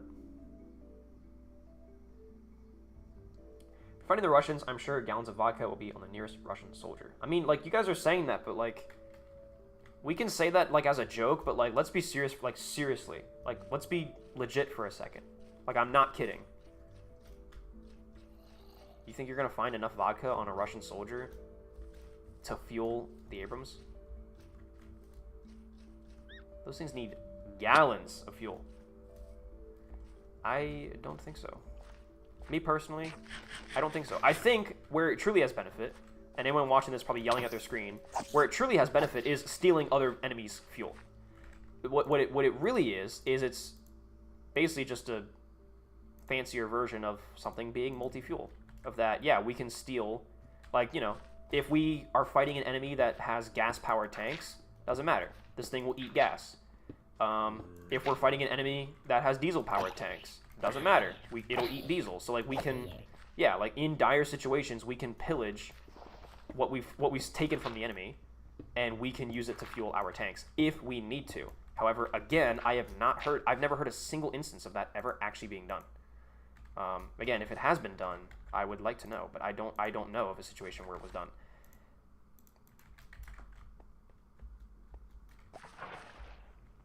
And then what was that? What I was about to say too? That well then at that point too, if that really is the main purpose of it, then theoretically just a normal multi-fuel engine can also do that. And also, actually no, this is the other thing I was gonna say. I have also heard explicitly that I've also explicitly heard that the Abrams like takes a jet fuel. It takes like jet fuel. It takes like proper grade aircraft jet fuel, and like the military has a supply train specifically for that. So even with that whole like, oh, it can eat any gas, it doesn't seem to me like the U.S. military has it does seem to me that the U.S. military has a specific supply chain for the Abrams to use a specific fuel type. That being like proper jet turbine fuel. Yeah, JP8 jet fuel. Yeah. So takes kerosene. Yeah. So like so even though like you can say like, oh, it's such an amazing thing that the Abrams can eat any fuel type. Sure it can, but it seems like the military is still pretty hell-bent on it having a very specific fuel type.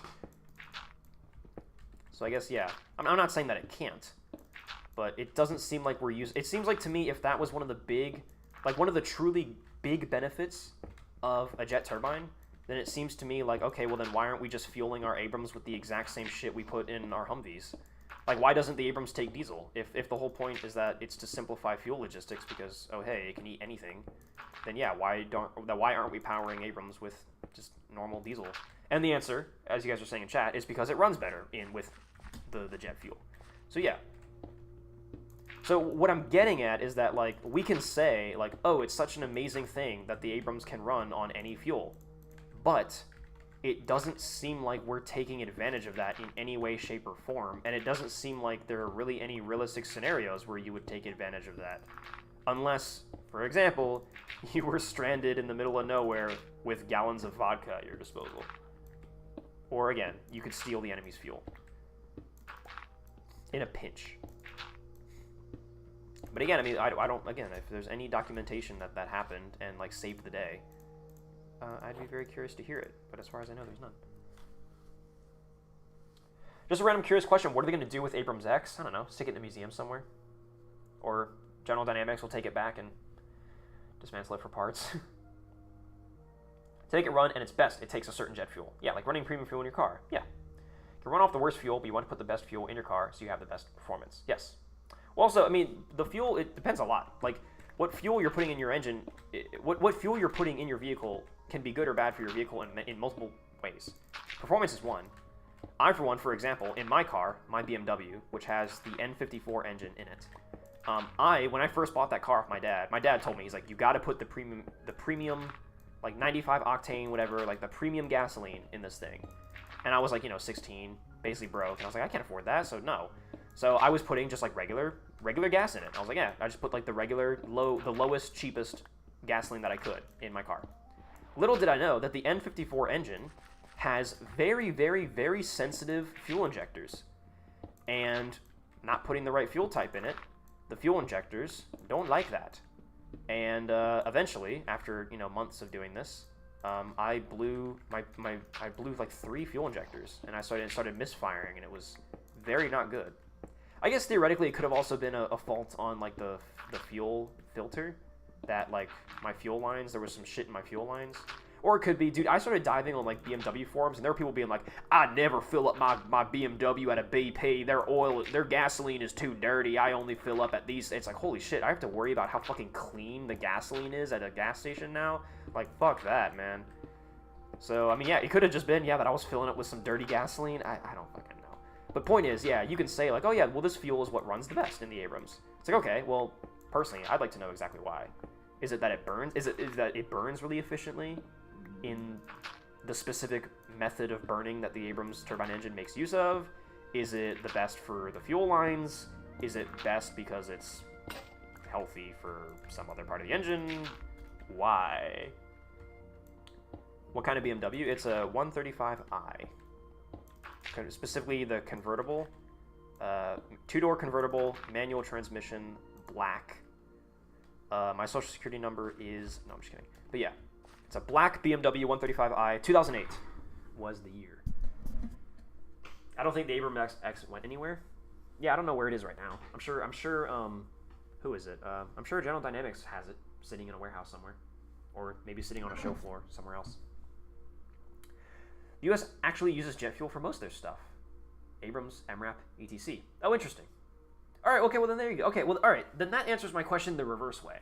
Where I was assuming that the whole point of an Abrams being able to eat any fuel is that you have the same fuel. Like, for example, like, oh, we can put, yeah, like regular Humvee gasoline, or I guess diesel. We can put just like regular diesel that we fuel our Humvees with into the Abrams. But no, what I believe you're telling me is that the opposite is true, is that we're actually putting Abrams-grade jet fuel into, like, you know, yeah, MRAPs and shit, as you say. That's interesting. So I guess then yeah, you're making use. Well, actually, well, no, you're not making use of the fact that the Abrams can eat anything, any fuel. You're you're twisting the rest of the equipment in the military to conform and eat the very specific jet fuel that the Abrams takes. So you're actually doing the opposite. You're doing the exact opposite. You're making it worse. We built this tank that can eat any fuel. Oh, that's awesome. Except it runs best on this certain kind of fuel, and because of that, we would like to change the fuel type of every vehicle in the Army so it all runs on the same fuel to simplify logistics. Okay, so now everything runs off this very specific jet fuel? Yes. Okay, well that kind of defeats the entire purpose of everything. Now I know you guys are going to say, oh, it's not every vehicle in the military, it's just a couple. Okay, you're right. I will concede that, if that's the case. Because so far, the only example you provided was the MRAP, so I'm assuming that it's like the MRAP, the Abrams, I don't know, what else, the Stryker? What else runs on Abrams jet fuel? I'm exaggerating by saying it's every single vehicle in the Army, obviously. They're not that dumb. If someone came in and was like, I propose that we convert every single vehicle in the Army to run off jet fuel, I think, yeah, that would get shut down. That would get shut down pretty fast. Ooh.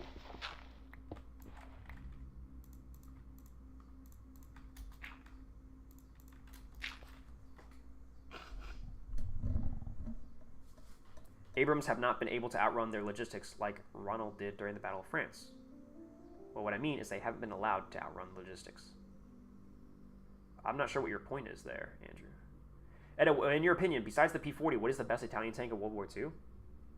Probably, I'm not sure. I don't know enough about them. Like, I wouldn't be able to name them off the top of my head. Probably one of the tank destroyers. Because from what I know, they were actually pretty good. They were not bad. ATTT question, will you cut up the streams and make a vid series of it? I'm not sure. I think I will for the Tank Mechanic Simulator streams, but I don't think I will for the Arms Trade Tycoon tanks.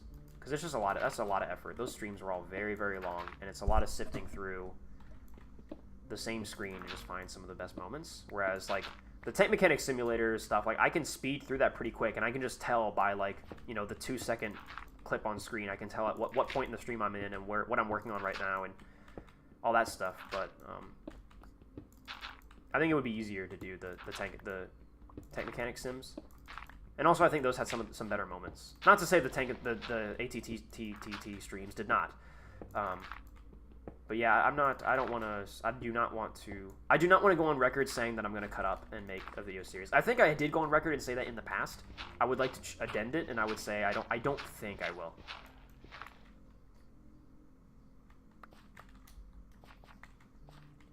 But if everything that eats the jet fuel, then we just make jet fuel. I mean, you're right. But again, like, I'm not saying that none of these are issues that can't be worked around, but my point is that it seems to me like we are not taking advantage of the fact that the Abrams can run on any fuel type. It seems to me like that doesn't really matter. Like, it is not having a significant impact on the way we run the military and the logistics of it, you know. Edo, why don't you and your viewers just buy the Abrams X? Probably because there's not a price on it, because it's a fucking very, very, very top secret experimental test tank or demo, and has a lot of very secret tech that we're probably not allowed to see. Oh, if the Abrams can't, not allowed to outrun their logistics, then they cannot use other fuel than the ones the U.S. is giving them. Good point. Okay, yes, Andrew. I see your point. Okay, then, yeah. I mean, that's still, yeah. I mean, point proven still. Like, that's... if they're never allowed to make use of the fact that they can run on any fuel type, then again, what's the point? It just seems to me like you can have the same, you can reach the same results by just having a multi-fuel engine that's not a turbine. But the turbine also has other benefits. Obviously, it's noise. I think the turbine's biggest benefit is its noise. It's very quiet. Also, from what I've heard, they have less moving parts, which is pretty good. That's definitely that is not a benefit to be ignored at all. I'm not saying like get rid of the turbine. It's clearly not being used. Like it's clearly not useful. I'm not saying that at all. I am just saying that like a lot of people will go on and on about here's why the turbine is good. But I think we're not having those critical thinking discussions about like okay, on paper this seems like a really good feature, but like are we really thinking about, or are we really seeing that? Like yes, on paper that's a big benefit of it, but like is that actually making a difference? Are we seeing that in combat? Is that actually working? And it seems to me, again, the guy who knows nothing about modern tanks, but it seems to me like it's not. Again, I don't know what I know, but I mean, yeah, Abrams is still a great tank. I mean, obviously, so is Leopard, so is Challenger. All tanks are pretty on par, I feel like, these days. That was when I was at Georgia. Somebody was asking like, Etta, like, who do you think would win, Abrams or Leopard 2? Like, which one do you think is the better tank? And I'm like, bro, I don't fucking know. I've heard plenty of stories of people who are like, I was in Germany and I've been a Leopard 2 crewman, and then like some Americans like came over and we did some cross training exercises and I got to be in an Abrams and I liked it way better. I've heard some people like, oh, I'm from Australia and yeah, like we had Leopards and then we switched to Abrams and I got to crew both and I like the Abrams better. Like from what I've heard, the Abrams is roomier. The crews like the Abrams better. From what I've heard from people who seem to have used both. But I set foot in an Abrams for 3 seconds and have not taken it to battle. And I have no idea for myself which is the better tank. What are the 3 or 4 crops you're planting? We're going to plant potatoes, carrots, we're going to plant wheat, and we're going to plant cocoa beans. And probably pumpkins, or sorry, watermelons. But I got to figure out where those are going to go.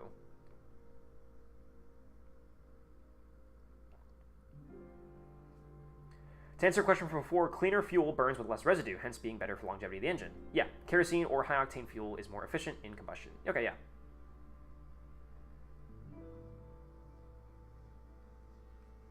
Remind you that the Abrams was made around the 70s and 80s during the height of the Cold War, where war broke out and they had to make it to Moscow as soon as possible and couldn't sit around and wait for logistics to catch up and give them fuel. That's true.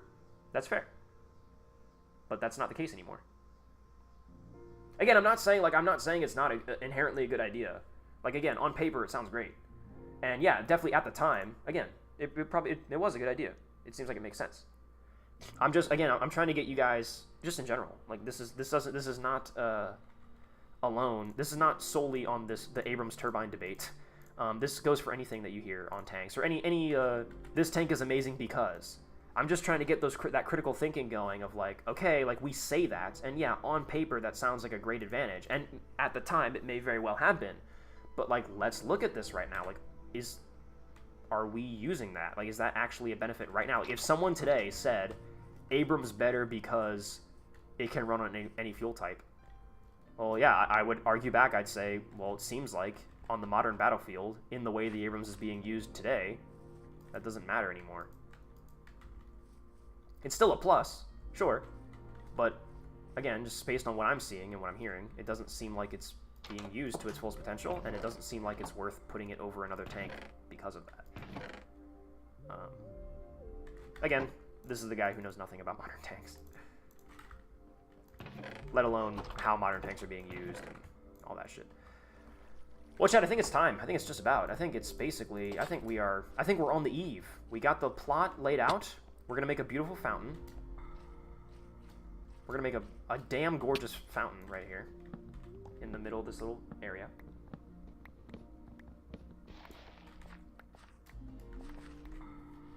Most modern tanks have turbochargers. Yeah. Diesel turbochargers. Could put a supercharger on it? Yeah. We've gone so far down the jet turbine free for the Abrams that no other engine will be able to fit or work with it, let alone the engine being much lighter pound for pound compared to a diesel, and it's much more powerful. Well, yes, torque I've heard is an issue on the turbine. The initial acceleration is slower on a turbine. Also, the Ukrainians are complaining a lot right now about the Abrams sucking up dust and getting all clogged up in the back, because they say that it sucks in the place where the Abrams takes in air is low enough to the ground that any dust that's kicked up by the tank gets sucked in, and this is, I don't know what to tell you, but like the Ukrainians are complaining about this right now. There are rumors that they're actually taking Abrams off the front line for these reasons. I don't think that's true, but yeah, like I've heard it from news. I have heard people who do interviews with Ukrainian Abrams tankers, and they'll say like, yeah, we like the Abrams, it's great, like, you know, it's like we like it as a tank, but it sucks in air, it sucks in dust like a motherfucker, and it clogs up the engine a lot. So I've heard that's a downside of the turbine. And then also, yeah, we've gone so far down the turbine engine for the Abrams that no other engine will fit. I think that's how it was designed from day one. Correct me if I'm wrong, any Abrams heads. But I mean, the requirement was the initial Abrams, both prototypes from Chrysler and GM, right, were both diesel-powered tanks, but then the requirement came down of, no, we want to put the turbine in, not the diesel. And I don't believe there was ever a requirement that there should still be space to put a diesel back in should we want it. I was under the impression that when they asked for the turbine, they said, we want the turbine. And we're not going to create like a M18 situation where the engine bay can fit two different engines depending on how we're feeling that day. As far as I know, Abrams was designed entirely around taking a turbine once they asked for it. Obviously, yeah, the original Abrams prototypes did not have turbines. They were diesel-powered.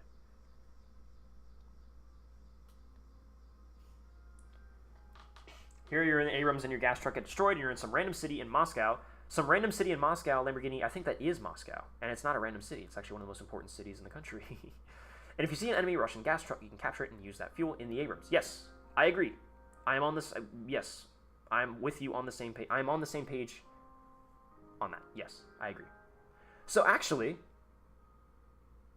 okay, Ukraine is probably going to get a lot more use out of that feature of the Abrams than America does. Because as Andrew was saying, that American, I don't know if it's American doctrine, what you're trying to say, or if you're trying to say that Abrams just don't get that chance. I don't know why, but from what I heard, Andrew just said that the Abrams doesn't get the chance to outrun its logistics.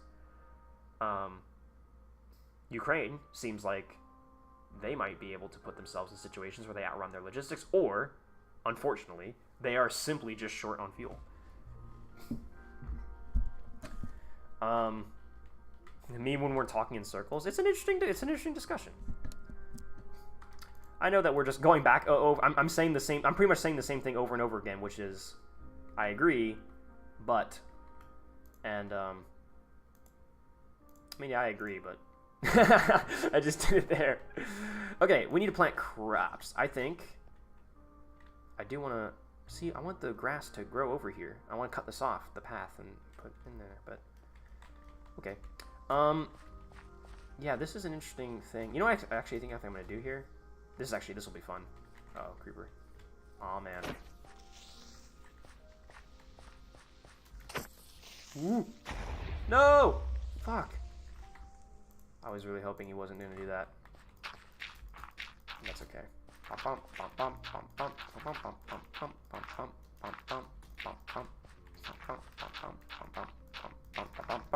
fuck. I'm sorry, chat. Welcome to the Eta320 says bump bump bump for a 3 hours stream. How long have we been streaming for? 4 hours. Woo-wee! Yeah, I think we'll finish this up. We'll plant these crops and then go, because I'm starting to get a little queasy. And by queasy, I mean hungry, which I think is the opposite of queasy. Queasy means you get nauseous and you don't want to eat. I'm getting hungry. And, yeah, brother, I think that's just the way that cookie freaking crumbles. Hello! Die. Oh my god, look at these freaking zomboids. Is the sun rising or setting? It's rising. You'll be dead soon enough. with freaking what was I about to say? With freaking the sun. The flippin' sun. How many blocks do you want to do? 1, 2, 3, 4, 5, 6, 7, 8, 9, 10. Sure, why not? 1, 2, 3. I'm gonna pick that up. 1, 2, 3, 4, 5, 6, 7, 8, 9, 10. And yeah, that's because yeah, I want the wheat. I want this to open up. Actually, that's a great like stopping point. And then this opens up, and the wheat field goes all out there. We'll replace all that with dirt. But yeah, that's a great start, I think. Put the oak back in here. So much cobblestone. I've dug up all the cobblestone, all the stone here. Place it with the grass, but at what cost? Oh my lord. That zombie just died and went to hell. Whoa! You just freaking teleported? Why would you do that? Oh. Alright, chat. No one, don't talk to him. He doesn't know. Yeah, where do I put this? I guess I can put this over here, maybe? Because it's smooth stone. I don't want to pop it. I don't want to get it all mixed up with my cobblestone. Boo! I need to clear this out because I'm going to fill up my inventory with a bunch of seeds. Okay, dude, you're not funny. Bro thinks he's him. Oh my god, the Mr. Beast meal! What the fuck, at Zaxby's? Wait, what the hell ad was that? Oh my god, thank god it was muted for the chat, but oh my god. I just unironically got an ad for the for the Mr. Beast meal at Zaxby's. What the shit balls? Sometimes I forget what timeline we're living in. Sometimes I just want to get the Infinity Gauntlet and go back in time and reset the Infinity Stones, so we're living in the timeline where Mr. Beast does not have a meal at Zaxby's. But you know what, chat? I also want $1 million, and we can't have everything, okay? We can't have everything in this world. I am him. That freaking Enderman for real. Mukbang? No, guys, I can't stream forever. I got shit to do. I gotta finish up the Eta320, best of Eta320 live. I got things to do.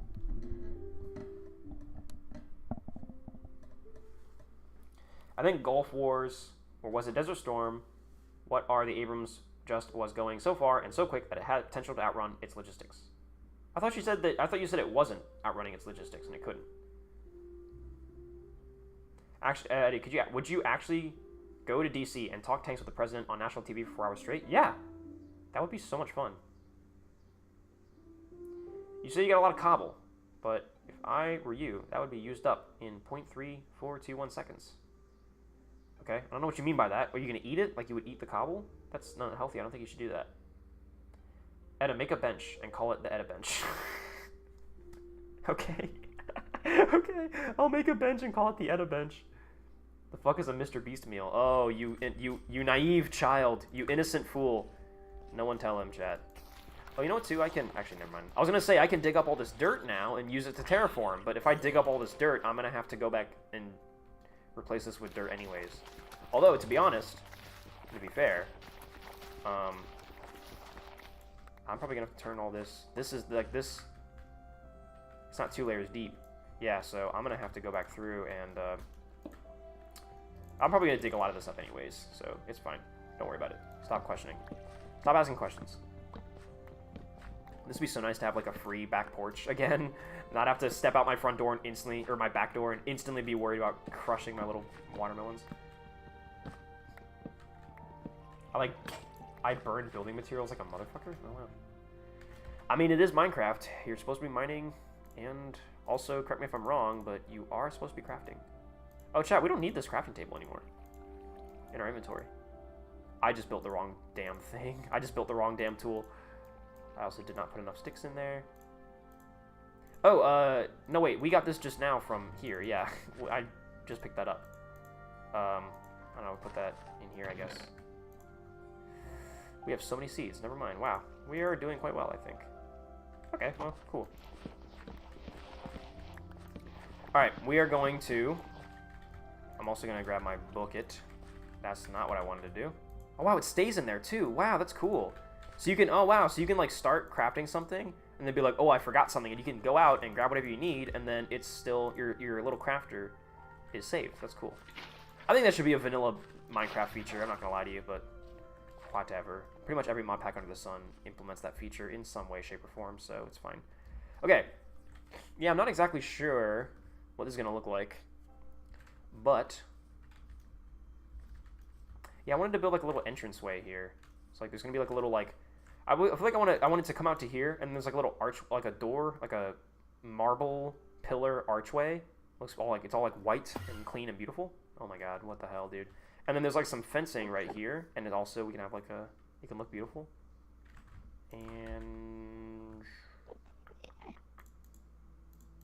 I don't know. I don't know, man. It's okay. I want to build more fences. Okay, he's gone. Okay, chat, we can keep talking. He's gone. Shh, don't say anything. He's so ugly, chat. Don't tell him. Okay, we can talk. He's gone. I have so many Ferni. Wow. Yes, I just said Ferni unironically. What are you going to do about it? Okay, smooth stone column. That's what this was, right? Yeah. I want to dig it out to like here, maybe? And I ran out. Brother in Christ, take it! Take all you want. Oh, I was kidding, dude. I was kidding. Bro, that's crazy. No, man, you got the wrong guy. You got the wrong guy. You got the wrong guy. You got the wrong dude. You got the wrong brother. Brother, you got the wrong brother. Don't do it. Don't do it, bro. Shit, I got a grass block now. I wanted to give him the dirt. Bro wanted my shit so bad, I wanted to give it to him. I offered. You guys saw it. I offered.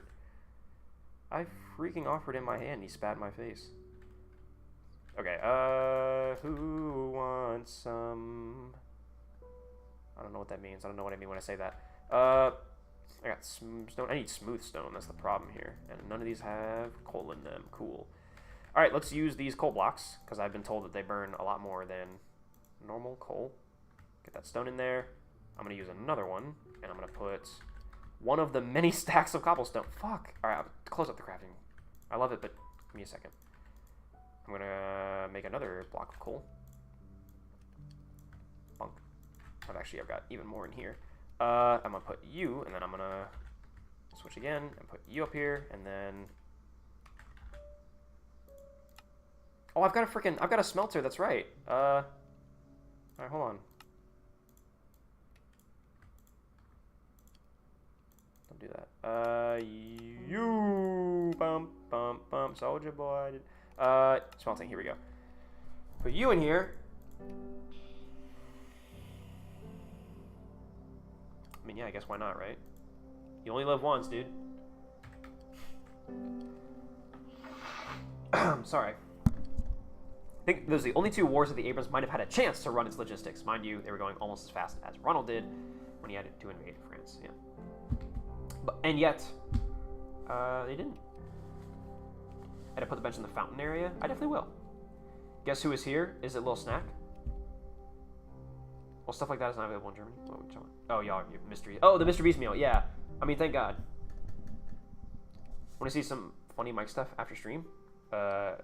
Some funny Minecraft stuff after stream. I'm probably gonna get. You can DM me stuff, but there's no chance I'll respond right away. I got work, dude. Comrade Clumsy, I got shit to do.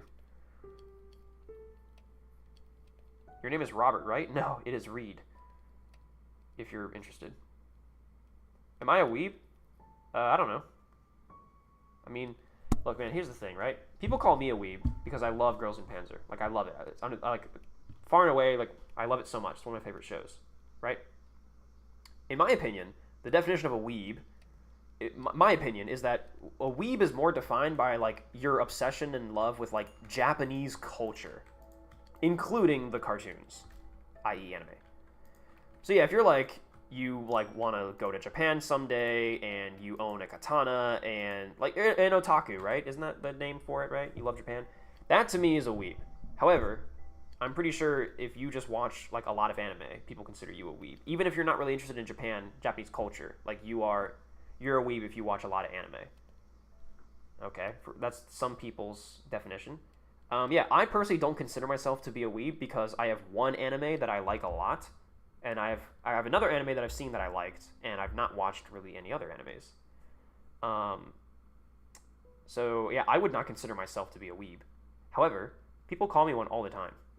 And I don't care, because what people call me doesn't mean jack shit. Because I know what I am, I know what I like, I know who I am, and I know that I don't know, I'm just a fucking guy who likes girls in Panzer a lot. Whether I'm a weeb or not in anybody's eyes, sure, that's fine. If you think I am, then I am. So, Lamborghini Gamer, are you a weeb? I would say potentially maybe, because you like a lot of other animes. But some people, I always say that some people will call you a weeb because you seem to watch a lot of different animes. But I think your problem, Lamborghini Enjoyer, is that you take that so offense, that you take such offense to it. Not gonna lie, man. Like I think your biggest problem is that like you react to it, you respond to it. People call you a weeb and you respond in all caps. Fuck you, like motherfucker. No, I'm not. No, I'm not. And you realize how bad it makes you look, right? Like it makes you look so guilty. It makes you look so much worse. And then you go out and I see you in the chat and you're like, oh yeah, I'm watching Evangelion or whatever. And it's like, oh, so you're watching more anime, like different animes? You kind of had an excuse there, the same one I do, which is I only watch Gup, I only like Gup, so I'm not a weeb. You kind of had that excuse for a while, but now I feel like you don't. Again, I'm not saying that you are a weeb. I don't care, and I don't think what I'm saying is that I don't think you should either. I think if someone calls you a weeb, I think that should be not important to you. But also, I don't know who you are or what is important to you, so. A single piece of coal will smelt 8 items. Yes, I did know that. A block of coal is 9 pieces of coal, so a block of coal can smelt 72 items. Well, yeah, but what I heard is that, okay, what smelts more? 8 pieces of coal? Or sorry, 9 pieces of coal or a block of coal? Like, if I were to put, actually, I guess, hold on, we can run this test right now.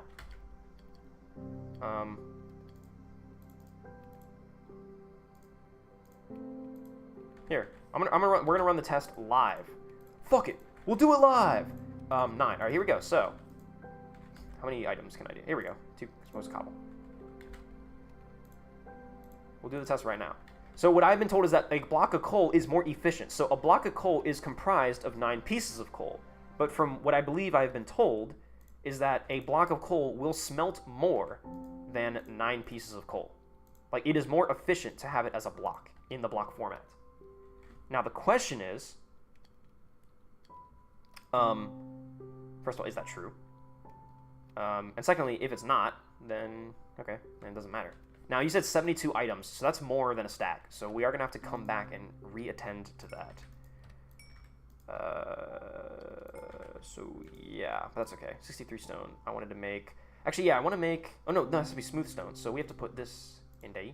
Yeah, keep that fuel. Keep that going. The smooth stone is what I want. And yeah, I want to make... Yes, like some pillars would be sick. Columns. Yeah. I want to make... Oops, sorry, not like that. So I would want to make like an entranceway that kind of comes like, I don't know, like this maybe?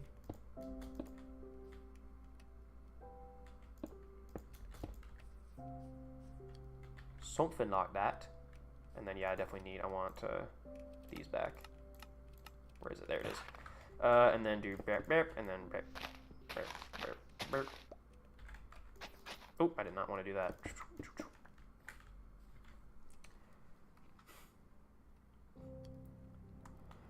Yeah, I'm getting a lot of definitions. Otaku just means giga nerd. Okay.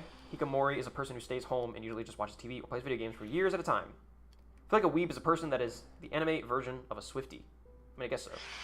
Who's obsessively obsessed with Japanese culture, particularly anime and manga. So I don't think you are one by definition. Yeah, see? So again, my definition is my definition is more so of like, I would consider you a weeb if you think all anime is better than like Western cartoons, you know? Like if you're like, I think anime, like, give me any anime under the sun, and it's better than any Western cartoon under the sun.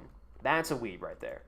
Even if you're like, I don't care to visit Japan, I don't own a katana, like, Japanese culture is like, whatever, take it or leave it. But yeah, I think, yeah, definitely the obsession with anime specifically is probably a factor, definitely a factor. And yeah, I think if you say, like, oh yeah, like, anime is superior to, like, Japanese cartoons are better than Western cartoons, which is weird because Japan is part of the West, but I guess maybe not. Then I would consider that person to be like on the extreme end of the weeb. Extreme end of, like, I would definitely put that person in the category of a weeb. But again, that's an extreme, you know. It's 80 when in block form. You need to reattend all of them. Yeah, I'll reattend all of them. So far, so good. So yeah, you say it's 80 from a block. So then, yeah. So we should see more smelted from the block. So that was my concern, or that was my question. Because yeah, the whole point of this was I was taking the blocks and separating them into the individuals when I was doing smelting. And the whole point was somebody came back and was like, oh, that's actually less efficient. Like, you shouldn't do that. And so, but now, now I know. So yeah, keep making stone. Keep making smooth stone. I don't know why I'm smelting cobble with all this. I should have been smelting stone with all this, because that's what I need. I need smooth. I have all this smelting cobble, all this smelting stone. Or sorry. Yeah, no, I have all this smelting cobble, all of this. And I only have this one little guy smelting stone. So I need more stone smelters. As long as I'm not messing with our little experiments, which is these two. So yeah, those two. All right, hold on. Get rid of all this. Get rid of all this. You guys should both be smelting stone, because this is cobblestone production right now, and we're doing our little experiment. And this is stone, so stone to smooth stone, and also so is this. So yeah, there we go. Now we're producing smooth stone at a much faster rate. I'm stupid. Where quartz? Yeah, we should go to the nether and get quartz. I don't think we should do that this stream. I think we should just get rolling. Either way, you're smelting over a stack of items, so you can't leave it unattended. You're just going to waste the coal. Yes. Which does kind of suck. I think that's another reason why, well, that's the reason why maybe I personally would be separating it, was because, oh shit, maybe I shouldn't have taken that. Oh crap, I didn't mean to take that out. I shouldn't have done that. Although, well, I guess we'll just know by how much is left over, not by how much is in here. Because it's going to hit a stack and then we can't do anything, so. Okay, yeah, we'll just see. So far it seems like both are pretty even. Oh. Ooh, look. This dropped a level down before this did. Although, to be fair, I think I put this on the stove first. So far, it seems like the block is indeed winning. And yeah, it seems like I've been told that like 6 times by Cognitive Clumsy. I'm inclined to believe him at this point. Anyway, let's put some more of this down here. And then, yeah, I want to do like fencing here. So, oh, that's why I was wondering. I was like, why did I bring the freaking wood out here? Because, yes, I wanted to make... I want to do that. Oh, wow. Wait. This has no meaning because it's burning multiple pieces of coal. The chat's coming in. I know. You guys are going to correct me on that. Yes, I'm stupid. Yes, that's because we're burning multiple pieces of coal instead of one big thing. Yes. Japan considers itself as the most Eastern nation? Well, like, physically or culturally? Because nowadays, those seem to be two different things. Okay, let's go ahead and add some more cobblestone to these. New viewer in chat, say hi. I did not want to do that, fuck. Fine, whatever. Actually, I think I should just get this. Yeah, I'm gonna take this out. How about that? And then just however much we smelt with that is however much we smelt. All right, add more cobble to this. Add more cobble to that. There we go. And yeah, we'll just see which one runs out of steam first, basically. Like, we're just gonna go till it runs. There's not gonna be like, I'm not gonna try to do counting. I just want to know if it's more efficient or not. We're gonna take this immediately. Boom. And then the smooth stone and divvy it up. I'm just gonna cook all this until I just can't anymore. Until all the flames die out. Don't let the flame die out! Plankton in SpongeBob. Okay, yeah, I want to build a fence. God damn it. Build little fences. So, boop. Does that keep smelting while I've got the crafting? Oh yeah, that's so cool. That's so awesome. Okay, I need sticks. Sticks. I think fence is what? The sticks here and then the planks here? Yes. I'll take 12. Actually, fuck it. Yeah, use up all my planks. Let's go. Let's go! And then I'll put you back in here. Sticks down here. Put the slabs, I guess. Actually, no, I'll keep those. Alright. Damn it. Close that shit. Okay. Whew. Okay, yeah, I wanted to build... So I'm going to build, like, a fence that goes all the way around. And, yeah, I think, like, here I wanted to do, like, I don't know, something kind of fancy, but I don't know. That doesn't look good. Actually, no, I want to do it like this way, because that way I don't want to interfere with my crops. And then do like that. That kind of looks like shit. Do like that. That's not too bad. And then do, like... Kind of cool if I did,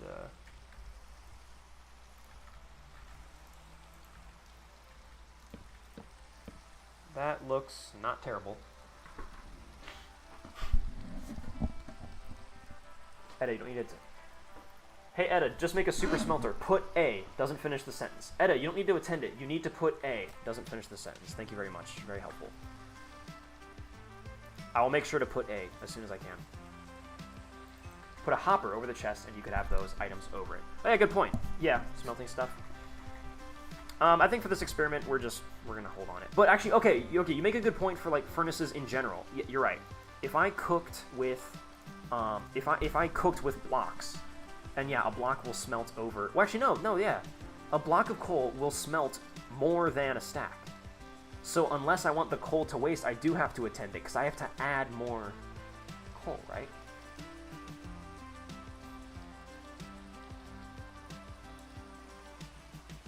Mods you're using is just create. It is the Create Perfect World mod pack, so it's a couple mods.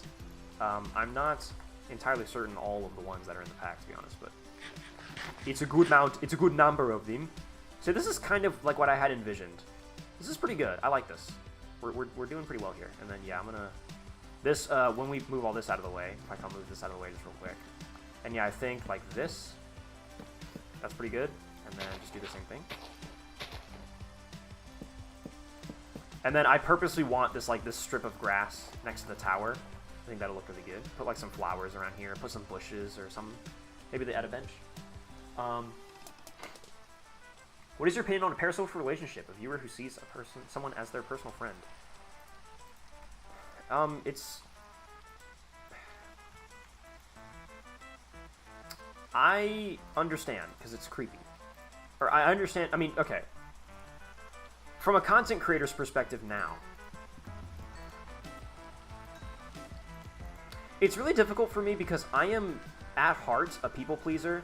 I am, at heart, someone who wants to make friends. Like, believe it or not, like, Ludwig obviously made his famous video of, I am not your friend and I don't want to be your friend. That kind of thing.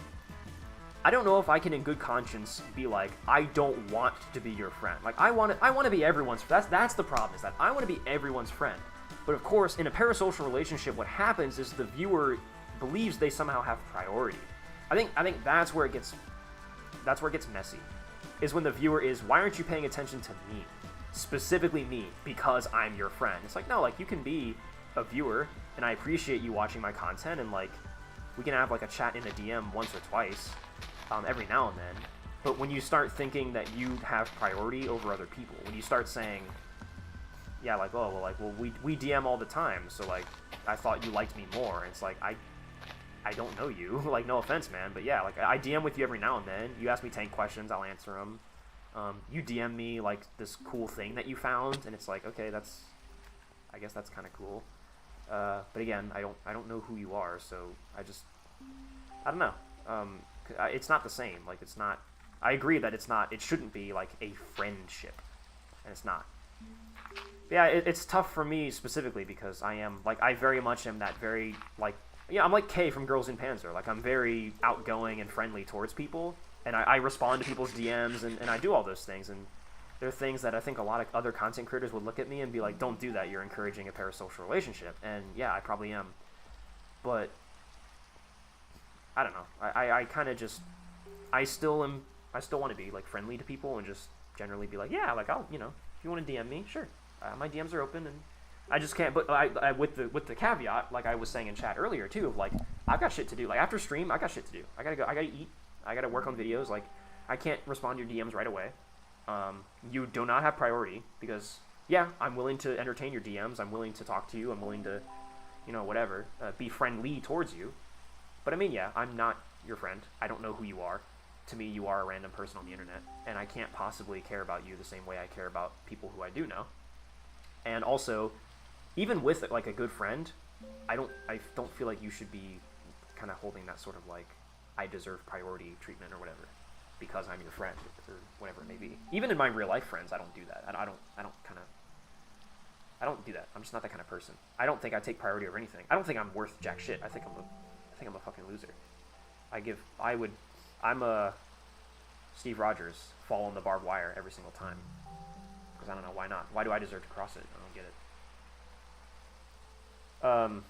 So yeah, I don't get why. That's the point. That's the part to me when I interact with people in DMs and whatnot. That's the part where I start shutting things down. Is again when they're like, they get very like attention grabby, and they start being like, hey, like didn't like, notice you didn't reply to my DM, like haha, like just wondering. And it's like, dude, I'm not your boyfriend.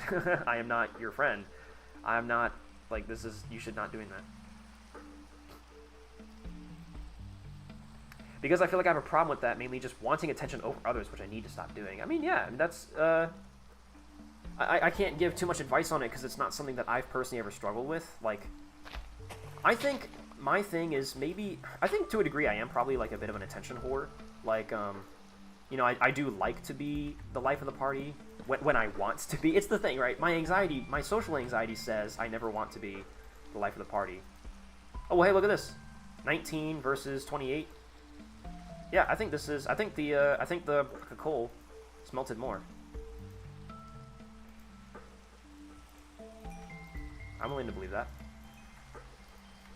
I'm sure somebody was screaming like, "Check the coal! Check the coal! Check the coal!" Look, I'll believe it. I will smelt with blocks from now on. That seems like a good idea. In fact, it's such a good idea. Jesus Christ, buddy. That guy scared the hell out of me. In fact, it's such a good idea that I will do it again with this and with that. For stone. Yeah, anyway, sorry. Yeah, I feel like I'm a bit of attention whore. I think it's just, I mean, if you're a YouTuber slash streamer, you're an attention whore. Yeah, I definitely feel like, you know, I like to be the life of the party. I like to get people's attention. I like to think that it's not out of any sort of insecurity. Like, I like to think that a therapist would crack me open and be like, no, you're mentally okay. It's not because you were like neglected as a child. You're just naturally a loud and boisterous person. Like, it's not like you have attention issues. But sometimes it feels like I do. But then also, like, yeah, I've never put myself over someone else. I never felt like I deserve attention more so than someone else. That has never crossed my mind. I've been in a situation where, like, I really want to make a joke right now and I want people to laugh, and then I'll, you know, maybe there's like a small conversation going and I'll talk over it so that I can deliver my joke, and then people laugh and then I feel good. But I'm not like a, yeah, I don't know. I don't know if I have that same, the way you described it, which is wanting attention over others. I don't think I've ever consciously had that thought. I say consciously, maybe subconsciously. Again, a therapist could probably crack me open, but I don't consider myself to be like that. But, I mean, I get it. Like, I've seen it, and I can try to empathize with it, with what I have experienced. Which is, yeah, wanting to be life of the party, or wanting to be the guy that everyone can look at and be like, dude, that guy's cool, you know? That's all I've ever wanted to be. That's all I've ever wanted to be in my life, is just a guy that people can look at and just be like, that guy is fun, he's cool, he's dependable, and he's a good friend. I mean, like, that's all I've ever wanted in my life. Anything else just I don't really care. I just want people to see me as somebody who is, just fun to be around. That's always been, that's it. Honestly, that's it. I'll say, like, what's Nomad Prod, my Canadian friend, my friend from Canada. He was doing a live stream. Actually, him and I were going to stream Minecraft. You can go back on his channel, you can find this. Him and I were going to stream Minecraft, and before the stream, obviously, like, he was on his stream, I was on mine, and we both, like, said hi to each other quickly before we, like, muted and then addressed our individual chats and then got ready to play Minecraft. And yeah, like, I kind of was talking to him through chats and stuff, and then we said our highs, and then we kind of muted, and I said my things, I did my intro, and then we played Minecraft. I went back and rewatched his VOD, Nomad's VOD, and in his VOD, after he, like, hangs up, and, you know, or not hangs up, after he mutes and then goes to, like, alright guys, we're gonna open the game, he says, God, Eta is such a good fucking guy. Like, I absolutely love this guy. He's like, if you guys haven't subbed to him, you should, because he's absolutely an amazing person, and I can't wait for him to come here to Canada. And, like, just to hear someone else say, like, he's an amazing guy, like, he's just a fun guy to be around. That, like, literally, like, just sitting there watching that VOD, like, almost brought me to tears. No other, like, compliment. I don't care. I just want to be someone who's like, hey, I hung out with that guy, I got to meet that guy, whatever, like, that, he's just a cool dude. He's just a nice, relatable, He's just a cool guy, and I want to hang out with him. He seems like a nice dude. That's all I've ever wanted out of my life. When I carry myself as a human being every single day, I carry myself under that standard, that I can be just a cool guy, that people think is cool and neat and interesting and fun to be around. And of course, in doing so, I try to make a lot of friends. And so yeah, on the internet, as a streamer, as a personality, that can probably get dicey. And especially situations like right now, where being very open on stream, that can be really, really, I mean, that can, the viewer feels like they have this connection. I mean, specifically to me, because I'm literally telling you so much about my life and what I value and who I am. From a one-way street, you guys are learning a lot about me, and you guys are getting that connection of like, I feel like I know this guy. I feel like I can relate to him. I feel like all that. But on the other side, I'm staring at a wall of text right now. Like, I don't know who any of you are. I'm sorry, and that's very, unfortunately, that's very blunt. But I need not to influence how streams go in the future or order others around. Best here is a good way that only message once every minute unless you're confusing conversation or shut for a while. I don't need to call Eta a friend. He is acquainted. He is an acquaintance? Sure, I'll accept an acquaintance. Yeah, I feel like with smaller streamers, it's just that because they answer comments more and hold short conversations, people think they are more in a friendly relationship with the streamer. Yeah, definitely. I mean, yeah, that's also a huge part of it. And of course, like, I really try to be active in the Discord, again, active in DMs. And I mean, I learned through doing that, I have learned how much people really value that sort of thing. Like, I had no idea how important it was. For me, it was just a simple, like, courtesy of, like, yeah, like, I've got a YouTube channel. Why do I not want to interact with my fans? Like, is that not, is that not half the reason?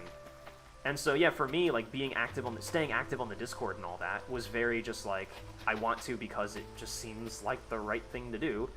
And then, of course, all these people in the Discord are like, it's so crazy how active you are. Like, most YouTubers are not this active on the server. Most YouTubers don't seem to care this much about the community. Like, I didn't realize how much fans, valued that kind of thing until I just got all these people saying, holy crap, wow, like, you're actually in the Discord. Like, you actually are in the Discord and you talk to people. Like, that's crazy.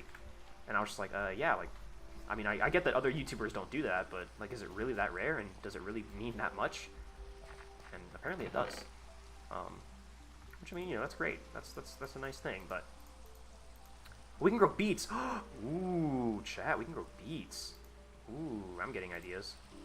I'm gonna eat this apple. I can't eat this apple. I don't have enough hunger bars. Fuck. What do I do? I'll put the cocoa beans away. We'll come back for the cocoa beans. I will come back for the beans at a later date. But then, yeah, like, as I've grown larger, I've tried to stay on top of that. Because I do think that's just something it's something that I just do. I still, to this day, enjoy doing. I mean, it's just not, it's like, it's pretty cut and dry. Like, I do it because it's fun. I wouldn't do it if I didn't like it. So, and yeah, as I've grown larger, I've tried to keep up with that. Of, like, being responsive. Again, responsive in DMs, and also, again, like, staying active on the Discord and all that fun stuff. And so, yeah, I think it also, that, again, fosters for people to be like, yeah, they feel like they know me and stuff. But to a degree you do, because, like, I do, I mean, like I just admitted, like, I say a lot about myself on stream. Like, you guys do, it's a one-way door. Like, you guys know a lot about me, and I don't know anything about a lot of you. And I think, rather cruelly sometimes, I think, or I say, alright, let me rephrase, but sometimes people then try to make up with it by telling me a lot about them in, say, a DM. Like, look at this model kit I just made, or look at this thing I just did, or isn't this cool? And sometimes it is like, oh wow, like, that is a genuinely really cool thing, and, like, you should be proud of that. Like, good job, dude. And other times it's like, I can kind of tell they're doing it because they're trying to be like, hey, like, I want you to get interested in what I'm doing, and I want you to be interested in me. And it's like, I don't really, like, sorry, but I'm not really, I don't want to go, what am I doing? Yeah, there we go. I'm not really interested in, like, doing that so much, so to speak. It feels tough because it feels like I pick and choose, It feels like a beggar can't be chooser situation, Where I can't just, like, be the way that I am, and then when other people want to share their lives with me, like, I can't share my life with so many others. And then when other people want to share their lives with me, I go, like, I don't care, I don't know who you are.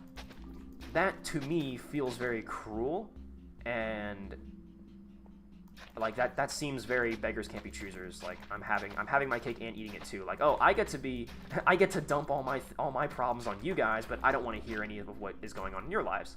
So I do try to, like, when some people, again, depending on how interesting the thing is, sometimes when people DM me, I do try to be like, oh, that's cool, and keep up with them a little bit. But yeah, in general, I do kind of feel it's a very odd gray area that I do think I still struggle to navigate right now as an internet personality, as a content creator, that sort of trying to stay fair. And yeah, this wheat field is going to be massive. Look at all these seeds that we have. It's going to extend not just there, but also, like I said, I want to get this path to come out here. And then I think I want the path to end here, and then this is just a giant wheat field. Like, I don't want the path to turn again and go in. I just want this to just be, like, wheat everywhere. And we will get water. I'm sure some of you can put water in the farm. Yes. I was about to say, I'm sure there's going to be messages. Yes, I'm gonna plant the crops first, and then I'm gonna sort of find spots for the water, because I want to fill it in nicely. I want it to be even. I don't want to do it off the water. Correct me if I'm wrong. Somebody in chat knows this for sure. Exactly how many blocks that the water influences. It'll make fertile, right? Fertilize. How many blocks? Like how in the middle should I put it? I mean, obviously in the middle, but because I got to figure out for some of these bigger plots of land, I got to figure it out a bit more precisely than that. 6, I think, 7, 5 by 5. I have heard 3 totally different answers. I've heard 6, 7, and 5, and I just now heard 4. So, all right, this will be fun. If I ever ask you anything, say anything, or send anything, I do it under the pretense that you are acquainted and not a friend. Put that in the role on someone who wouldn't want it. Yeah, sure. Seems fair. Eta is just a guy that likes tanks and is willing to answer questions as long as you don't think you know him. Sure. I would say that best, yeah. Is fountain going to lead under the crops or something to water them? That's a really... I was not planning on that, but that's a really good idea. But, yeah, I guess I don't really know the point of that if we're just going to put water... Because I want the water to be visible, I feel like. Maybe. Yeah, I do. The water will, though, I'll try to build... When we carve all this out and make the river that runs through, I will carve out an area to where water can flow underneath all this, and I will make it look as though the water from the river is flowing in here and feeding the fountain. I think that would be cool. 4 blocks in every direction. It was 4? Oh, nice. All right, Carmine Clumsy got it right. Woohoo.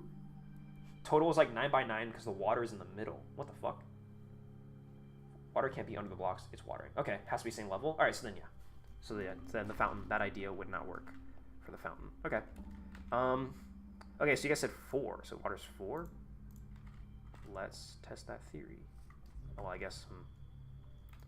Let's just farm all this. Oh, there goes that hoe. All right, fine. I guess I'll make an iron hoe. I don't have any iron on me, so I guess I'll make another stone hoe. I'm gonna need to make like 4 of these, aren't I? Oh, my smelting is done. Yay, I have so much stone. Okay, so crafting, bonk, bonk, and then bonk, bonk. Okay.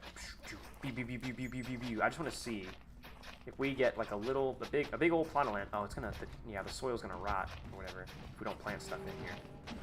Well, I don't have enough potatoes. What the hell is this? Minecraft. What the fuck are you doing, dude? Okay, water. So you guys say, yeah, 4. It's like 1, 2, 3, 4. So I guess we'll do this and see how that goes.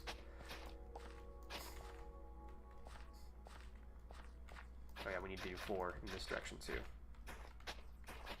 I'm just gonna stay on top of this and just keep this all fertile, and then we'll just see how far the water spreads.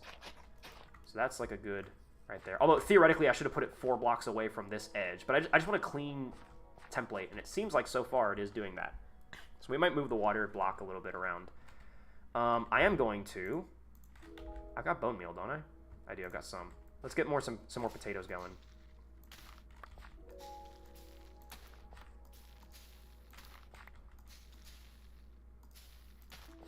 There we go. Because I want to be able to. I want to expand this. Get this going bigger, bigger and bigger.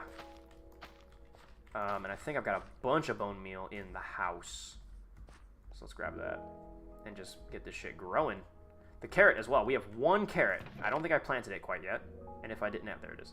And I was about to say, if I did, then why? But here we go. Let's get all this bone meal. So much bone meal. 4 blocks around the water, so you put a single block of water, it's 5x5. 4 left, 4 up, 4 right, 4 down. 1 in the middle, 5x5 area. Basic math, what the hell? And does Irish side count? My Irish side.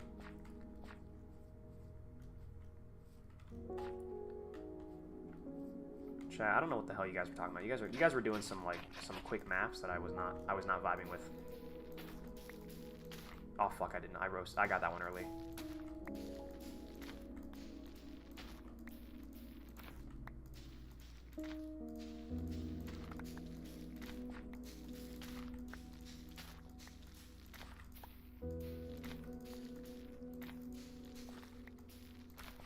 I don't know how many that was, but okay. Potato. See, I need to be quicker on this because, yeah, I see. If I'm not quick, then yeah, I can't plant potatoes. Because I have to re-hoe the ground, and that wastes durability on the hoe, so yeah, I'm not being very efficient, but when am I ever efficient? Look at that, wow. Expansion!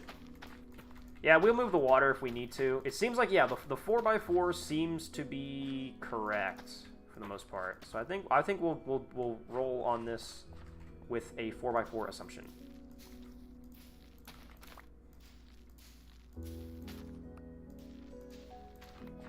Man, sometimes the bone meal does it in 2, and sometimes it does it in 3. Very odd. I suppose that's the way the cookie crumbles.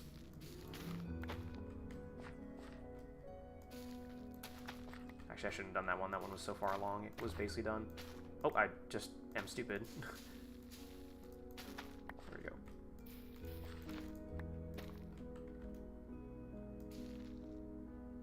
Okay, that's gonna have to do for now.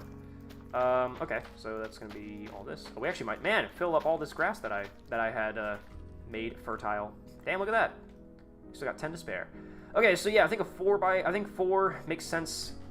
So I think I'm gonna keep this, just to keep everything in line. I'm gonna keep this 4 blocks away from the edge from here. So I'm just gonna move this. I think, yeah, 1, 2, 3, 4. See, it's just not catching this. So we need to move it 1 block to the left. So that is fine. We will do that. And then put the dirt back. Hoe it, and then plant it. So that'll fertilize all this. And then, yeah, 1, 2, 3, 4. Honestly, 1, 2, 3, 4. If we did it here, 1, 2, 3, 4, 5, but we could catch that with another one, with another bucket. I don't have an infinite water source nearby, which is a freaking crime. I mean, it's kind of nearby. I should move it. Actually, hey, the fountain, right? That's a good spot. Before we build the fountain, I'm just gonna dig this out and make a infinite water source, just so I can pull from it for the farm while we're doing all this, while we are building, while we are constructing. Dude, we've almost been streaming for 5 hours. Holy sheesh! It's a Minecraft stream for the ages, gentlemen and ladies, whatever ladies might be watching. There we go. And then I almost ate that carrot. That would have been bad. I need food. Oh my god, I literally thought this was a song from Girls in Pants. It actually sounded so similar. By the way, you need the beetroot seed, not the beetroot itself. Oh, okay. It's 3 a.m. My brain is gone. Go to sleep, Necro.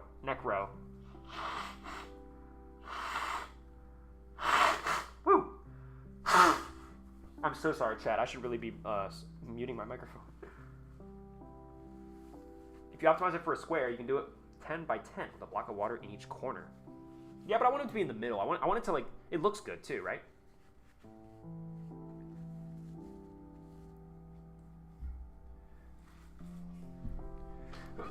Oh god. This is looking good. Thank you. I forget it's modded. Thank you. Good morning. Thank you. Good morning, Wictor. I'm so sorry that I butchered your name. Can you show us your YouTube analytics? I can tell you about some of the performance of my latest videos. I don't know about, like, analytics. Oh, hey, can you do a thing that I think you can do? I don't know why I said you in such a weird way. If I do this, they have, like, waterlogged blocks now, right? Yeah. So now we can put this up and then... Oh, this is so cute, Chad. Look, this is going to be so good. Oh, my God, I'm so excited. Oh, yee, I'm so excited. This is going to be so cute. Wait, Chad. This is going to be perfect. Oh, my God, I'm so hyped. I'm so excited. This is going to be adorable. I told you guys I'm like a girl when I play Minecraft. Okay. I didn't... You know what? Sure, why not? I can turn him back into... Ooh, Jesus. Why not? I can turn him back into ingots if I so desire. You may have asked, why the hell did I just do that? Well, if you know anything, then you probably know exactly why I just did that. God, I wish my freaking torches would stack! Okay. Cobblestone. Put that shit back in here. Get the torches back. Okay, actually, the torches are exactly what I need right now. Because... Yeah. Dude, all that for 8 lanterns? Really? Wow, man. An entire stack of nuggets for 8 lanterns? Fucking hell. Wow. Those things are not cost efficient, are they? Well, they look really cool, so... Chad, this is gonna be so cute. I'm so excited for this. It's a Polish name. W Poland. We are Poland lovers on this channel. Generally speaking. Oh! It's so beautiful! It's pretty! It looks so good. Oh, I want it to be the same height. No. Wait, no, I've got a crafting table. What am I doing? I have a crafting table in my backpack. Actually, I have a bunch of sticks already, but I need planks. That's what I need. So, yeah. This is... What the fuck did I just do? How did I do that? Put that in here, and then yeah. So then do some of this, and do some of this, and then do some of this. Yeah. Put that back here. Put this in here. Put that dirt in here. I don't know what that's about. Oh, I was so scared I was gonna ruin that. Okay, and then put this up top here.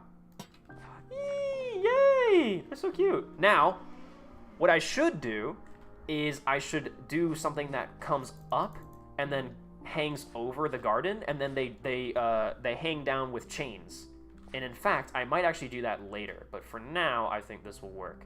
Okay, so from here, we're gonna do 1, 2, 3, 4. 1, 2, 3, 4. That, okay, yeah, that'll be fine. Yep, damn it. No. This is why I need the freaking fence. Oh god, please don't destroy it. No! You bastard! Fuck, dude. Alright, oh man, there's another freaking guy.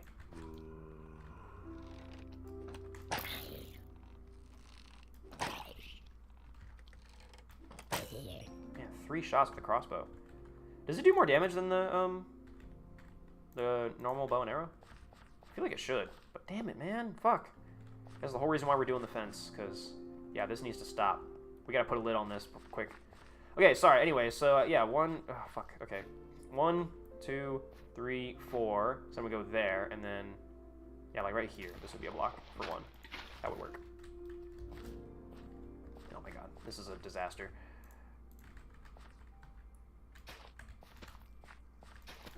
There we go. That's gonna work. And then you, bonk, bonk, bonk. For now, again, temporary measures, but yeah, I think it'll be cooler to do a dangle over the garden later on in life. But let me sleep. No. Use dark oak stairs if you want to use waterlogged stuff, so you don't rise up when you walk over it. I'll be okay. I'm not gonna walk over this. It's in the water, so it should be fine.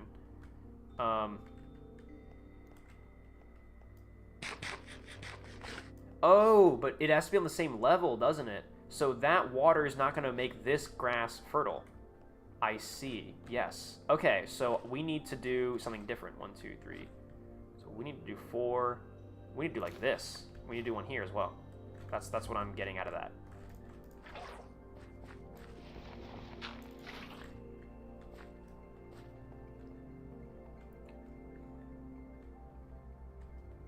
So in that case, yeah, we need to restart right here. So I should have just grabbed this water again. Grab this out, grab this out, grab this out, and we'll move it to that block in a second. First, get these out of my way. Put that back up. And then, yeah, so 1, 2, 3, 4, which is 3 away from the edge. That's perfect. And then 1, 2, we're still the correct distance from there, so this should work. And then put you in here, and then put you in here. God damn you, Mr. Zombie. God damn you. Hold on, let me destroy this. Let me grab it. Let me grab it. Thank you. All right, come over here, bitch. Come here, bitch. Now you're in my domain now. Can't miss the rest of the stream, guys. This is some random dude on the internet playing Minecraft. You guys have way more important things to do, such as sleeping.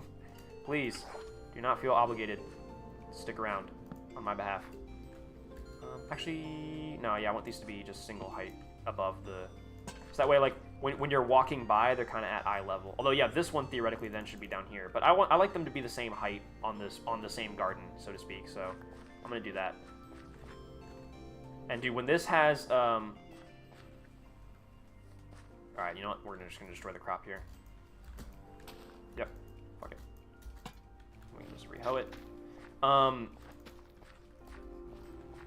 When this is all grown wheat, it's gonna look so beautiful. Well, it's not the weekend for nothing, right? True.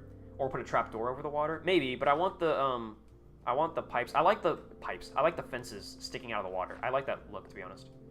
I might change it up, but I like it. I really do.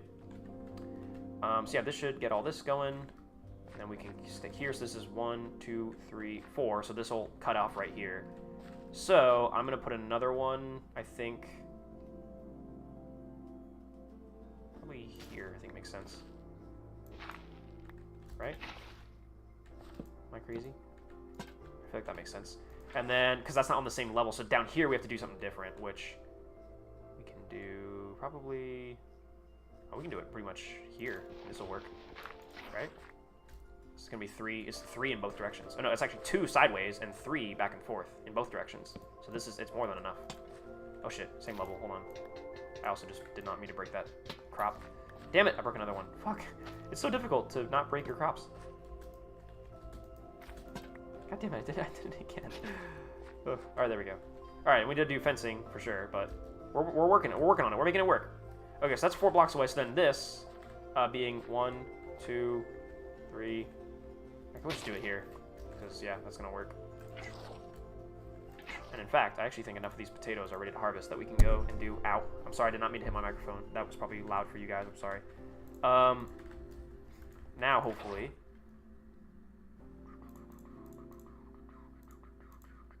we can go more.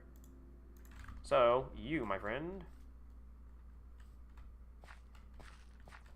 Okay, you're mature. I guess I'll get you. Not many of you are there. That's okay. I still got 15 of these things. Just plant some more. 2, 3, 4, 5.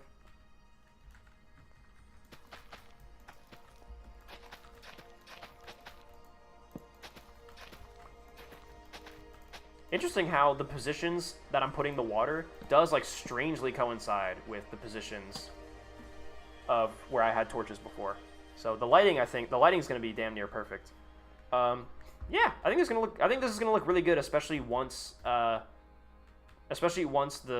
crops have grown and they look nicer.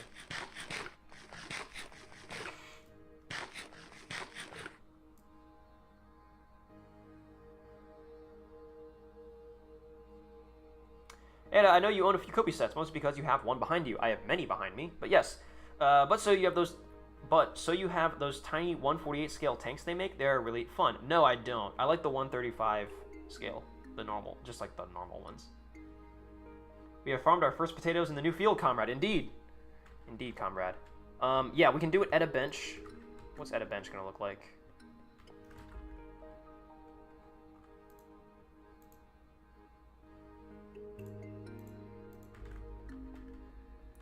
I think probably at a bench. There it is. Right here where the fountain's gonna be. So we're gonna end up actually destroying this and moving it when we put the fountain, when we build the proper fountain here. I think for now, we might have to call it here. Because right here is going to go the carrots. Like, that's potatoes, and this is carrots. I have 1 carrot. And I suppose, theoretically, I mean, you know, we can go for this, and we can just... Humble beginnings, chat. Humble beginnings. I will actually probably get the water just going, just to make it easy. So, how far is it? 4, so it's from here. So then we can do this, and then 1, 2, 3, 4, and then put it here. And then put this up to... yeah, that high. Cool. Just draw these torches, and we're gonna build a fence. We're gonna build a shit ton of fencing. We're just gonna go all the way around this. Yeah, that should get everything right. Because that's like 1, 2, 3, 4. That'll get all that. It'll get 2, 3, 4. It'll get all that, and then it's gonna cut off here. So we have to put another one down there. But it should get everything. 1, 2. 1, 2, 3, 4. Oh, it's not going to get that at the very tip. So you know what? Fine. I'll put another one over here. Also for lighting, I think it just makes sense. Put like a little one like right here. It'll definitely be enough. It's not like perfectly efficient, but it's good enough. Everything will get water. And then down here, we can do from here. So 1, 2, 3, 4. So it's going to be like there. Because that's also 1, 2, 3. We can put it here.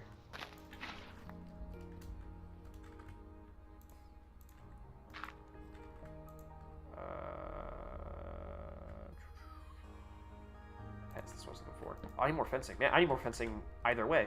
Man, I think I'm gonna need to get more wood. Fuck. Wow, that's actually oof.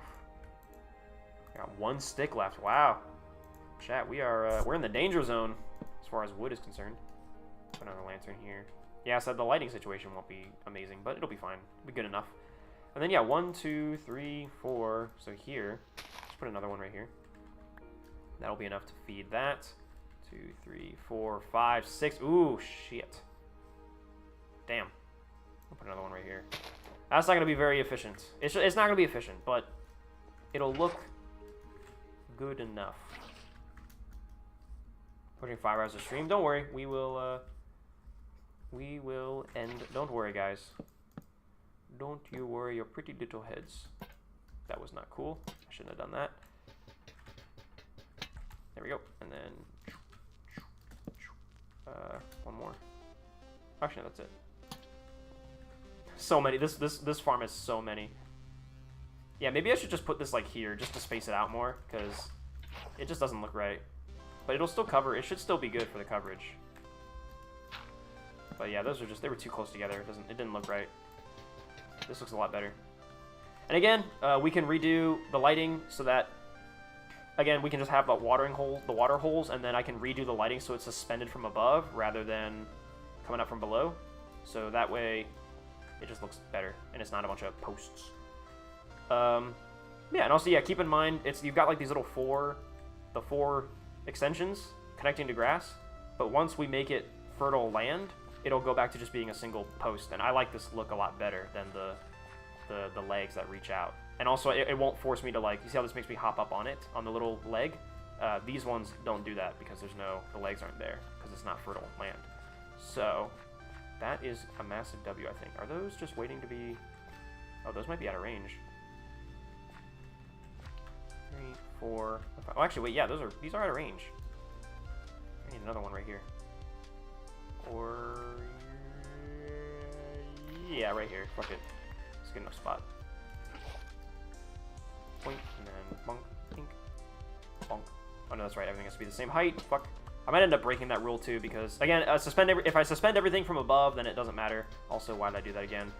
But right now, yeah, that rule is a bit silly, actually, because, although it looks a bit nicer, I think, for them all to be the same height here. Actually, yeah, it works. Fuck it. It looks good. Alright, well, hey chat. We have accomplished quite a few things on stream today. I'm gonna, actually...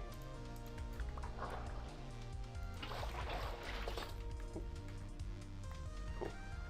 Well, chat, we have accomplished quite a few things on stream today. I'm going to move, actually. I'm gonna move the chest from, the farm chest. Actually, we need to build the fence. Maybe we should build the fence before we end stream today. God damn it. Why would it do that? Why would it do this to me? Okay, chest. Cool. Run. Run! I'm gonna put all this stuff, like, I don't know, man, where does it need to go? Like right here, just for now. I'll make it, I'll bring it in a second. Oh, wait. Put all the shit in here. Potato.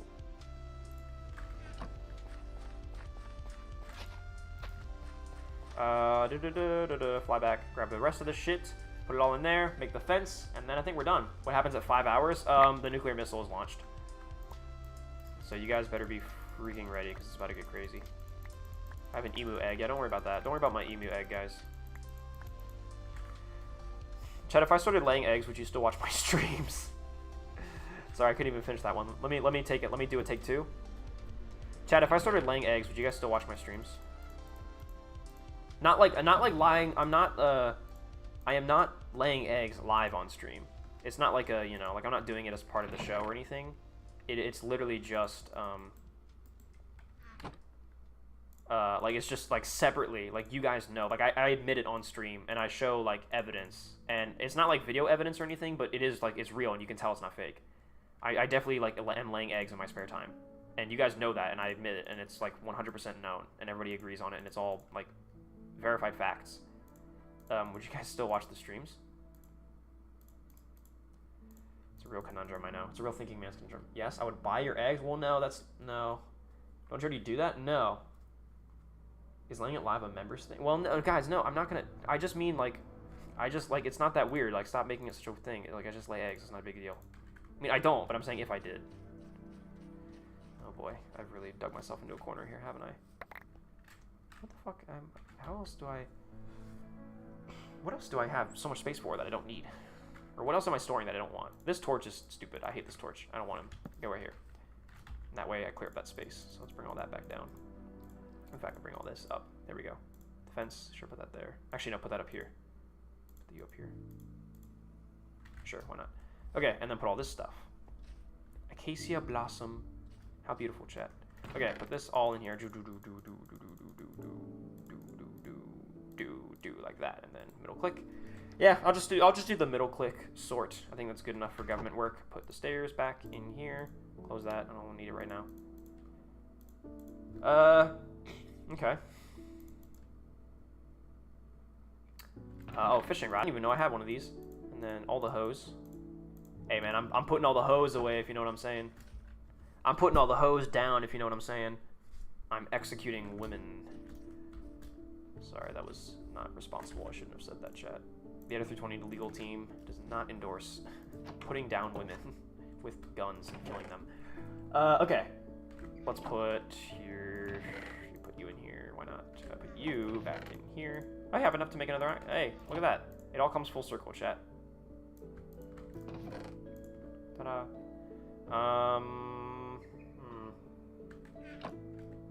Food. I ran out of food. I got so many cookies. I also have mutton chops, though. Those are pretty awesome. Oh, we got more potatoes! What the fuck? I'm gonna plant those. Might as well eat some of this stuff, I feel like the mutton chops. Now we'll eat cookies. I got so many cookies. I'm a little cookie boy. I'm a little cookie eater, chat. You missed the joke? I'm sorry, what? You're a lizard person, are you not? Well, no, not officially. And it's just asking if something he does is accepted over here. It's acceptable over here. As long as I don't see the eggs push out your anus, I don't care. It's not, I don't, that's not what I, okay guys. Wait, as long as you don't constantly describe your egg laying shenanigans live on stream. No, it's literally, yeah, I admit to it once, and you guys know that it's like true, like it's 100% true. I admit to it once, and you know for a fact I'm not lying. But then yeah, like I don't really ever mention it ever again.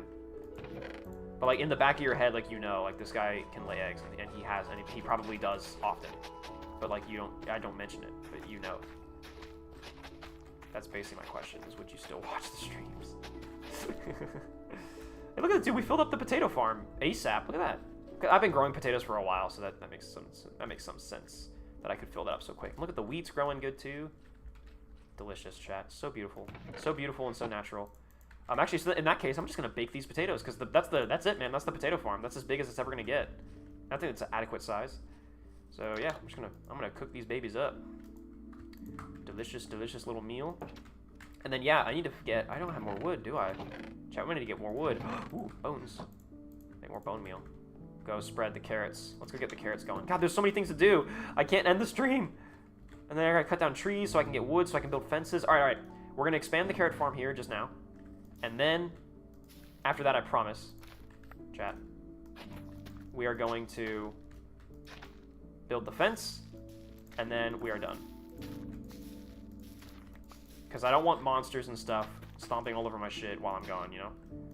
Although, to be fair, even when my farm was up there and totally exposed, monsters were not stepping. I wasn't coming out to find my crops had been stomped on, so maybe it's not as big of an issue as I think. Like, it seems like mobs can't stomp out your crops, or at least they don't.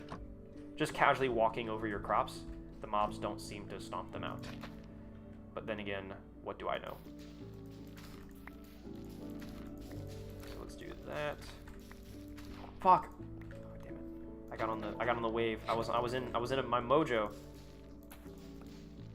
There we go. Okay, that's fine. And then put that back. Beep, boop. I'm actually gonna do this because I want to get rid of the posts on that. Still have so many more. Nice, okay, cool. So, the carrot farm is coming along very well. I'm gonna reset that just so everything's growing at the same time. I know that's weird, but it's fine. I promise I don't have OCD. Oh. And then we need to get wood and build a fence. And thank goodness I have a bunch of trees right here. It's 3:39 in the morning. Let me sleep. Okay. How about I'll give you another like 2 hours? How about that? 5 in the morning. That seems like good. That seems like a nice round off time to sleep. I'll plant that again. Plant this again. Sleep. And it has all them hose. I got all the hose, dude. I have all the hose. Oh yeah, 5 hours has officially been. Oh yeah, 5 hours was officially reached. The nukes were launched 6 minutes ago. So there's probably a few countries in Eastern Europe that don't exist anymore. The rest of the world will soon follow. This is not a threat, it is a promise. In fact, it's supposed, according to my calculations, it should have already happened. Womp womp. On national news. Oopsies, womp womp. Oopsies, nuclear detonation, it's over.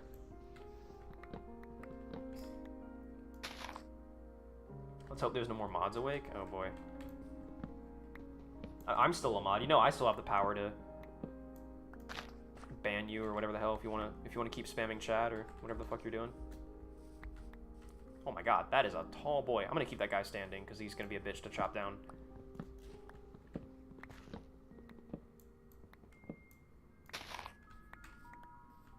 I feel like the drop rate for apples has increased. I feel like apples used to be very rare to drop from trees. And now I feel like they do. Pretty much every time I go tree chopping, I come home with at least like 5 or 6 apples. Like boom, look at that. I already ate one, so that's the third one I've caught because I ate one, and now I've got 2 more. I ate one because I ate one. You know what I'm saying, chat? All right, let's crack this open. Ew. I like to do a little spin when I chop down the trees, just to really nauseate myself and make me violently puke. It's my favorite pastime when I play Minecraft. Okay, put all the saplings. I don't know why I keep all these saplings in my pack, but okay. I'm gonna put all this in here. The wheat should be turned into bread, but alas, who cares? Okay, how do I make fences, you may ask? Well, it's actually quite simple. First of all, you turn all your stupid, useless fucking jungle logs into... That's not how that works, chat. Into sticks.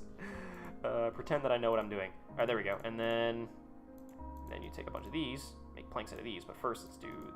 Actually, no, let's just get as much as we can. So, get you out of here. Bam. Oh my god, so many planks. So much. Do that, and do this, and then do this, and then do that, and then... 39? Man, these things are expensive. Fences require a lot of wood. It's crazy.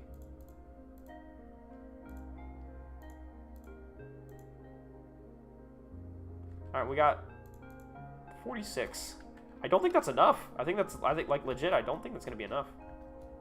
Now, this is like a way that they can step over this and jump over my fence, like mobs and stuff, but we'll just do this for now. It's gonna work, it'll be fine. I don't think we have enough. Or actually, we don't have enough. I can already tell we do not have enough. Alright, well, that's fine. Actually, well then, yeah, if I wanted to open all this up and just have a giant wheat field, then there'll always be just this big opening for mobs and shit to come through. Although I guess I could cut it off with a fence and just have a big, like, fence gate or something. Someone said they made a drawbridge with, like, the mods in this game, so maybe I could make some kind of, like, animated or machine door. There's 30 fences up there. I just now see those. I see those out of the corner of my eyes. The corner of my peepers. 30 more fences. Great. Creeper is okay. He's over there. He's not paying me any attention. Do this, do this, do this, and then do... Oh, look at this. This will be perfect. Look at that. 16. Whoa! Never mind. I almost made a massive mistake. Y'all Minecraft veterans probably caught that. You're like, Eta, don't do it. Don't do it, Eta. It's not the right craft. Don't do it. Fuck you. Fuck off. What do you want? Who do you think you are? Bitch. I eat your flesh. I hate you so much. You made me sick. You made me sick. I hate you so much that you make me sick. You make me sick just trying to... Even eating you makes me sick. There we go. Now we have way more fences than we ever needed. Although, I think we can still close this up. Yeah. Let's just close it up as it is. We'll come back and we'll fuck with it later. For now. This is fine. And look, I got a jetpack, so it doesn't even matter where the door is. I can just fly over this shit. But look at this. We have a functional farm. I suppose this actually might be an interesting conundrum as well.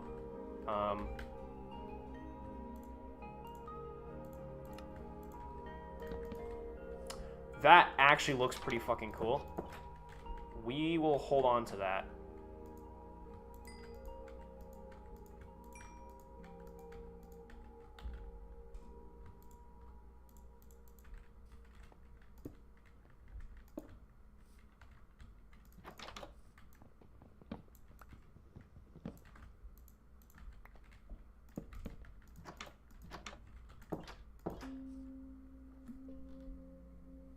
Not bad. There needs to be some stuff up here. I imagine there'll be like it'll arch over. Like, I'll build something. It'll look better, but not terrible. At 30 fences in your inventory. Thank you very much. You made 30 more. Thank you very much, Comrade Clumsy. Thank you guys, everybody. For Poland, it's 3:44 in the morning. That's weird because Poland shouldn't exist right now. I know I said Eastern Europe, but also like parts of Central Europe should be completely obliterated by my nuclear missile that I launched at exactly 5 hours into stream. I had it color coded. Color coded. Yeah, I had it color coded to go off at exactly 5 hours on the dot.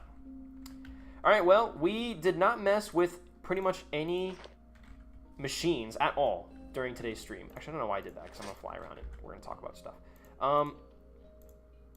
That's pretty much it. I mean, we're done. That's it for today. I think we made a good amount of progress. Let's actually, well, hey, we can check off. Bam. Boom. Look at that.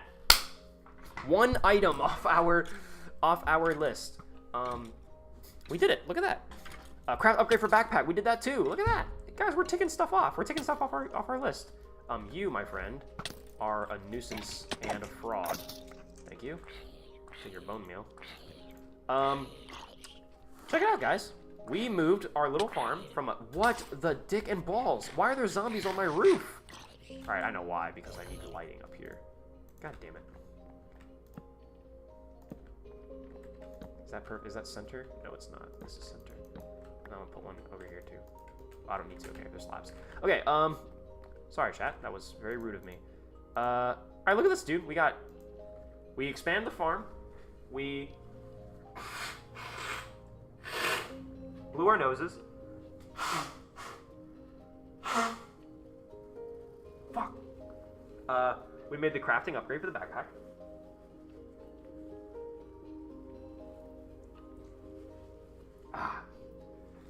Crafting upgrade for the backpack. And we moved and expanded the farm. And, look at that. We made quite a bit of progress here today. Pals, friendo. Not helping with the parasocial thing by calling you guys friends and pals, but you know how it is. The windmill. So yeah, we did not touch the windmill at all. We did not touch power generation at all. But we have gotten 2 of like the really needed things done. Eta bench. Eta bench is down there. Eta bench is right where the fountain is going to be. We're going to move Eta bench, but for now it's there. So you're going to have to be happy with that placement, bitch. We have not yet checked off terraform land because there's still, you can see there's a line right there. There's still that chunk to do. But we put a serious dent in the land terraforming. We got to do more, or we got to do all that around the tower because all that's got to be wheat fields. And then, yeah, even across the river, or across the cavern there, that's all got to turn, we got to make all that grass, man. So, yeah, but I think, obviously, step 1, I think, would be to terraform this chunk here. I think step 1, probably next stream, if we're so inclined, I think we're going to finish the terraforming of this little area here. Like, I think we should finish this area and then also all over there. So like this side of the chasm here, we should finish up terraforming all this side of the chasm, as it were. But yeah, I mean, right here, this is where my farm used to be. It used to be tiny and dumb and in just a very inconvenient spot. And now it is over here. And we've got a beautiful, we got a beautiful fountain that we're going to put here. I'm probably going to raise all the fencing higher and then have it go over top and have like a fencing cage go over it and dangle the lanterns down with chains. I think that'll look really nice. Let's expand the carrot farm just for a second here. But yeah, otherwise, like, damn it, I really thought that was gonna work.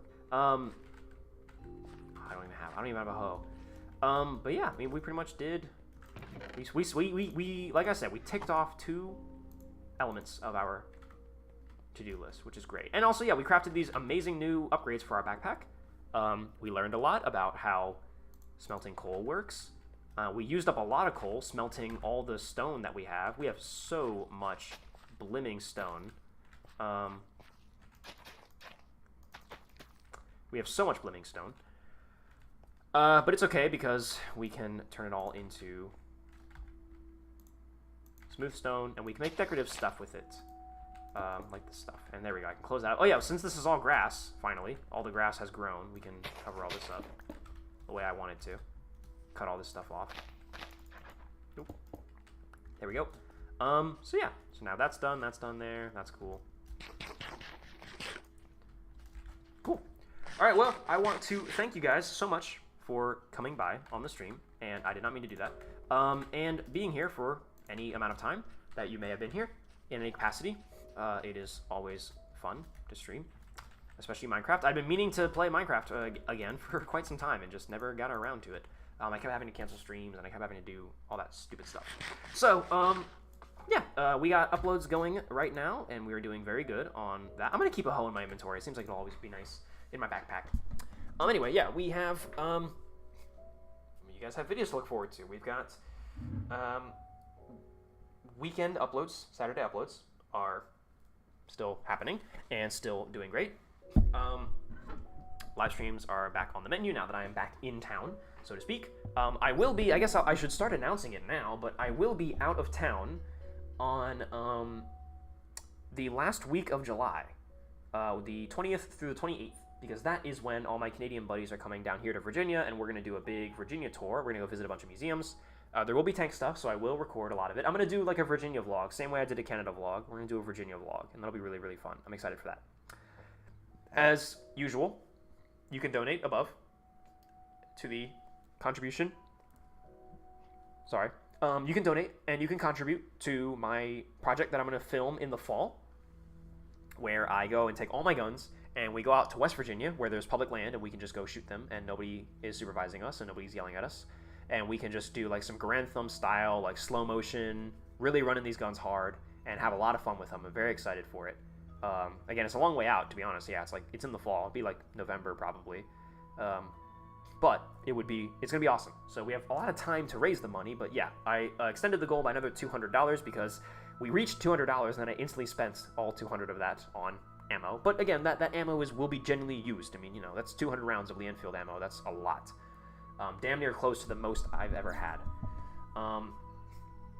Yeah, business as usual. Check out the new upload today if you haven't already. Oh yeah, somebody asked if I could show my YouTube analytics. I'm not gonna show them, but I will just quickly check out the.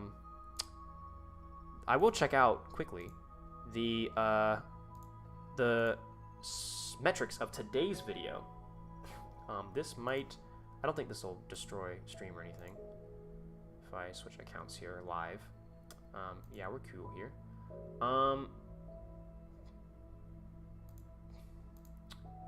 View your channel, YouTube Studio. Let's see how the new video is doing, guys. It is ranked by views 6 out of 10 in the first 10 hours and 25 minutes. It is currently at 2.9 thousand views in 10 hours, which is not great. It is in the back half of video performance. Again, 6 out of 10, so it's not great. View impressions is good. Views are average. The average view duration, oh, it's through the roof. Wow. Average view duration is 17 minutes and 42 seconds. Typical for me is anywhere between 10 minutes and 11 minutes. So 17 minutes, that's huge. That's massive. So today's vid, average viewer duration, so people are watching it for longer. And that's like a big green arrow on that. Impressions through click rate and views are just normal, but kind of on the lower end of normal. So yeah, it's not the best video since sliced bread, but it's also not tanking. It's not doing awful, but it's not doing great, which, you know, is to be expected. It was Star Wars. Take Enthusiast reacts, they either hit or they don't. I will say that it's getting a lot of comments. It's getting a lot of,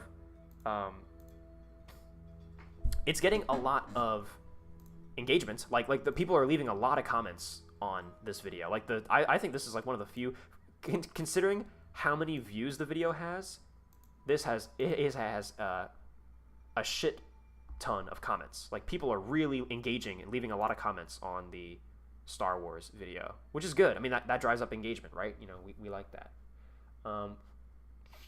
Actually, yeah, I should say, yeah, I should. That's a good question. I didn't put. That's a good point. Somebody asked. You might actually see that there's already the.